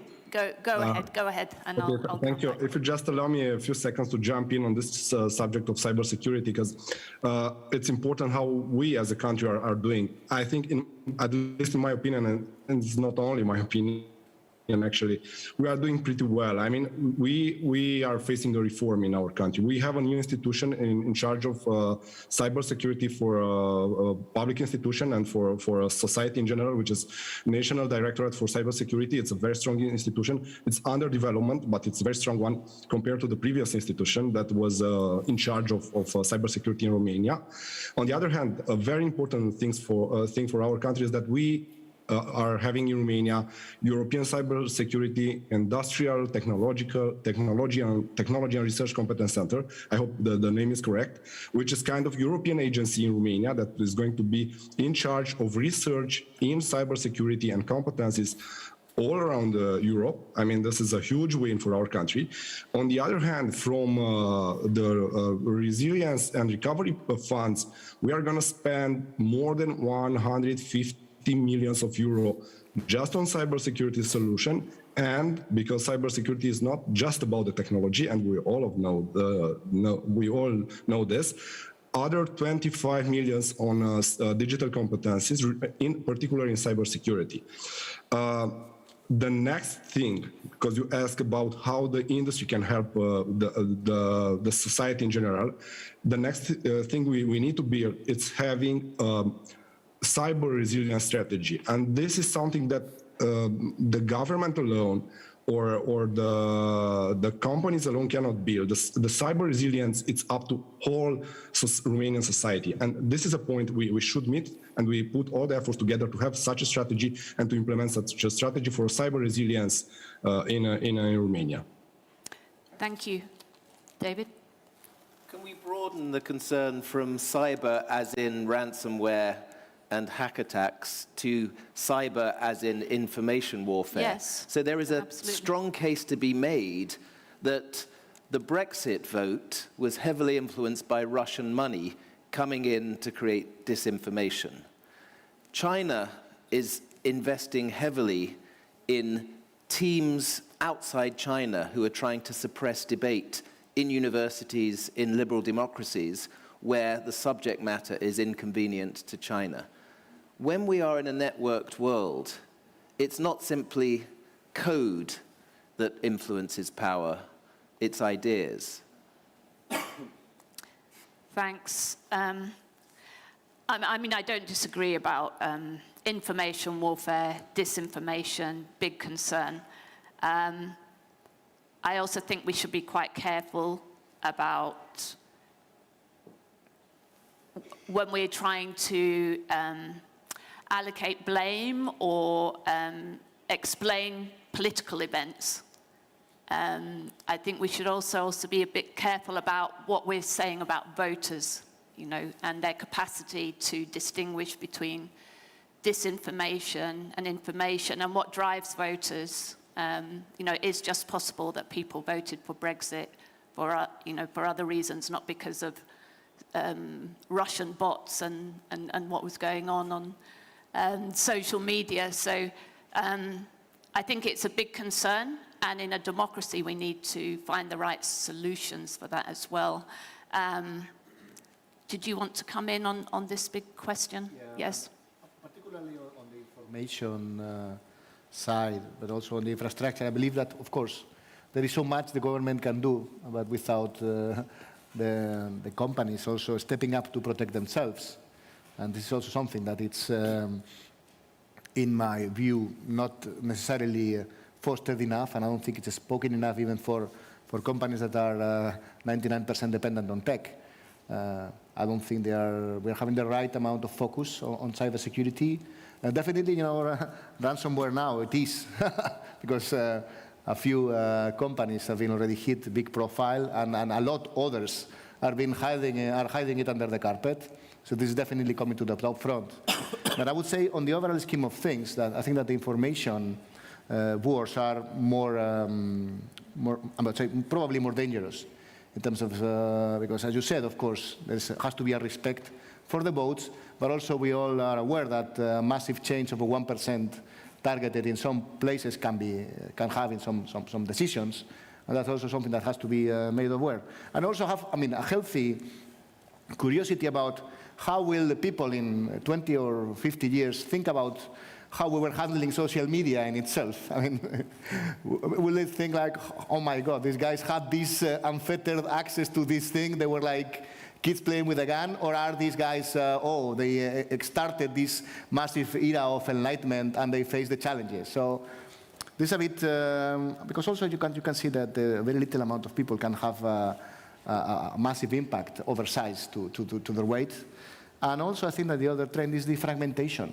So now it's way more difficult to build a bigger consensus than it was not even 20 or 15 years ago. You can see it all around the world. It's not just political parties that tends to be fragmented and refragmented. It's consumer groups, even, I don't know, religious beliefs, even TV audiences.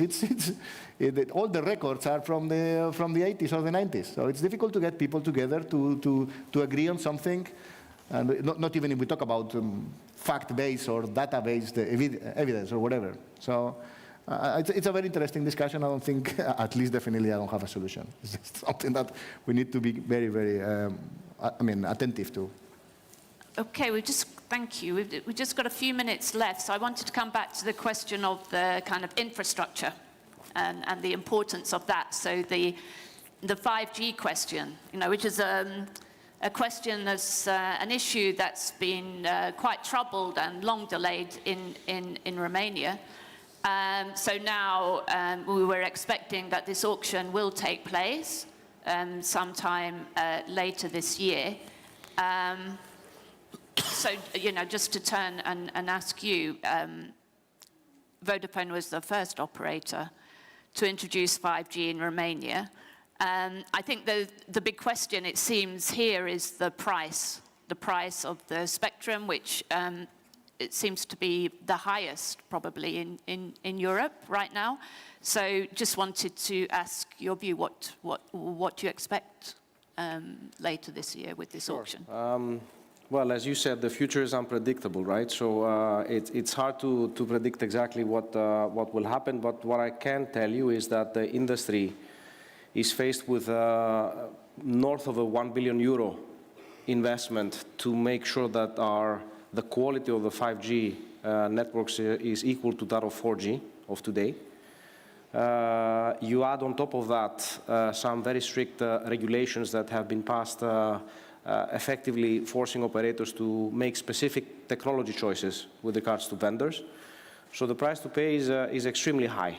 So the conversation we are having with the state and the government is let's begin by answering what sort of industry we want in the future. If the answer is we want an industry with world-class equipment, with resilience, with security and all the good things that we're talking about today, then we have to sit on the table and basically talk through the economics of 5G, which hopefully will lead to very different decisions and logics in terms of how we calculate spectrum fees and the spectrum auction premium, let's say, that we have to pay. If that is satisfied, let's say, I think the industry would welcome this and we can move forward. Great, thanks. If you have just 1 minute, I would like to have a perspective from the, let's say, the parliament, not the government, but I think it's important. May I? Okay, thank you. I 100% agree that 5G, it's maybe the most important infrastructure of the future we are going to have in Romania. And I think the government and the parliament did pretty well, maybe not fast enough in having those two laws, communication code and 5G law. Indeed, there are some constraints for the operators, and indeed, the connectivity we have in Romania right now is not for granted, even if it's at a good quality. And this is going to change after the 5G. But we can work together in having different approaches to sustain and we need to sustain the industry. I mean, working with technologies like Open RAN, because the most of the costs in deploying 5G, it's in the radio access area. Working with such technologies, allowing them to be deployed in Romania, coming up with, maybe, I don't know, this is up to the regulator, DANCOM, with good prices or balanced prices for the spectrum and so on, could help Romania in having as fast as possible broad infrastructure of 5G in our country, because this is the fundament for the industry 4.0. So this is just a bit of our view from a governmental perspective. Thank you. Thanks. So I've just got a final question for our tech people here. There was some talk about metaverse. Several people have mentioned it. This is the next big thing. Potential of metaverse as a work tool. I think you referred to Harper. So obviously the technology is not there yet, and the whole infrastructure for it.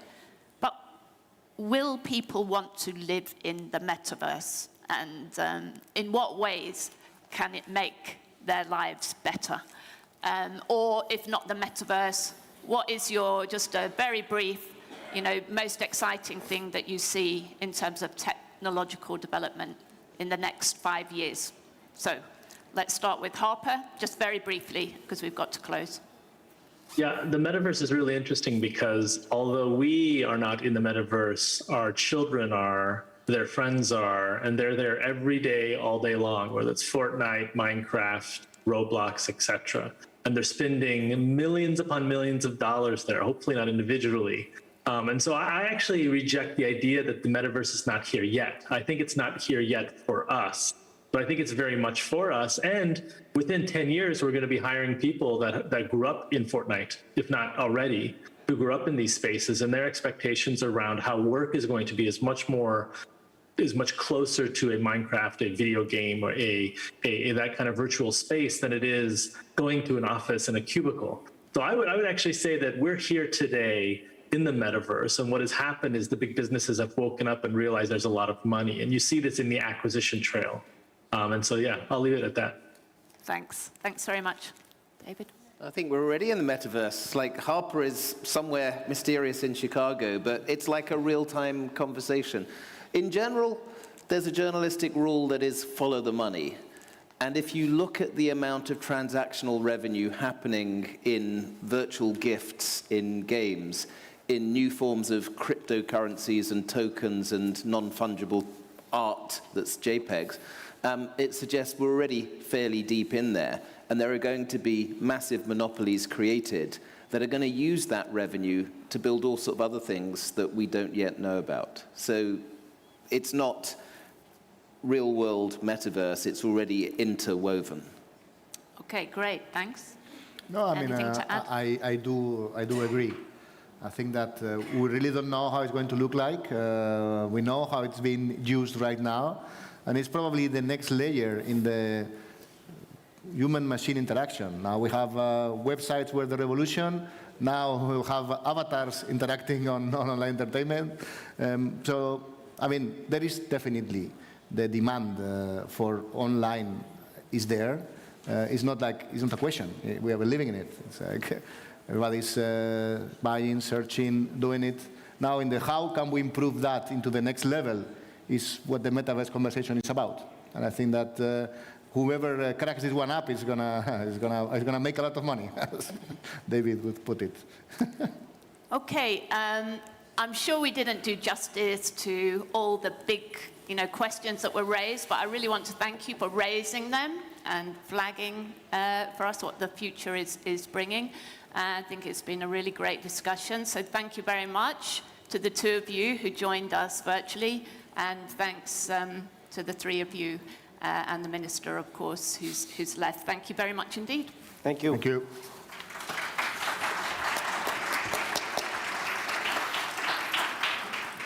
This thing out.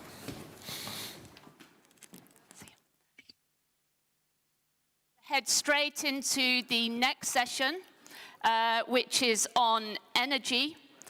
Very crucial discussion. It's come up already in quite a few panels.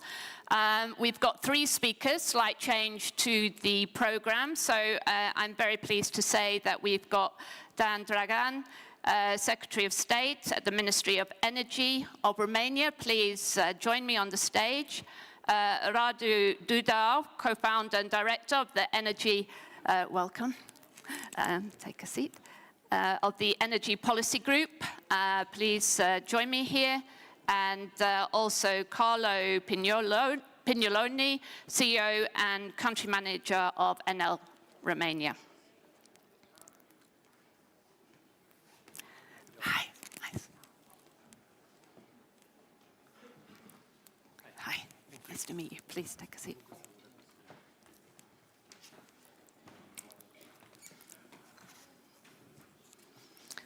Okay, so just bear with us a moment and we'll get the mic sorted out.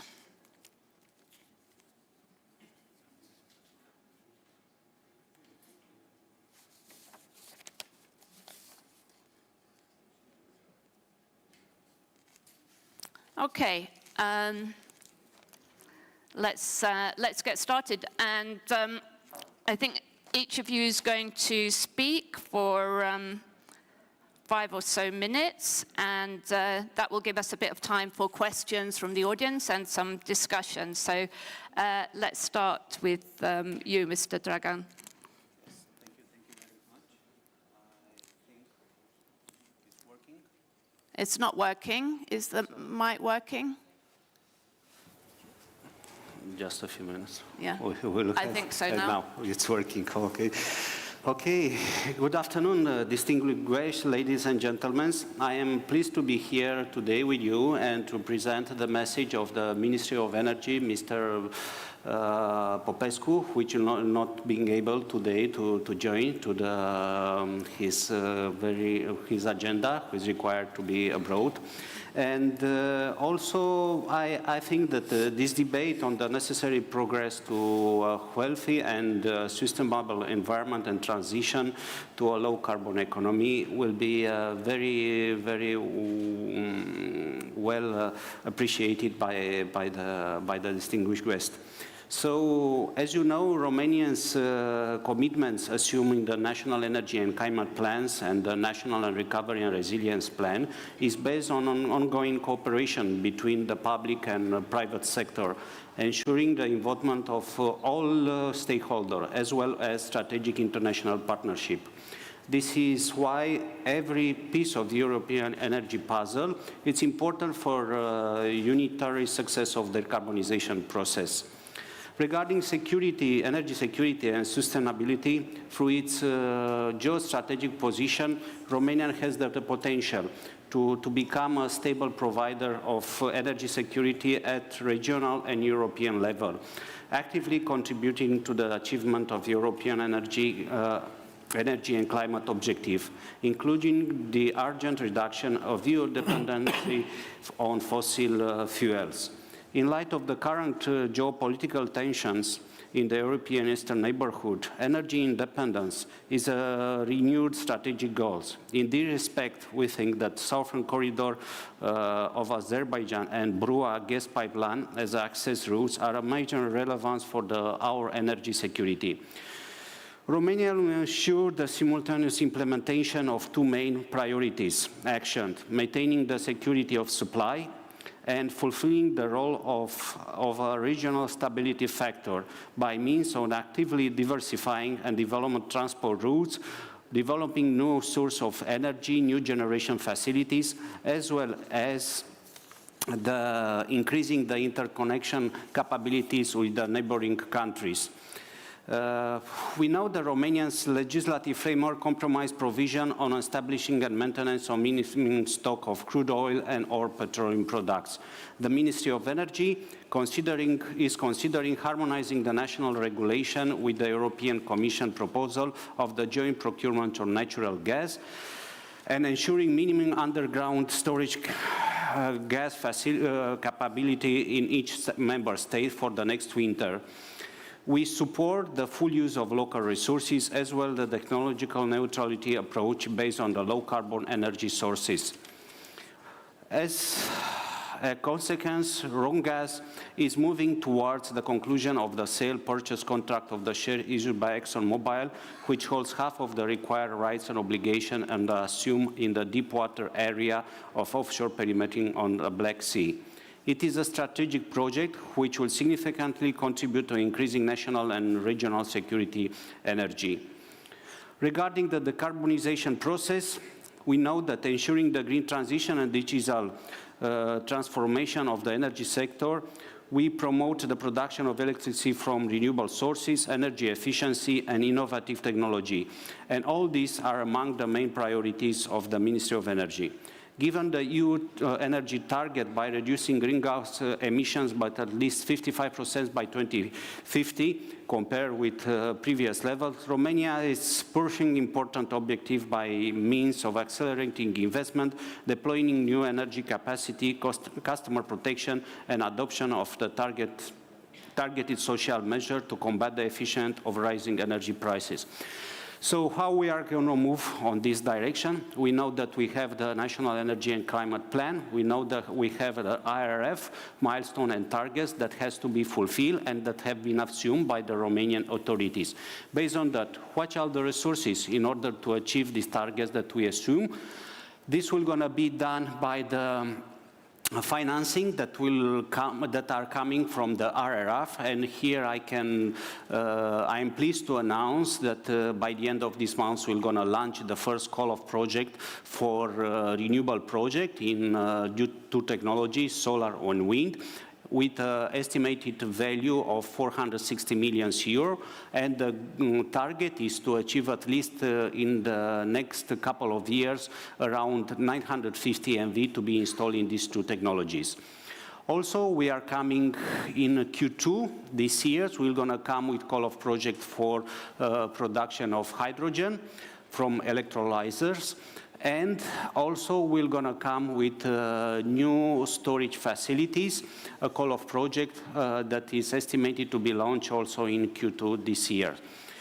Amongst these, we're going to have, by the end of first semester, we're going to have a call of project for the new CHP, which will going to have two main outcomes: security of supplying of thermal production to cities, and also production of electricity, and for giving all the necessary flexibility for the grid.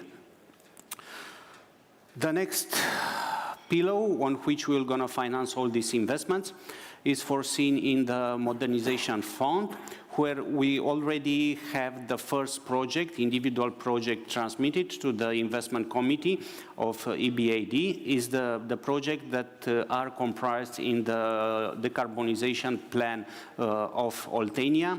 That means additional 725 MV install on PV project and another 1.2 gigawatt and new efficient and flexible CCGTs generation facilities.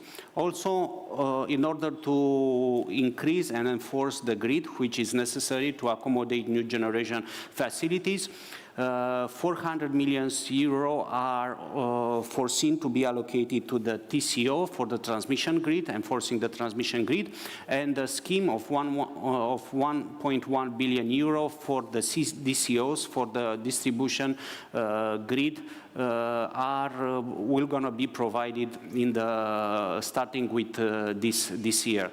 All these measures will allow us to accommodate new renewables on the grid, as per National Energy and Climate Plan, where is foreseen to have at least 7 gigawatt to be installed by 2030 additional generation facilities. So I am positive, and I am just looking for the bidders and for companies to take advantages of all these instruments that we are putting and at disposal of companies on the private and public sector.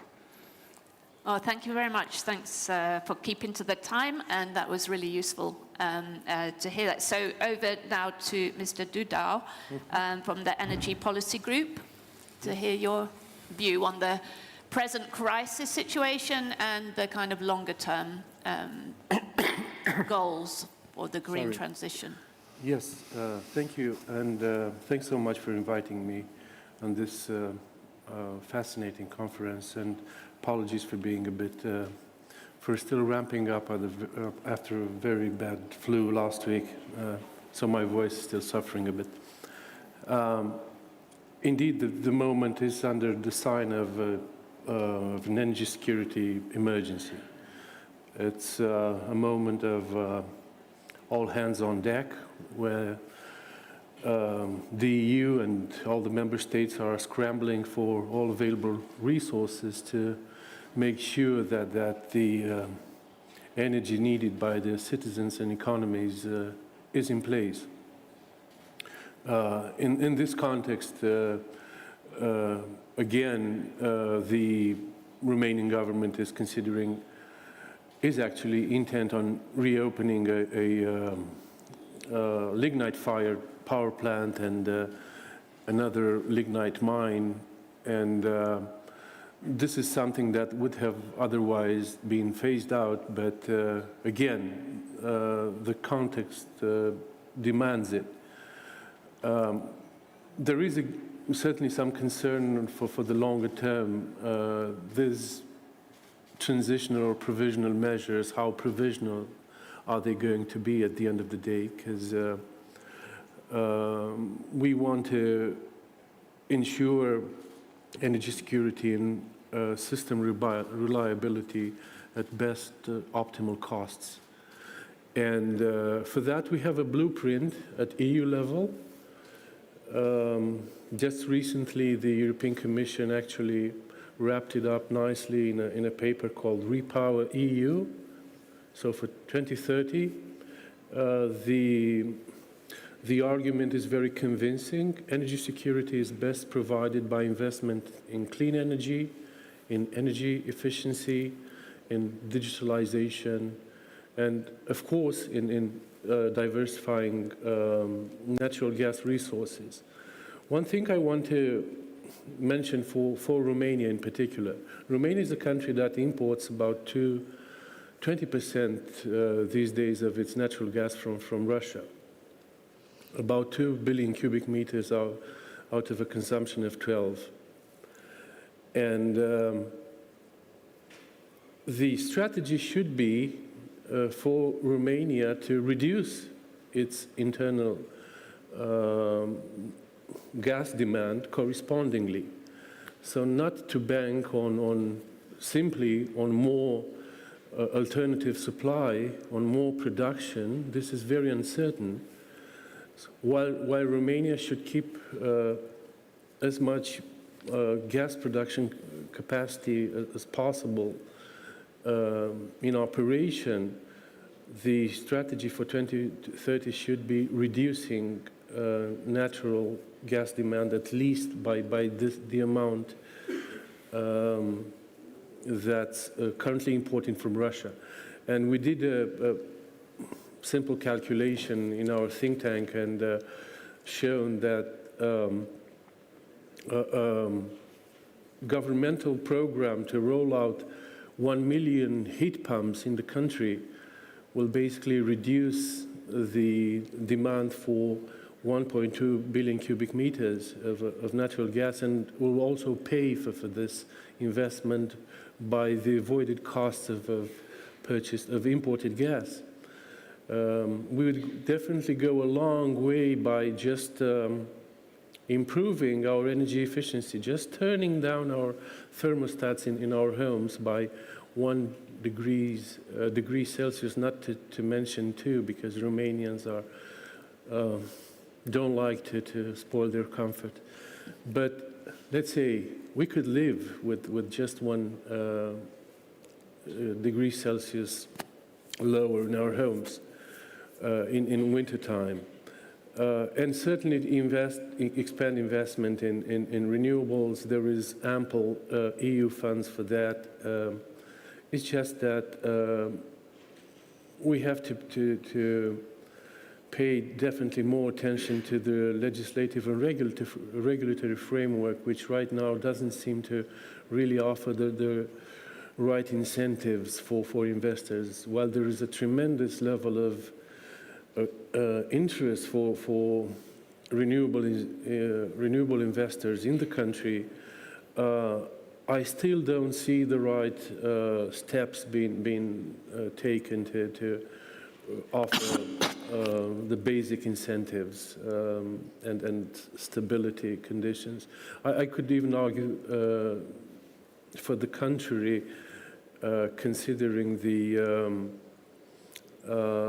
measures just taken by the government to regulate the energy prices and the windfall tax instated on renewable energy producers. And we should consider what kind of message that sends to prospective investors. So, yeah, I'll stop at that here, and then if there is anything else I should add, I'll be happy to. Thanks. No, that's great, and raised some important questions we can come back to there. So over to another long-term investor in Romania. So again, Enel's been here a long time, so it's great to have you here and to hear your view on this energy transition and how we're going to overcome this immediate energy security crisis. Yes, I guess thanks a lot for invitation. Obviously, it was a very interesting workshop. I'd say that a lot of things has been already put on the table. So it's clear that this crisis is coming from a commodity. Is a crisis that obviously has been aggravated, as you were saying, from the war. That is obviously a tragedy that we want to overcome as soon as possible. But actually, as also the Commissioner was saying, this crisis started even before the war. And we know that in commodity-wise, there are a lot of cyclic crises. Anytime, for reasons that are very difficult to understand also because there are geopolitical issues behind, we are going to face this kind of crisis. And I guess that what has been said also today is that, in a way, also EU has realized that from this crisis that might be an opportunity. And what's the opportunity? To accelerate the energy transition.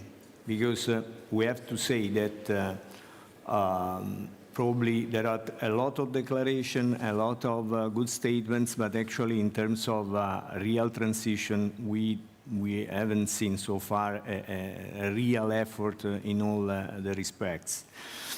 And definitely getting rid for commodities It's not easy, it's not a joke, but is requiring a lot of focus, in my opinion, because energy transition is requiring a complete change in terms of approach, because in the past probably energy was something that was cooked, let me say, in some secret rooms. Now we are talking about democracy of energy. What I want to say is that in order to invest in renewables, we strongly need private partners. I guess someone of the previous speaker was talking about Larry Fink, that is one of the most important promoter of this kind of change. So, the amount at stake can be absolutely sustained by a state, but only private investor, financial institution like funds can sustain this change. I would say that for renewable, I guess in the past there were some doubts. Now I guess that nobody thinks that there are doubts that this is going to be the most important form of generation of energy in the future. Also, looking what's happening in this country due to the time to market, because it's clear that this kind of energy can be built in a very short time in comparison with others in several places. We are not depending on any kind of fuel, even the nuke need a fuel.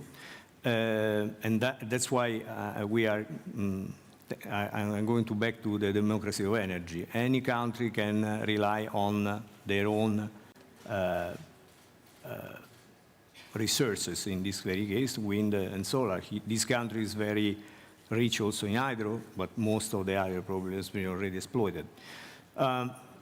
What I want to say is that from one side, we strongly need focus by institution, because so far there were a lot of focus on, I can understand that it's difficult for a country that has a long tradition in fossil fuels. This is the second country in Europe. But definitely this effort is needing a lot of focus, a lot of rules. I want to mention that in this country has not been issued and translated the Renewable Directive so far. And this is a lack of rules that are very important, because for sure through the directive, the translation, we are going to address a lot of issues. Maybe we are going to have this new call about funds. This is obviously nice to hear, but there are a lot of rules to be changed.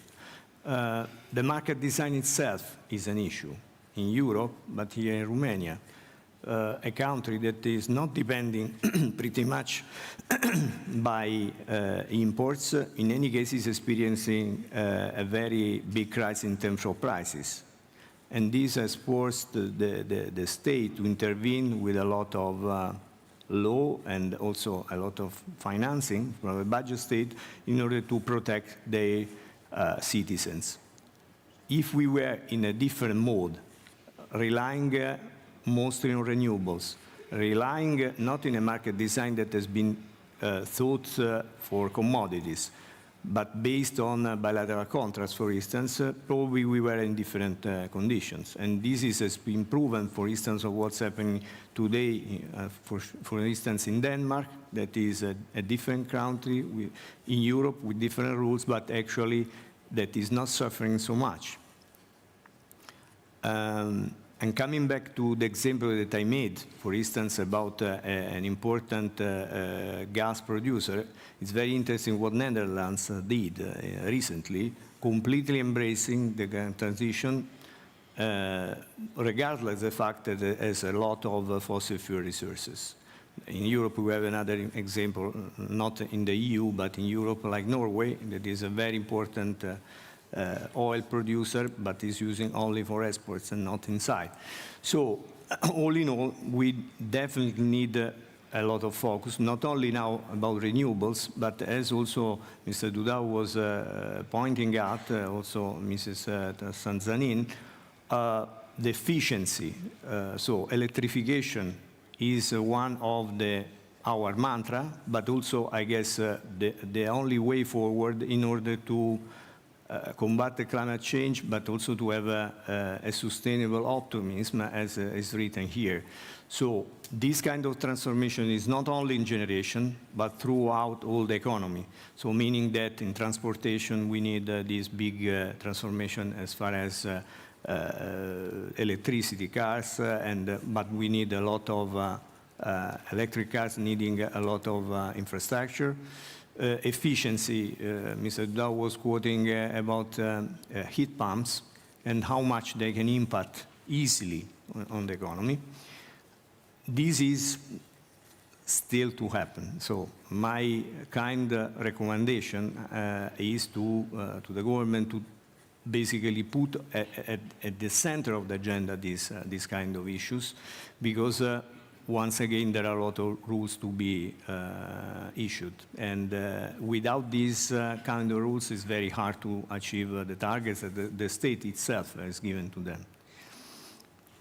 Okay, great. Thank you very much. I anticipate there might be questions from the floor for this session. So if you do have a question, yeah, please stick your hand up. There's a gentleman here at the front. If we can, over here. Keep the hand up, and please just introduce yourself and put your question. Hello. Hello.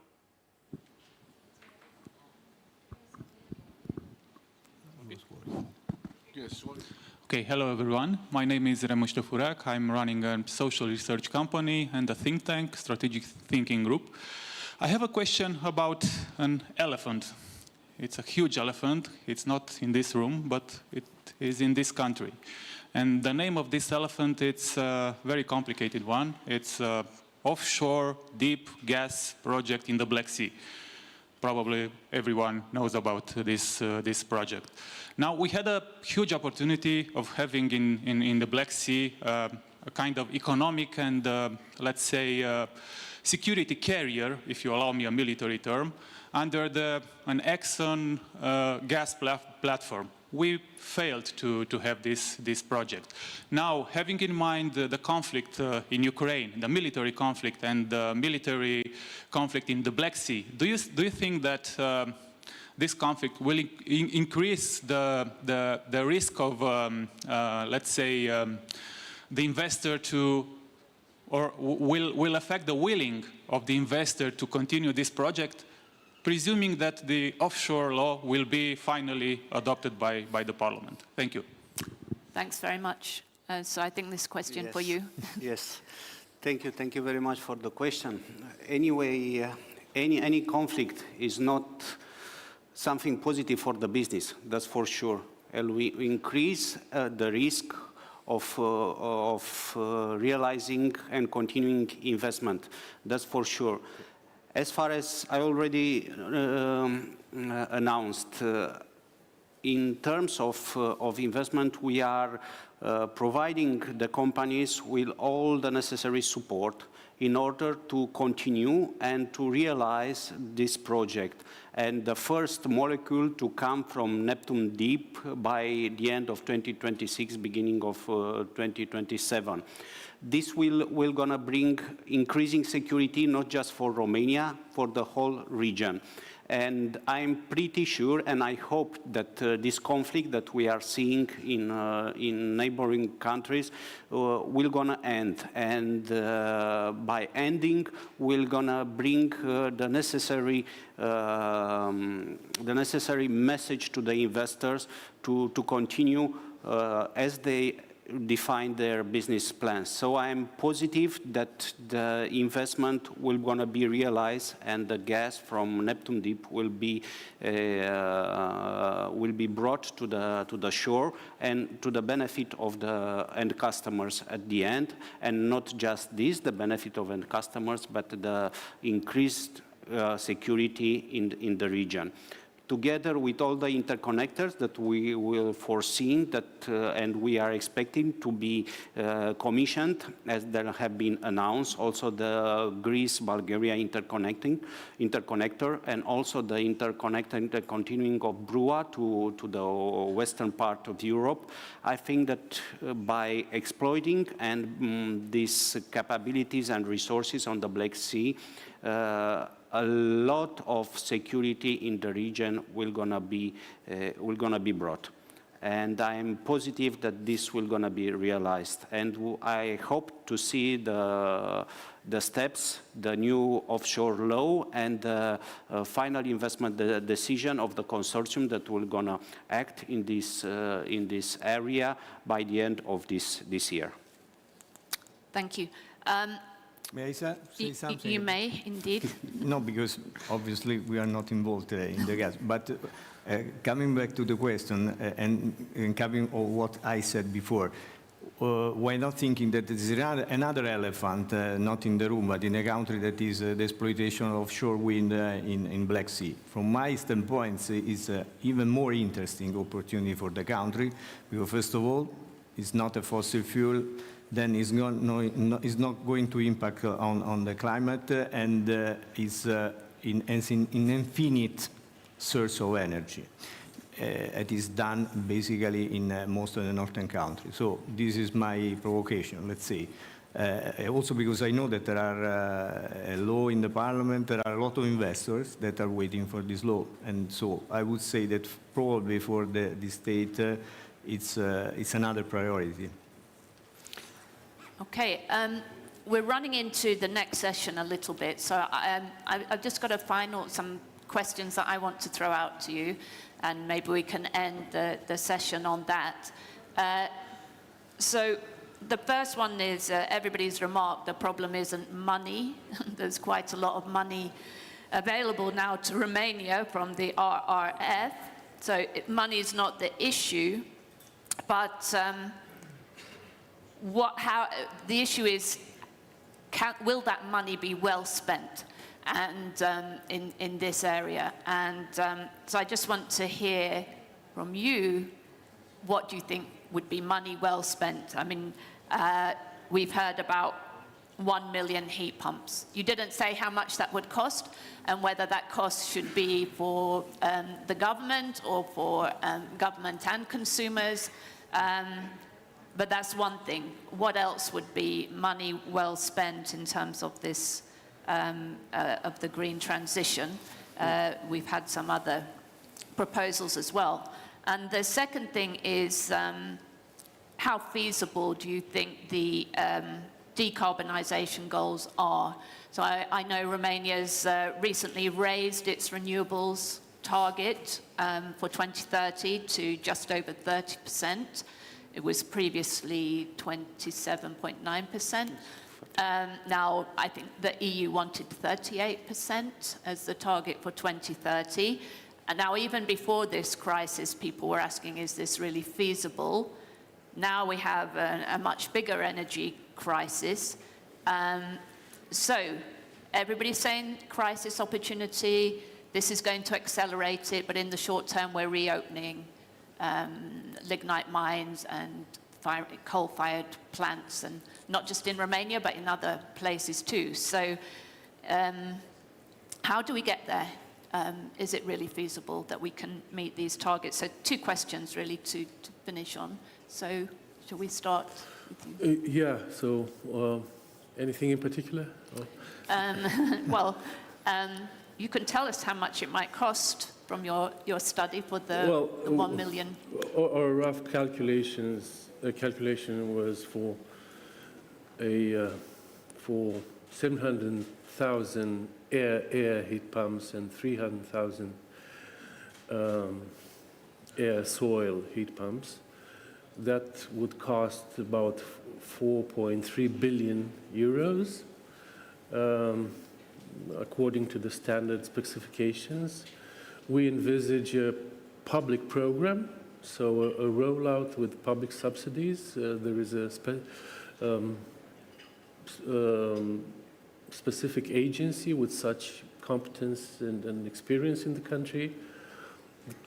track record can be debated, but this is what they're up for.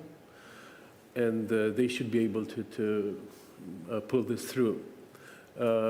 Never said that consumers should get it entirely for free, but there should definitely be subsidies for that, and because it has to move to roll out pretty quickly. It's a very ambitious rate to say 1 million in basically 7.5 years, or 8 years, yeah. So that's for heat pumps, but it's doable, and the EU in general is banking a lot on heat pumps. There is a lot of misconception and frankly misunderstanding in my country about what heat pumps are and what they're good at and for. No, it can't work because it's too cold in Romania in the winter time. But what do you have? They're most successfully installed in Finland, in Norway, in countries that know more about cold than Romania. You have to have absolutely insulated houses to be able to do that. Wrong. No, you just have to have a decent energy performance. You have to use floor heating systems alone.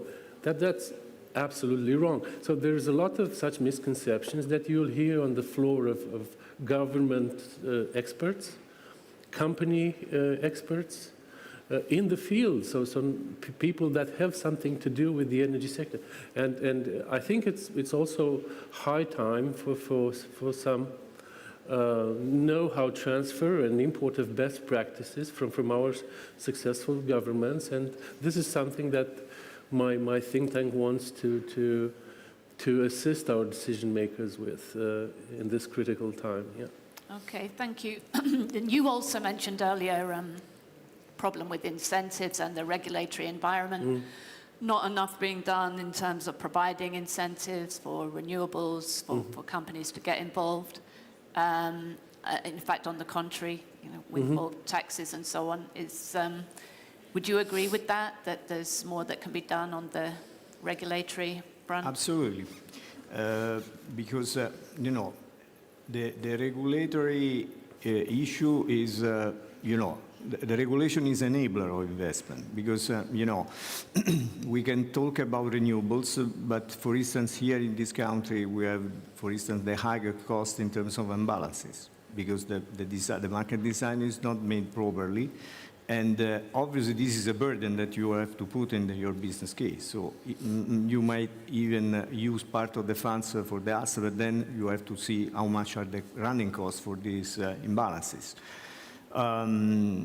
So regulation is key in any respect. For instance, in order to solve this issue, we have to move from the conventional market design to a market in which we are going to have more storage through batteries, for instance, that not necessarily in this moment are in the money, so may be subsidized. But for the time being, there are no rules about how to use this.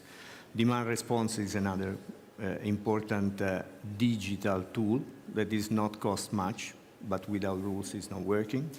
So, and coming back to what you were saying before, the two questions, whatever we are going to invest in this green transition are well spent. So renewable for sure, in a way, in a reasonable way.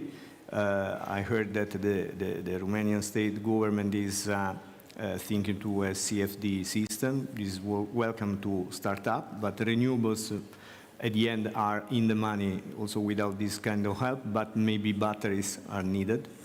A lot of investment in the grid is another important thing to be done, and these are very well spent because it's going in the right direction.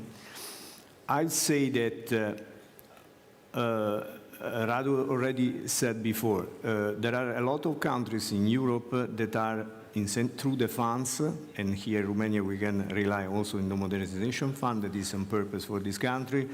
They're strongly investing in an indirect way. So there are players that are working for customers that are benefiting of discount in case they are going to implement some project in order to make their home efficient, their car efficient, because we can combine the two things.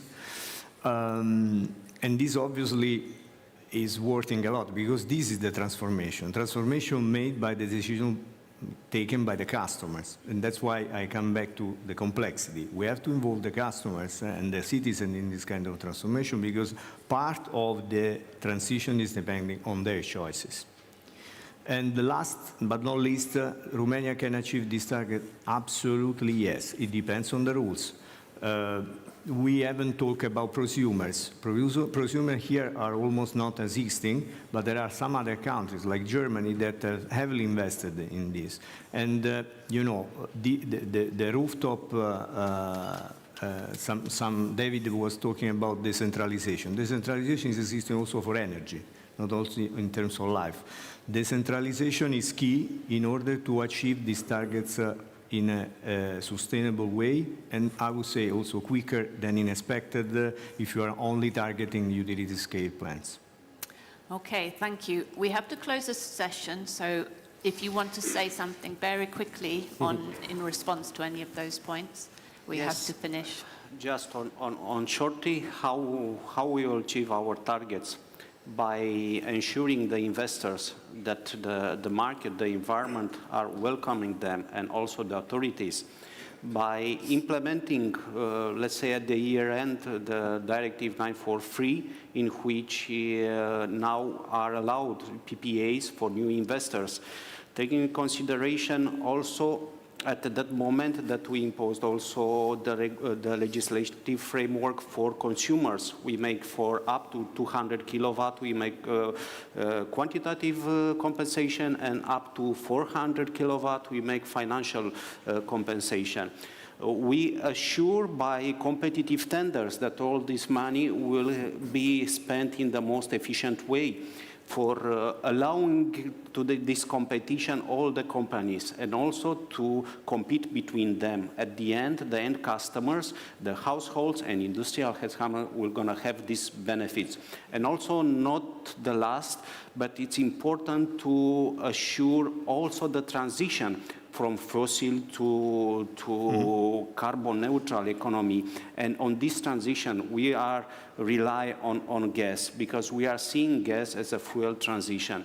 And for the long-term perspective, also we are taking consideration the investment in nuclear technology, and not just the conventional one in Unit 3 and 4 in Cernavoda, but also on a small modular reactors. And we are watching very carefully the development in this technology, and we are happy that one company, the national company, signed with a provider from United States, which have the first technology that have been approved by a regulator, in order to have, by the end of this decade, the first modular reactors also in Romania. So from the authorities, we are working with all stakeholders, with all the relevant representative associations. We involve them in designing the scheme and how to spend the money that are at disposal of Romania at this moment. Excellent. Okay, thank you very much indeed, gentlemen. Really great session. Thank you. Thanks. Thank you. Okay, I'd like to invite all the speakers for the final session of the conference to join me on the stage. We might need another chair, I think. Okay. Okay, so everybody's getting mic'd up. I'd like to invite the Secretary of State, Csilla Hegedűs, to join me on the stage. I know that you have a pressing engagement and that you need to leave, so we're going to hear from you first of all. It's very important that we do so. Welcome.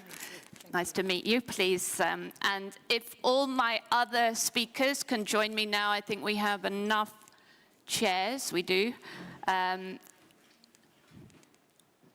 So that's Ionut Simeon, President of the AmCham, Romania, Ramona Juribița, Vice President of the Foreign Investors Council, and for the business perspective, we have Daniel Cuevas, Managing Director of Philip Morris, Romania.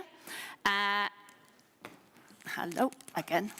And Stefan Kraus from Henley and Partners. And we have also joining us John Kaliarakis from the CEO of JMK. Hello, nice to see you. Please take a seat. Anthropocentric corporate training and people development. Intrigued to hear what you have to say. So without further ado, let's hand over to the Secretary of State. Welcome. Thank you for the invitation. I would rather speak in Romanian if that is all right for everybody, because I prepared myself to speaking in Romanian. By all means. Bună ziua și vă mulțumesc. Hello, and thank you very much for inviting me. I apologize, but the situation in Ukraine urges me to leave in 5 minutes. So I will be brief. I heard everybody speaking about the National Plan for Resilience and Recovery and the future plans. Yes, Romania will have around 60 billion euros from these funds. Our interest is to make this process as digital and easy to access as possible in order not to lose the money. I wanted to present to you the novelties, what changes compared to what has happened so far with European funding. And the key concept is do not significant harm. Do not do significant harm. For the SMEs, we launched the 411 call. It will be the first call the NSH. Many see a constraint in this matter, but I see opportunities here, opportunities for new companies, opportunities for new businesses, for new enterprises to enter the Romanian market. So the challenge resides in the fact that we will have money for renewable resources and for energy efficiency for buildings, because we know that only 5% of our buildings in Romania are efficient from an energetic point of view. We will have money for the governmental cloud and its digitalization. The online form for the moment is still submitted on hard copy. And we will have some new buildings that will have to observe NZ Plus standards. We in Romania consider this a major challenge. I want to tell you about some figures. The total amount of the funds will be around 60 billion euros. But for the green transition and water management, and as you well know, 40% of our country's population doesn't have running water, so 1.7 billion euros. For waste management, 1.2 billion euros. Energy and energy efficiency and green energy, sustainable resources, wind and solar, 1.61 billion euros. 3,000 megawatt should come from renewable sources, and we need storage capacity of 240 megawatt, and factories and batteries and so on and so forth, power plants and energy efficiency. For the building's energy efficiency, we will spend 2.5 billion euros. These are huge opportunities. Yes, the deadline is short. We need to finalize our project by mid-2026. But any such issue is also a wonderful opportunity. I don't know whether you know, but for freight transportation, we reached the peak on Danube River and in our ports in 1988. The historical maximum was reached this year. We had with 11% more merchandise shipped through our ports than before. We have 7 billion for PNRR and 6 billion allocated to infrastructure, maritime transportation, and road transportation and infrastructure. We will launch calls for 4.1.1 operational programs and the National Plan for Resilience and Recovery are to be listed on the stock exchange. We have risk funds and so on and so forth.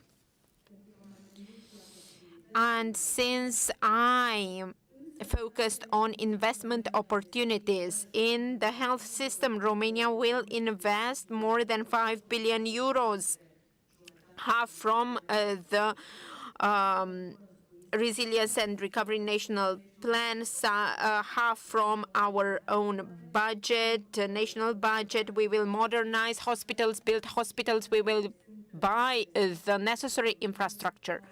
So those interested in this field should prepare themselves. And last but not least, digitalization. As you well know, this project is included in the government project, and we will spend around 2 billion euros for the governmental cloud. That's our biggest challenge, together with the energy projects, and for a digital ID card. All these details, all this information is found on our website on the section dedicated to the National Resilience and Recovery Plan. We are open to discussions and welcome your questions, because we need to make sure this money is well spent. But we have a meeting at the government about the Ukraine. It was a pleasure to be here, and we are available at the Ministry of Investments and European Projects to give you any further information. Thank you very much for your invitation. Well, thank you very much, Secretary of State. We really do appreciate that you took the time to come and talk to us, to outline those investment priorities. I'm only sorry that we are overrunning and that you couldn't stay to join the discussion, but thank you very much. Now, we've got plenty of other speakers and we've got a lot to discuss. I'd like to thank, first of all, on behalf of The Economist and the organisers, AmCham Romania and the Foreign Investors Council, for your cooperation and partnership in helping us put the event together. And it's also going to be really good to hear your perspective on the business environment, operating environment in Romania at the moment, and the challenges that it's facing. So first of all, Ian Simeon, please, the floor is yours. Good afternoon. It's good to know that we sit in between this event and the lunch break, so I will try to be short for people to enjoy the lunch break as well. Now, everything that happens in Romania in the last weeks is captured by the war in Ukraine. If you ask me, 6 weeks ago, we were talking here about how to overcome the challenges, economic challenges that Romania has to deal with. Because if we take a snapshot in time, there are some strategic objectives that Romanian government assumed. And if this will be if these objectives will be implemented properly, then it will create or will make Romania to be an attractive destination for investments, will improve the business climate, will actually increase the level, the standards of living and close the gap between Romania and average EU in terms of GDP. And Mrs. Secretary of State already mentioned about PNRR. Implementation of National Recovery and Resilience Plan is one of such measures. But then we also have this, whether we will be capable to fully access the EU framework finance scheme for 2021-2027. And last but not least, to truly take advantage of our candidacy to OECD admission, because all these three strategic objectives includes a package of ambitious reforms, and if they are properly executed, Romania will become then the, let's say, most preferred destination for investments in the southeast of Europe. Now the question is how successful we can be. And the truth is that we heard many things in the last years. And unfortunately, we had many prime ministers and we had many ministers.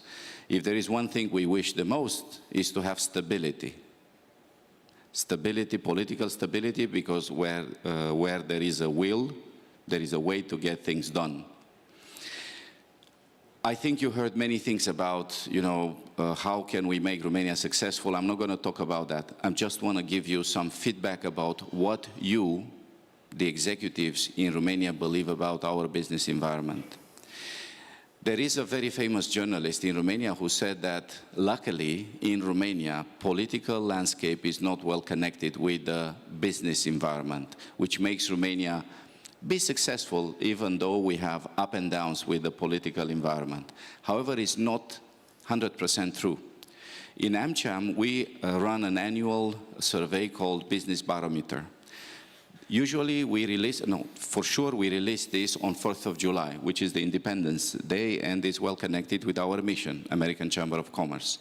So we did this study, this survey, in May, June last year, and it showed that 49% of the companies in AmCham considered Romania, were very positive about Romania being the country where they want to invest, they want to grow the businesses. However, when the political crisis started back in September, we ran again the survey only with this specific question. And guess what? Only 23% of them were overly optimistic about the business environment in Romania. And where in June there were only 14% of people saying, no, this is not a good business environment. In September, before we had the nomination of the new government, 38% of the CEOs of the companies actually turned into the direction of saying this is not a good business environment. So yes, the stability, political stability, the way the government walk the talk makes the difference on the Romanian market. Now, with regards to the CEOs in Romania, in PwC we did a study, CEO survey, which is public, and in this survey confirmed that while the world is interested in what's going on, in Romania, macroeconomic volatility is the biggest concern that CEOs have. And whether it's the budget deficits, whether it's the inflation rate, whether it's the interest rate, this comes as the most important concern for them. And of course, it's followed by health, but also by cybersecurity. And this cybersecurity became increasingly important now in the midst of the war between Russia and Ukraine. Now, what I like you to know as well, speaking about this war, Romania did its best not to have close relationship with Russia. Suddenly, after 20, 30 years of paying the price of not having successful business relationship with Russia, suddenly we are the less affected by what's going on. The CEOs in Romania consider that 39% of the business is to be done with Germany, 19% with US companies, and 14% with Italy and France, 11% Austria and Moldova, only 2% with Russia. which speaks about the independence that we have and the possibility for us to, how can I say, accommodate in an easier manner the challenges posed by imposing sanctions. And let me tell you openly, imposing sanctions are done to safeguard the liberty and peace for all of us. But there is a price to be paid, and is expected to be paid not only by those affected by sanctions, but also by us. Because you see the price of energy goes up, the inflation is going up. So we as Romanians should be aware of this. And like Churchill said, never waste a good crisis. For us, the biggest challenge will be to turn this crisis into an opportunity and to make Romania attractive for relocation of businesses, to make sure that we will learn from what's going on now on dependence on other countries, and we will have our independence in producing high value-added products. For example, in agriculture. What's going on in Ukraine is going to affect us too, but Romania is one of the biggest crop producers in Europe. Are we going to export only grains, or are we going to turn this crop into products and export them as such? So these are, from my point of view, the challenges that, let's say, emerge in the business environment in Romania. These are the, let's say, the concerns and the, let's say, priorities of the members in our association. Of course, we would like to invest more in other industries like technology and energy, but I'm pretty sure that my colleagues here on the stage would like to add more on that too. Thank you. Thank you very much. So over to the Foreign Investors Council now. Romana. Yes, thank you so much for having this event. And I think it gives me a great privilege to speak on behalf of the Foreign Investors Council here in Romania. We have 120 of the largest investments in the country. We cover like 1/5 of the Romanian GDP. And I think I was pleased yesterday and today to hear many of the large investments having their say on the topic of investment. And from my side, I will try to cover the messages from the investors who are present here in Romania in 3 key areas. Number 1 is confidence. Number 2 are reforms. And number 3, it's attractiveness of Romania as a great place to invest. And very briefly, in terms of confidence, we've heard Achilles earlier saying, let's not take connectivity for granted. I would say let's not take investments who are present here on the local market for granted, because what we need right now, we've been through the pandemic, we thought it's over, we have a war ahead of us. We have we've seen some economic projections which were more positive before 24th of February. Now I think that they will be readjusted. Not upwards, but downwards. If we look at the Romanian GDP for Q4, that was in a declining trend. The expectation, it seems that for Q1 are declining as well, which basically brings Romania on a big question mark whether we are facing a technical recession. And I think, given all this context, I think it's important now more than ever to work on the confidence of the businesses which are present here in Romania. And I think one of the topics which we keep hearing is that we understand the pressure. And we all know that there will be pressure on the budget. And importantly is to have the investors, be it foreign investors, be it local investor, all the business community at the table when changes in the legislation are being considered. Because the input, if it's given earlier in advance, I think it can prove to be valuable for the economy at large. Now, with regards to the second one, reform are key because we were discussing earlier and you have rightfully said we have money. I think importantly is where are we going to spend this money? And we all know that the Resilience Fund and all the other funds which are available from the EU are subject to reforms. And there are a number of reforms which are lagging, and these are, again, extremely important for giving the confidence of the local investments which are present here on the market, but also in terms of attractiveness for potential investment outside Romania. Number 3, I was mentioning attractiveness in considering Romania as a good place to do business and to relocate businesses. We've seen the significant humanitarian help from all the Romanian society. I think this is ongoing, but there are also businesses which are considering relocating to Romania and considering the northeastern part of the country, which is close to Ukraine and the war conflict, is much easier. We know that there is a key blockage on that, and this is infrastructure. So there are lots of things that the Romanian authorities and also the business community to consider.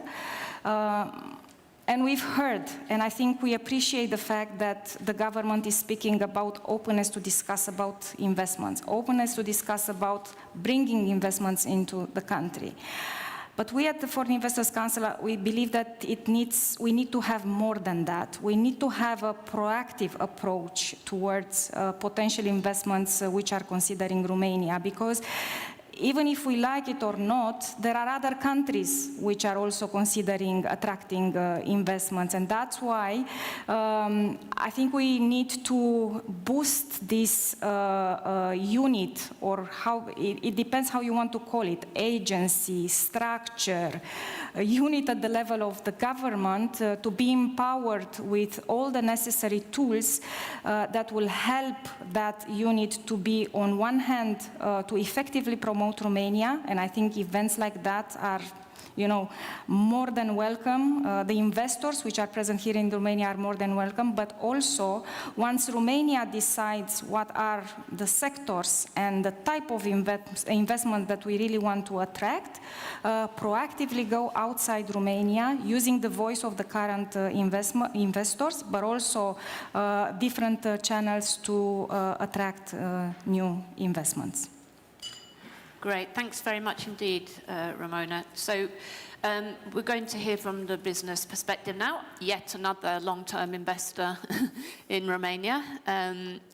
So Philip Morris, Daniel Cuevas, good to have you here and to hear your perspective. Thank you, thanks a lot. Thank you for inviting us here. Thank you to The Economist. So, most people associate Philip Morris International with big tobacco, with the #1 worldwide cigarette brand, Marlboro. However, I'm here today with all of you to tell you that our mission as Philip Morris has changed dramatically. So our mission now is to replace cigarettes as fast as possible with scientifically substantiated better products. And we are 100% committed to do this, to unsmoke the world and to unsmoke Romania.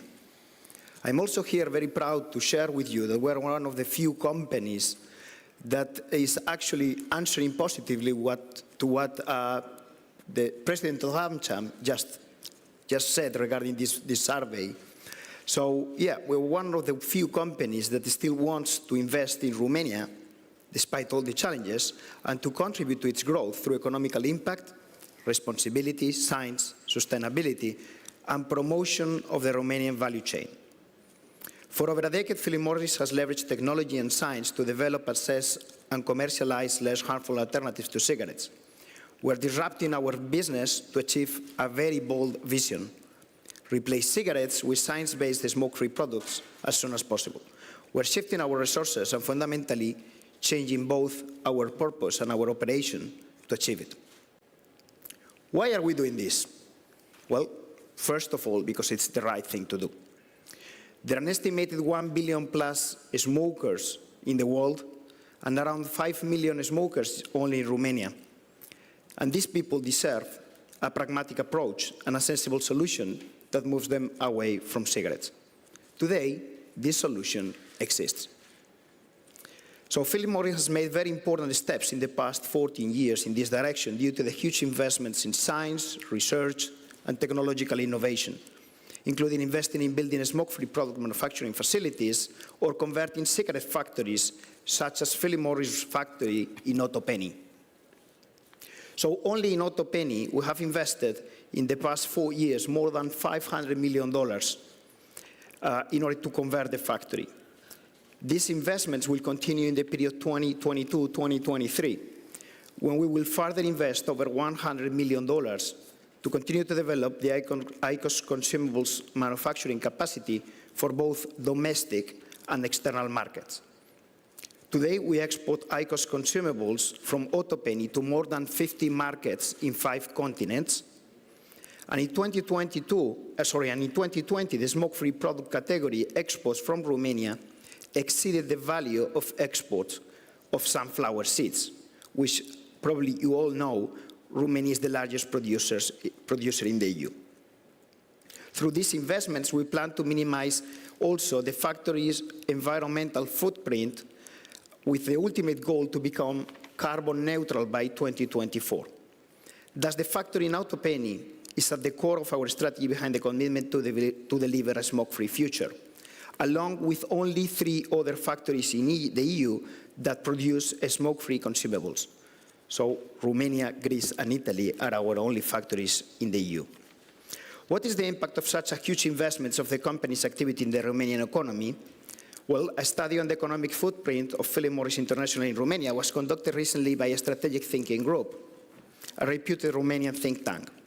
The results will be presented to the public very soon, but I can share with you some key findings in advance. So in 2020, the direct value PMI generated to the overall Romanian economy through our 2 affiliates, Philip Morris Romania and Philip Morris Trading, amounted to over 600 million RON. But if we include the direct effects, PMI's estimated impact reached a level of 4.4 billion RON, or 0.42% of the GDP.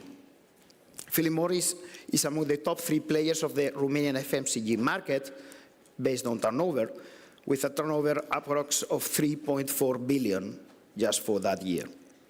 Philip Morris International tax and excise contribution to the budget are notable, representing an equivalent of 1.7% of total government fiscal revenues in 2020. The future of Romania must be based on economic growth, innovation, and employment, and we want to play an important role in this process. In 2022, our focus remains on accelerating the transition from cigarettes to smoke-free alternatives and bringing better products to the consumers. We will continue to invest also in our state-of-the-art factory in Ottopenny and developing our commercial infrastructure and our people. But Philip Morris cannot achieve the gigantic shift alone.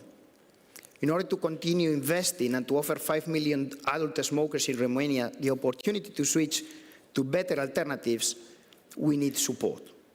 Government, regulators, private organizations, and all the stakeholders are needed to work together to establish the most effective way to ensure adult smokers understand the risks associated to smoking, and those who would otherwise continue to smoke also understand that today there are better options than traditional cigarettes.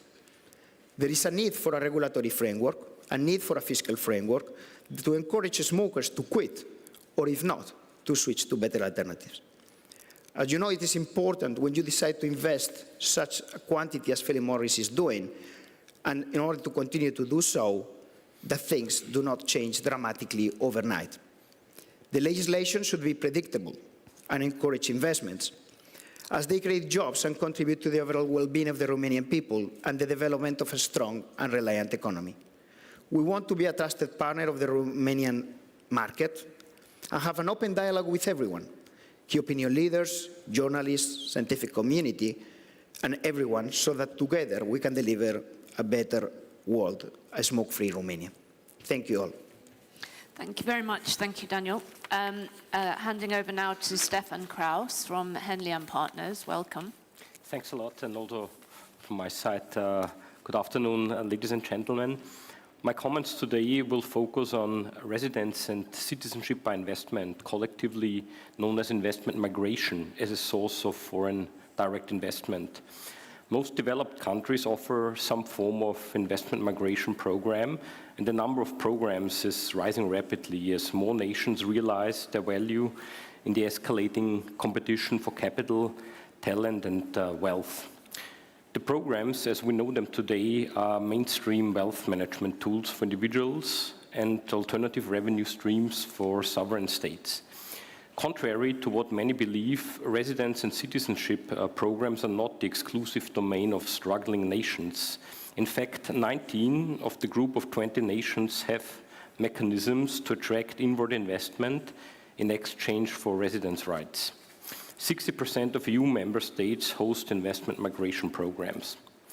Highly developed nations design and implement investment migration programs for the same reasons small and developing nations do, to attract foreign capital, skills, and knowledge to stimulate their domestic economies. Stimulating economic activity is non-negotiable for any sovereign in the current context. So let me list some of the direct economic benefits investment migration programs typically bring. First of all, a growth in the number and size of local businesses, increased liquidity in the commercial banking system, overall employment growth, including both direct and indirect job creation, creation of new revenue streams through duties and taxes on imported goods, and a rise in tourism. These benefits tend to be cumulative and reinforcing. They create interconnected positives such as increased tax revenues, infrastructure development, better fiscal performance, and reduced dependence on debt and aid. At Henley & Partners, we refer to this dynamic as sovereign equity. Unlike traditional sovereign securities, investment migration programs do not increase the debt and deficit of sovereign states. Instead, they create sovereign and societal value by delivering a source of sustainable liquidity that provides monetary and fiscal autonomy. The programs are also proven drivers of foreign direct investment streams, literally marketing platforms that are also income drivers by their very nature. There are multiple benefits for investors too, particularly for those who acquire alternative residence in a European country such as Romania. Permanent residence of a new country has many advantages, including work and residence rights across the Eurozone, access to world-class education and healthcare, ease of conducting business, visa-free travel in the Europe-Schengen area, and more safety and security than in many parts of the world. Malta is a shining example of the capacity of investment migration to enhance sovereign equity. After the 2008 financial crisis, Malta's economy, like those of all of Europe, was weak. Just years after launching its first citizenship program in 2014, the country had one of the highest growth rates and one of the lowest unemployment levels in the EU. Pre-pandemic, Malta was the best performing economy in the bloc by almost any measure. Between 2017 and 2019, Malta reported annual budget surpluses for the first time in decades. In Portugal, a similar success story has been unfolding. Since the launch of its residence by investment program after the financial crisis, the subsequent investment boom is remarkable and unprecedented in the country's history.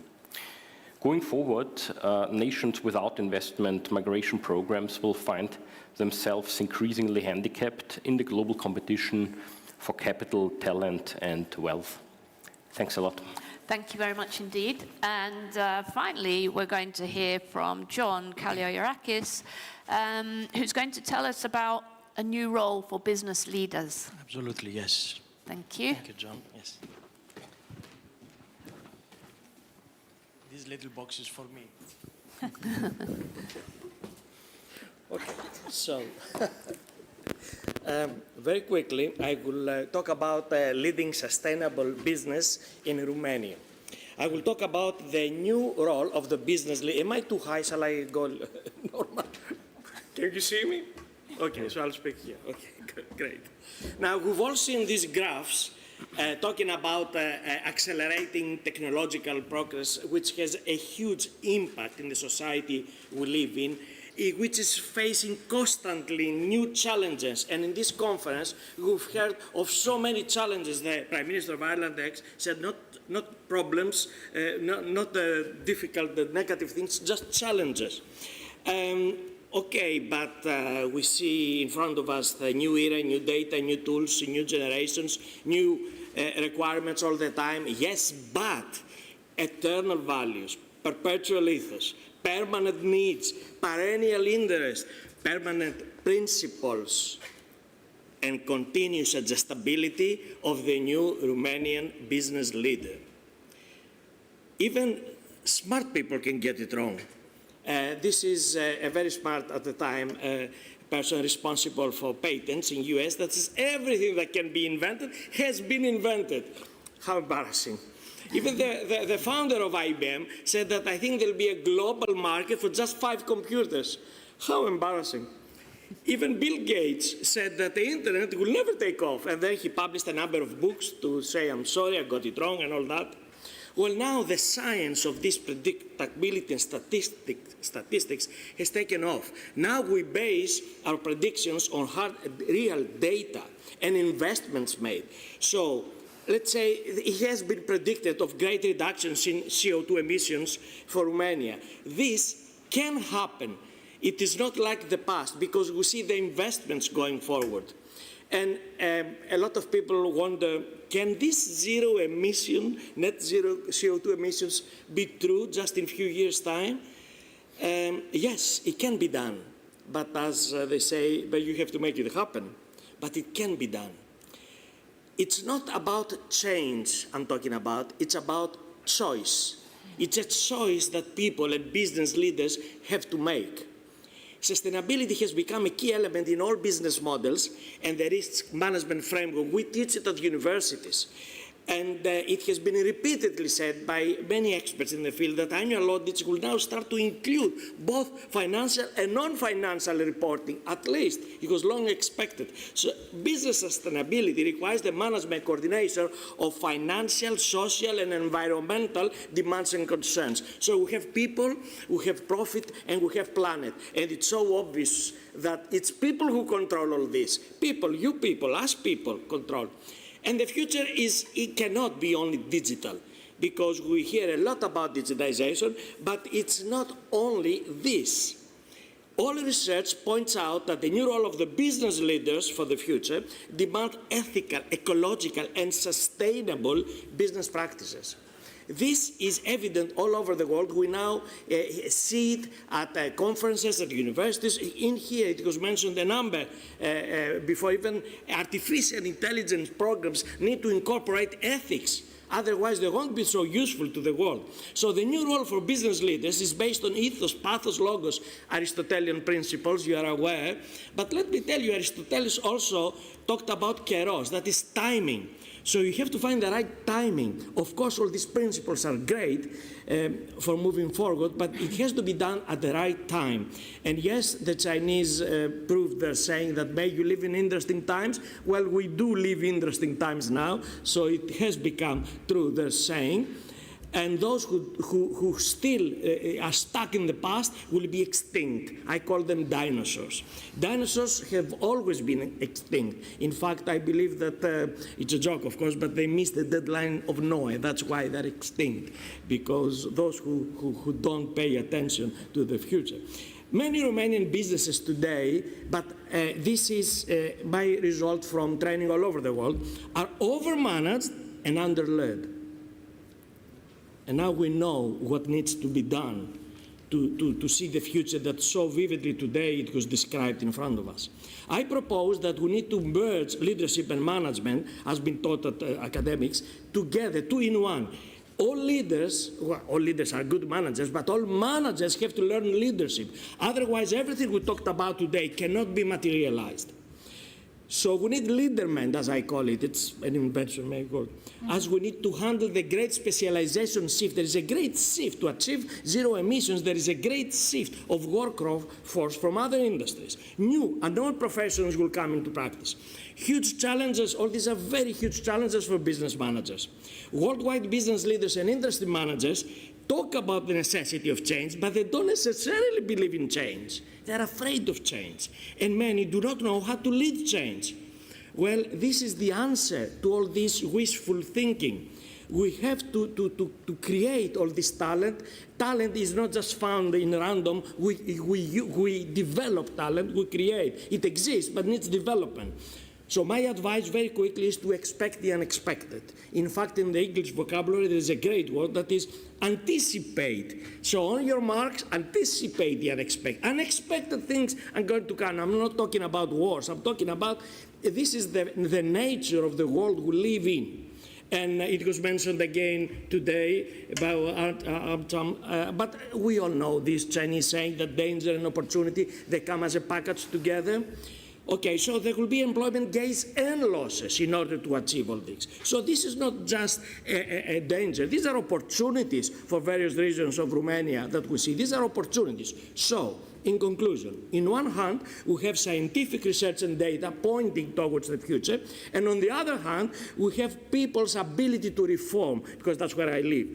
And yes, it can be done. I have trained many Romanian leading companies, and I can very safely say, in Brasov, in Cluj, in Bucharest, I can very safely say that Romanian business leaders can and will. They can do and they will do. Because, as we all know, systems just make things possible. It is people that make things happen, Romanian people. And I'm very happy to see some of these pictures in here as well. Thank you very much for your time and attention. Thank you. And if I may, because I'm the last speaker, there's no other speaker, may I just congratulate the organizers for this amazing event. Nektaria Pasarevakis, the CEO of Economist Impact now in Greece, Malta, Southeastern Europe. Thank you so much. There was amazing food of thought today, the last 2 days, and I believe the future is really bright. And thank you, John, for managing. You are a superwoman. All these days, handling all the speakers, you did an amazing work. And in fact, we steered away from dark and gloom things and to a brighter future. And of course, thank you to official partner Oxygen in Romania that proved that teamwork can do amazing things. So thank you all very much. And I congratulate you for an excellent conference. Thank you. Oh, thank you very much, John. Here. Especially for Nektaria and her team who put this event together. I think you've taken over my role now as the moderator. I'll hand over to you. But we are now going to head into lunch. And unless somebody has some really pressing question that will keep us from our lunch, I suggest that we end on this very positive note, and I'd like to thank all the panelists for their insights, and we were presented actually with quite a lot of information which were from various surveys, and obviously from your experience of representing foreign investors and local businesses in Romania. And I think the message coming out of this, this panel was very clear. We want more political stability because we do not want Romania to be a byword for instability, political or macroeconomic. This country has done very well with this kind of decoupling of the politics and business environment, but I think we've heard quite a lot of positive messages this morning, despite the overall very negative geopolitical environment. I must say that I'm kind of surprised in a way that we have heard such a lot of positivity about Romania. There's no doubt that we're facing some quite difficult times ahead in this part of the world in particular. We all hope that this war is going to end as soon as possible, and we can all get back, to living the lives that we want to live, and particularly, people in Ukraine. I don't want to say any more except just to thank everybody who appeared yesterday evening and today on our panels, all our speakers, the audience, both online and in the room, for your participation and your questions. And finally, I just want to say thank you very much indeed again to our sponsors, our platinum sponsor, Vodafone Romania, our silver sponsors, Enel, Henley & Partners, Iron Mountain, Kaizen Gaming, Philip Morris, Romania, our bronze sponsor, Banca Transylvania, and our contributors, Consolex and Intesa Sanpaolo Banca. Thank you all very much indeed from Economist Impact. I hope that we're going to be back in Romania next year to see what changes have occurred and what progress has been made. So that's all from me. Go and enjoy your lunch. Thank you very much, everybody, and thanks again to our panel.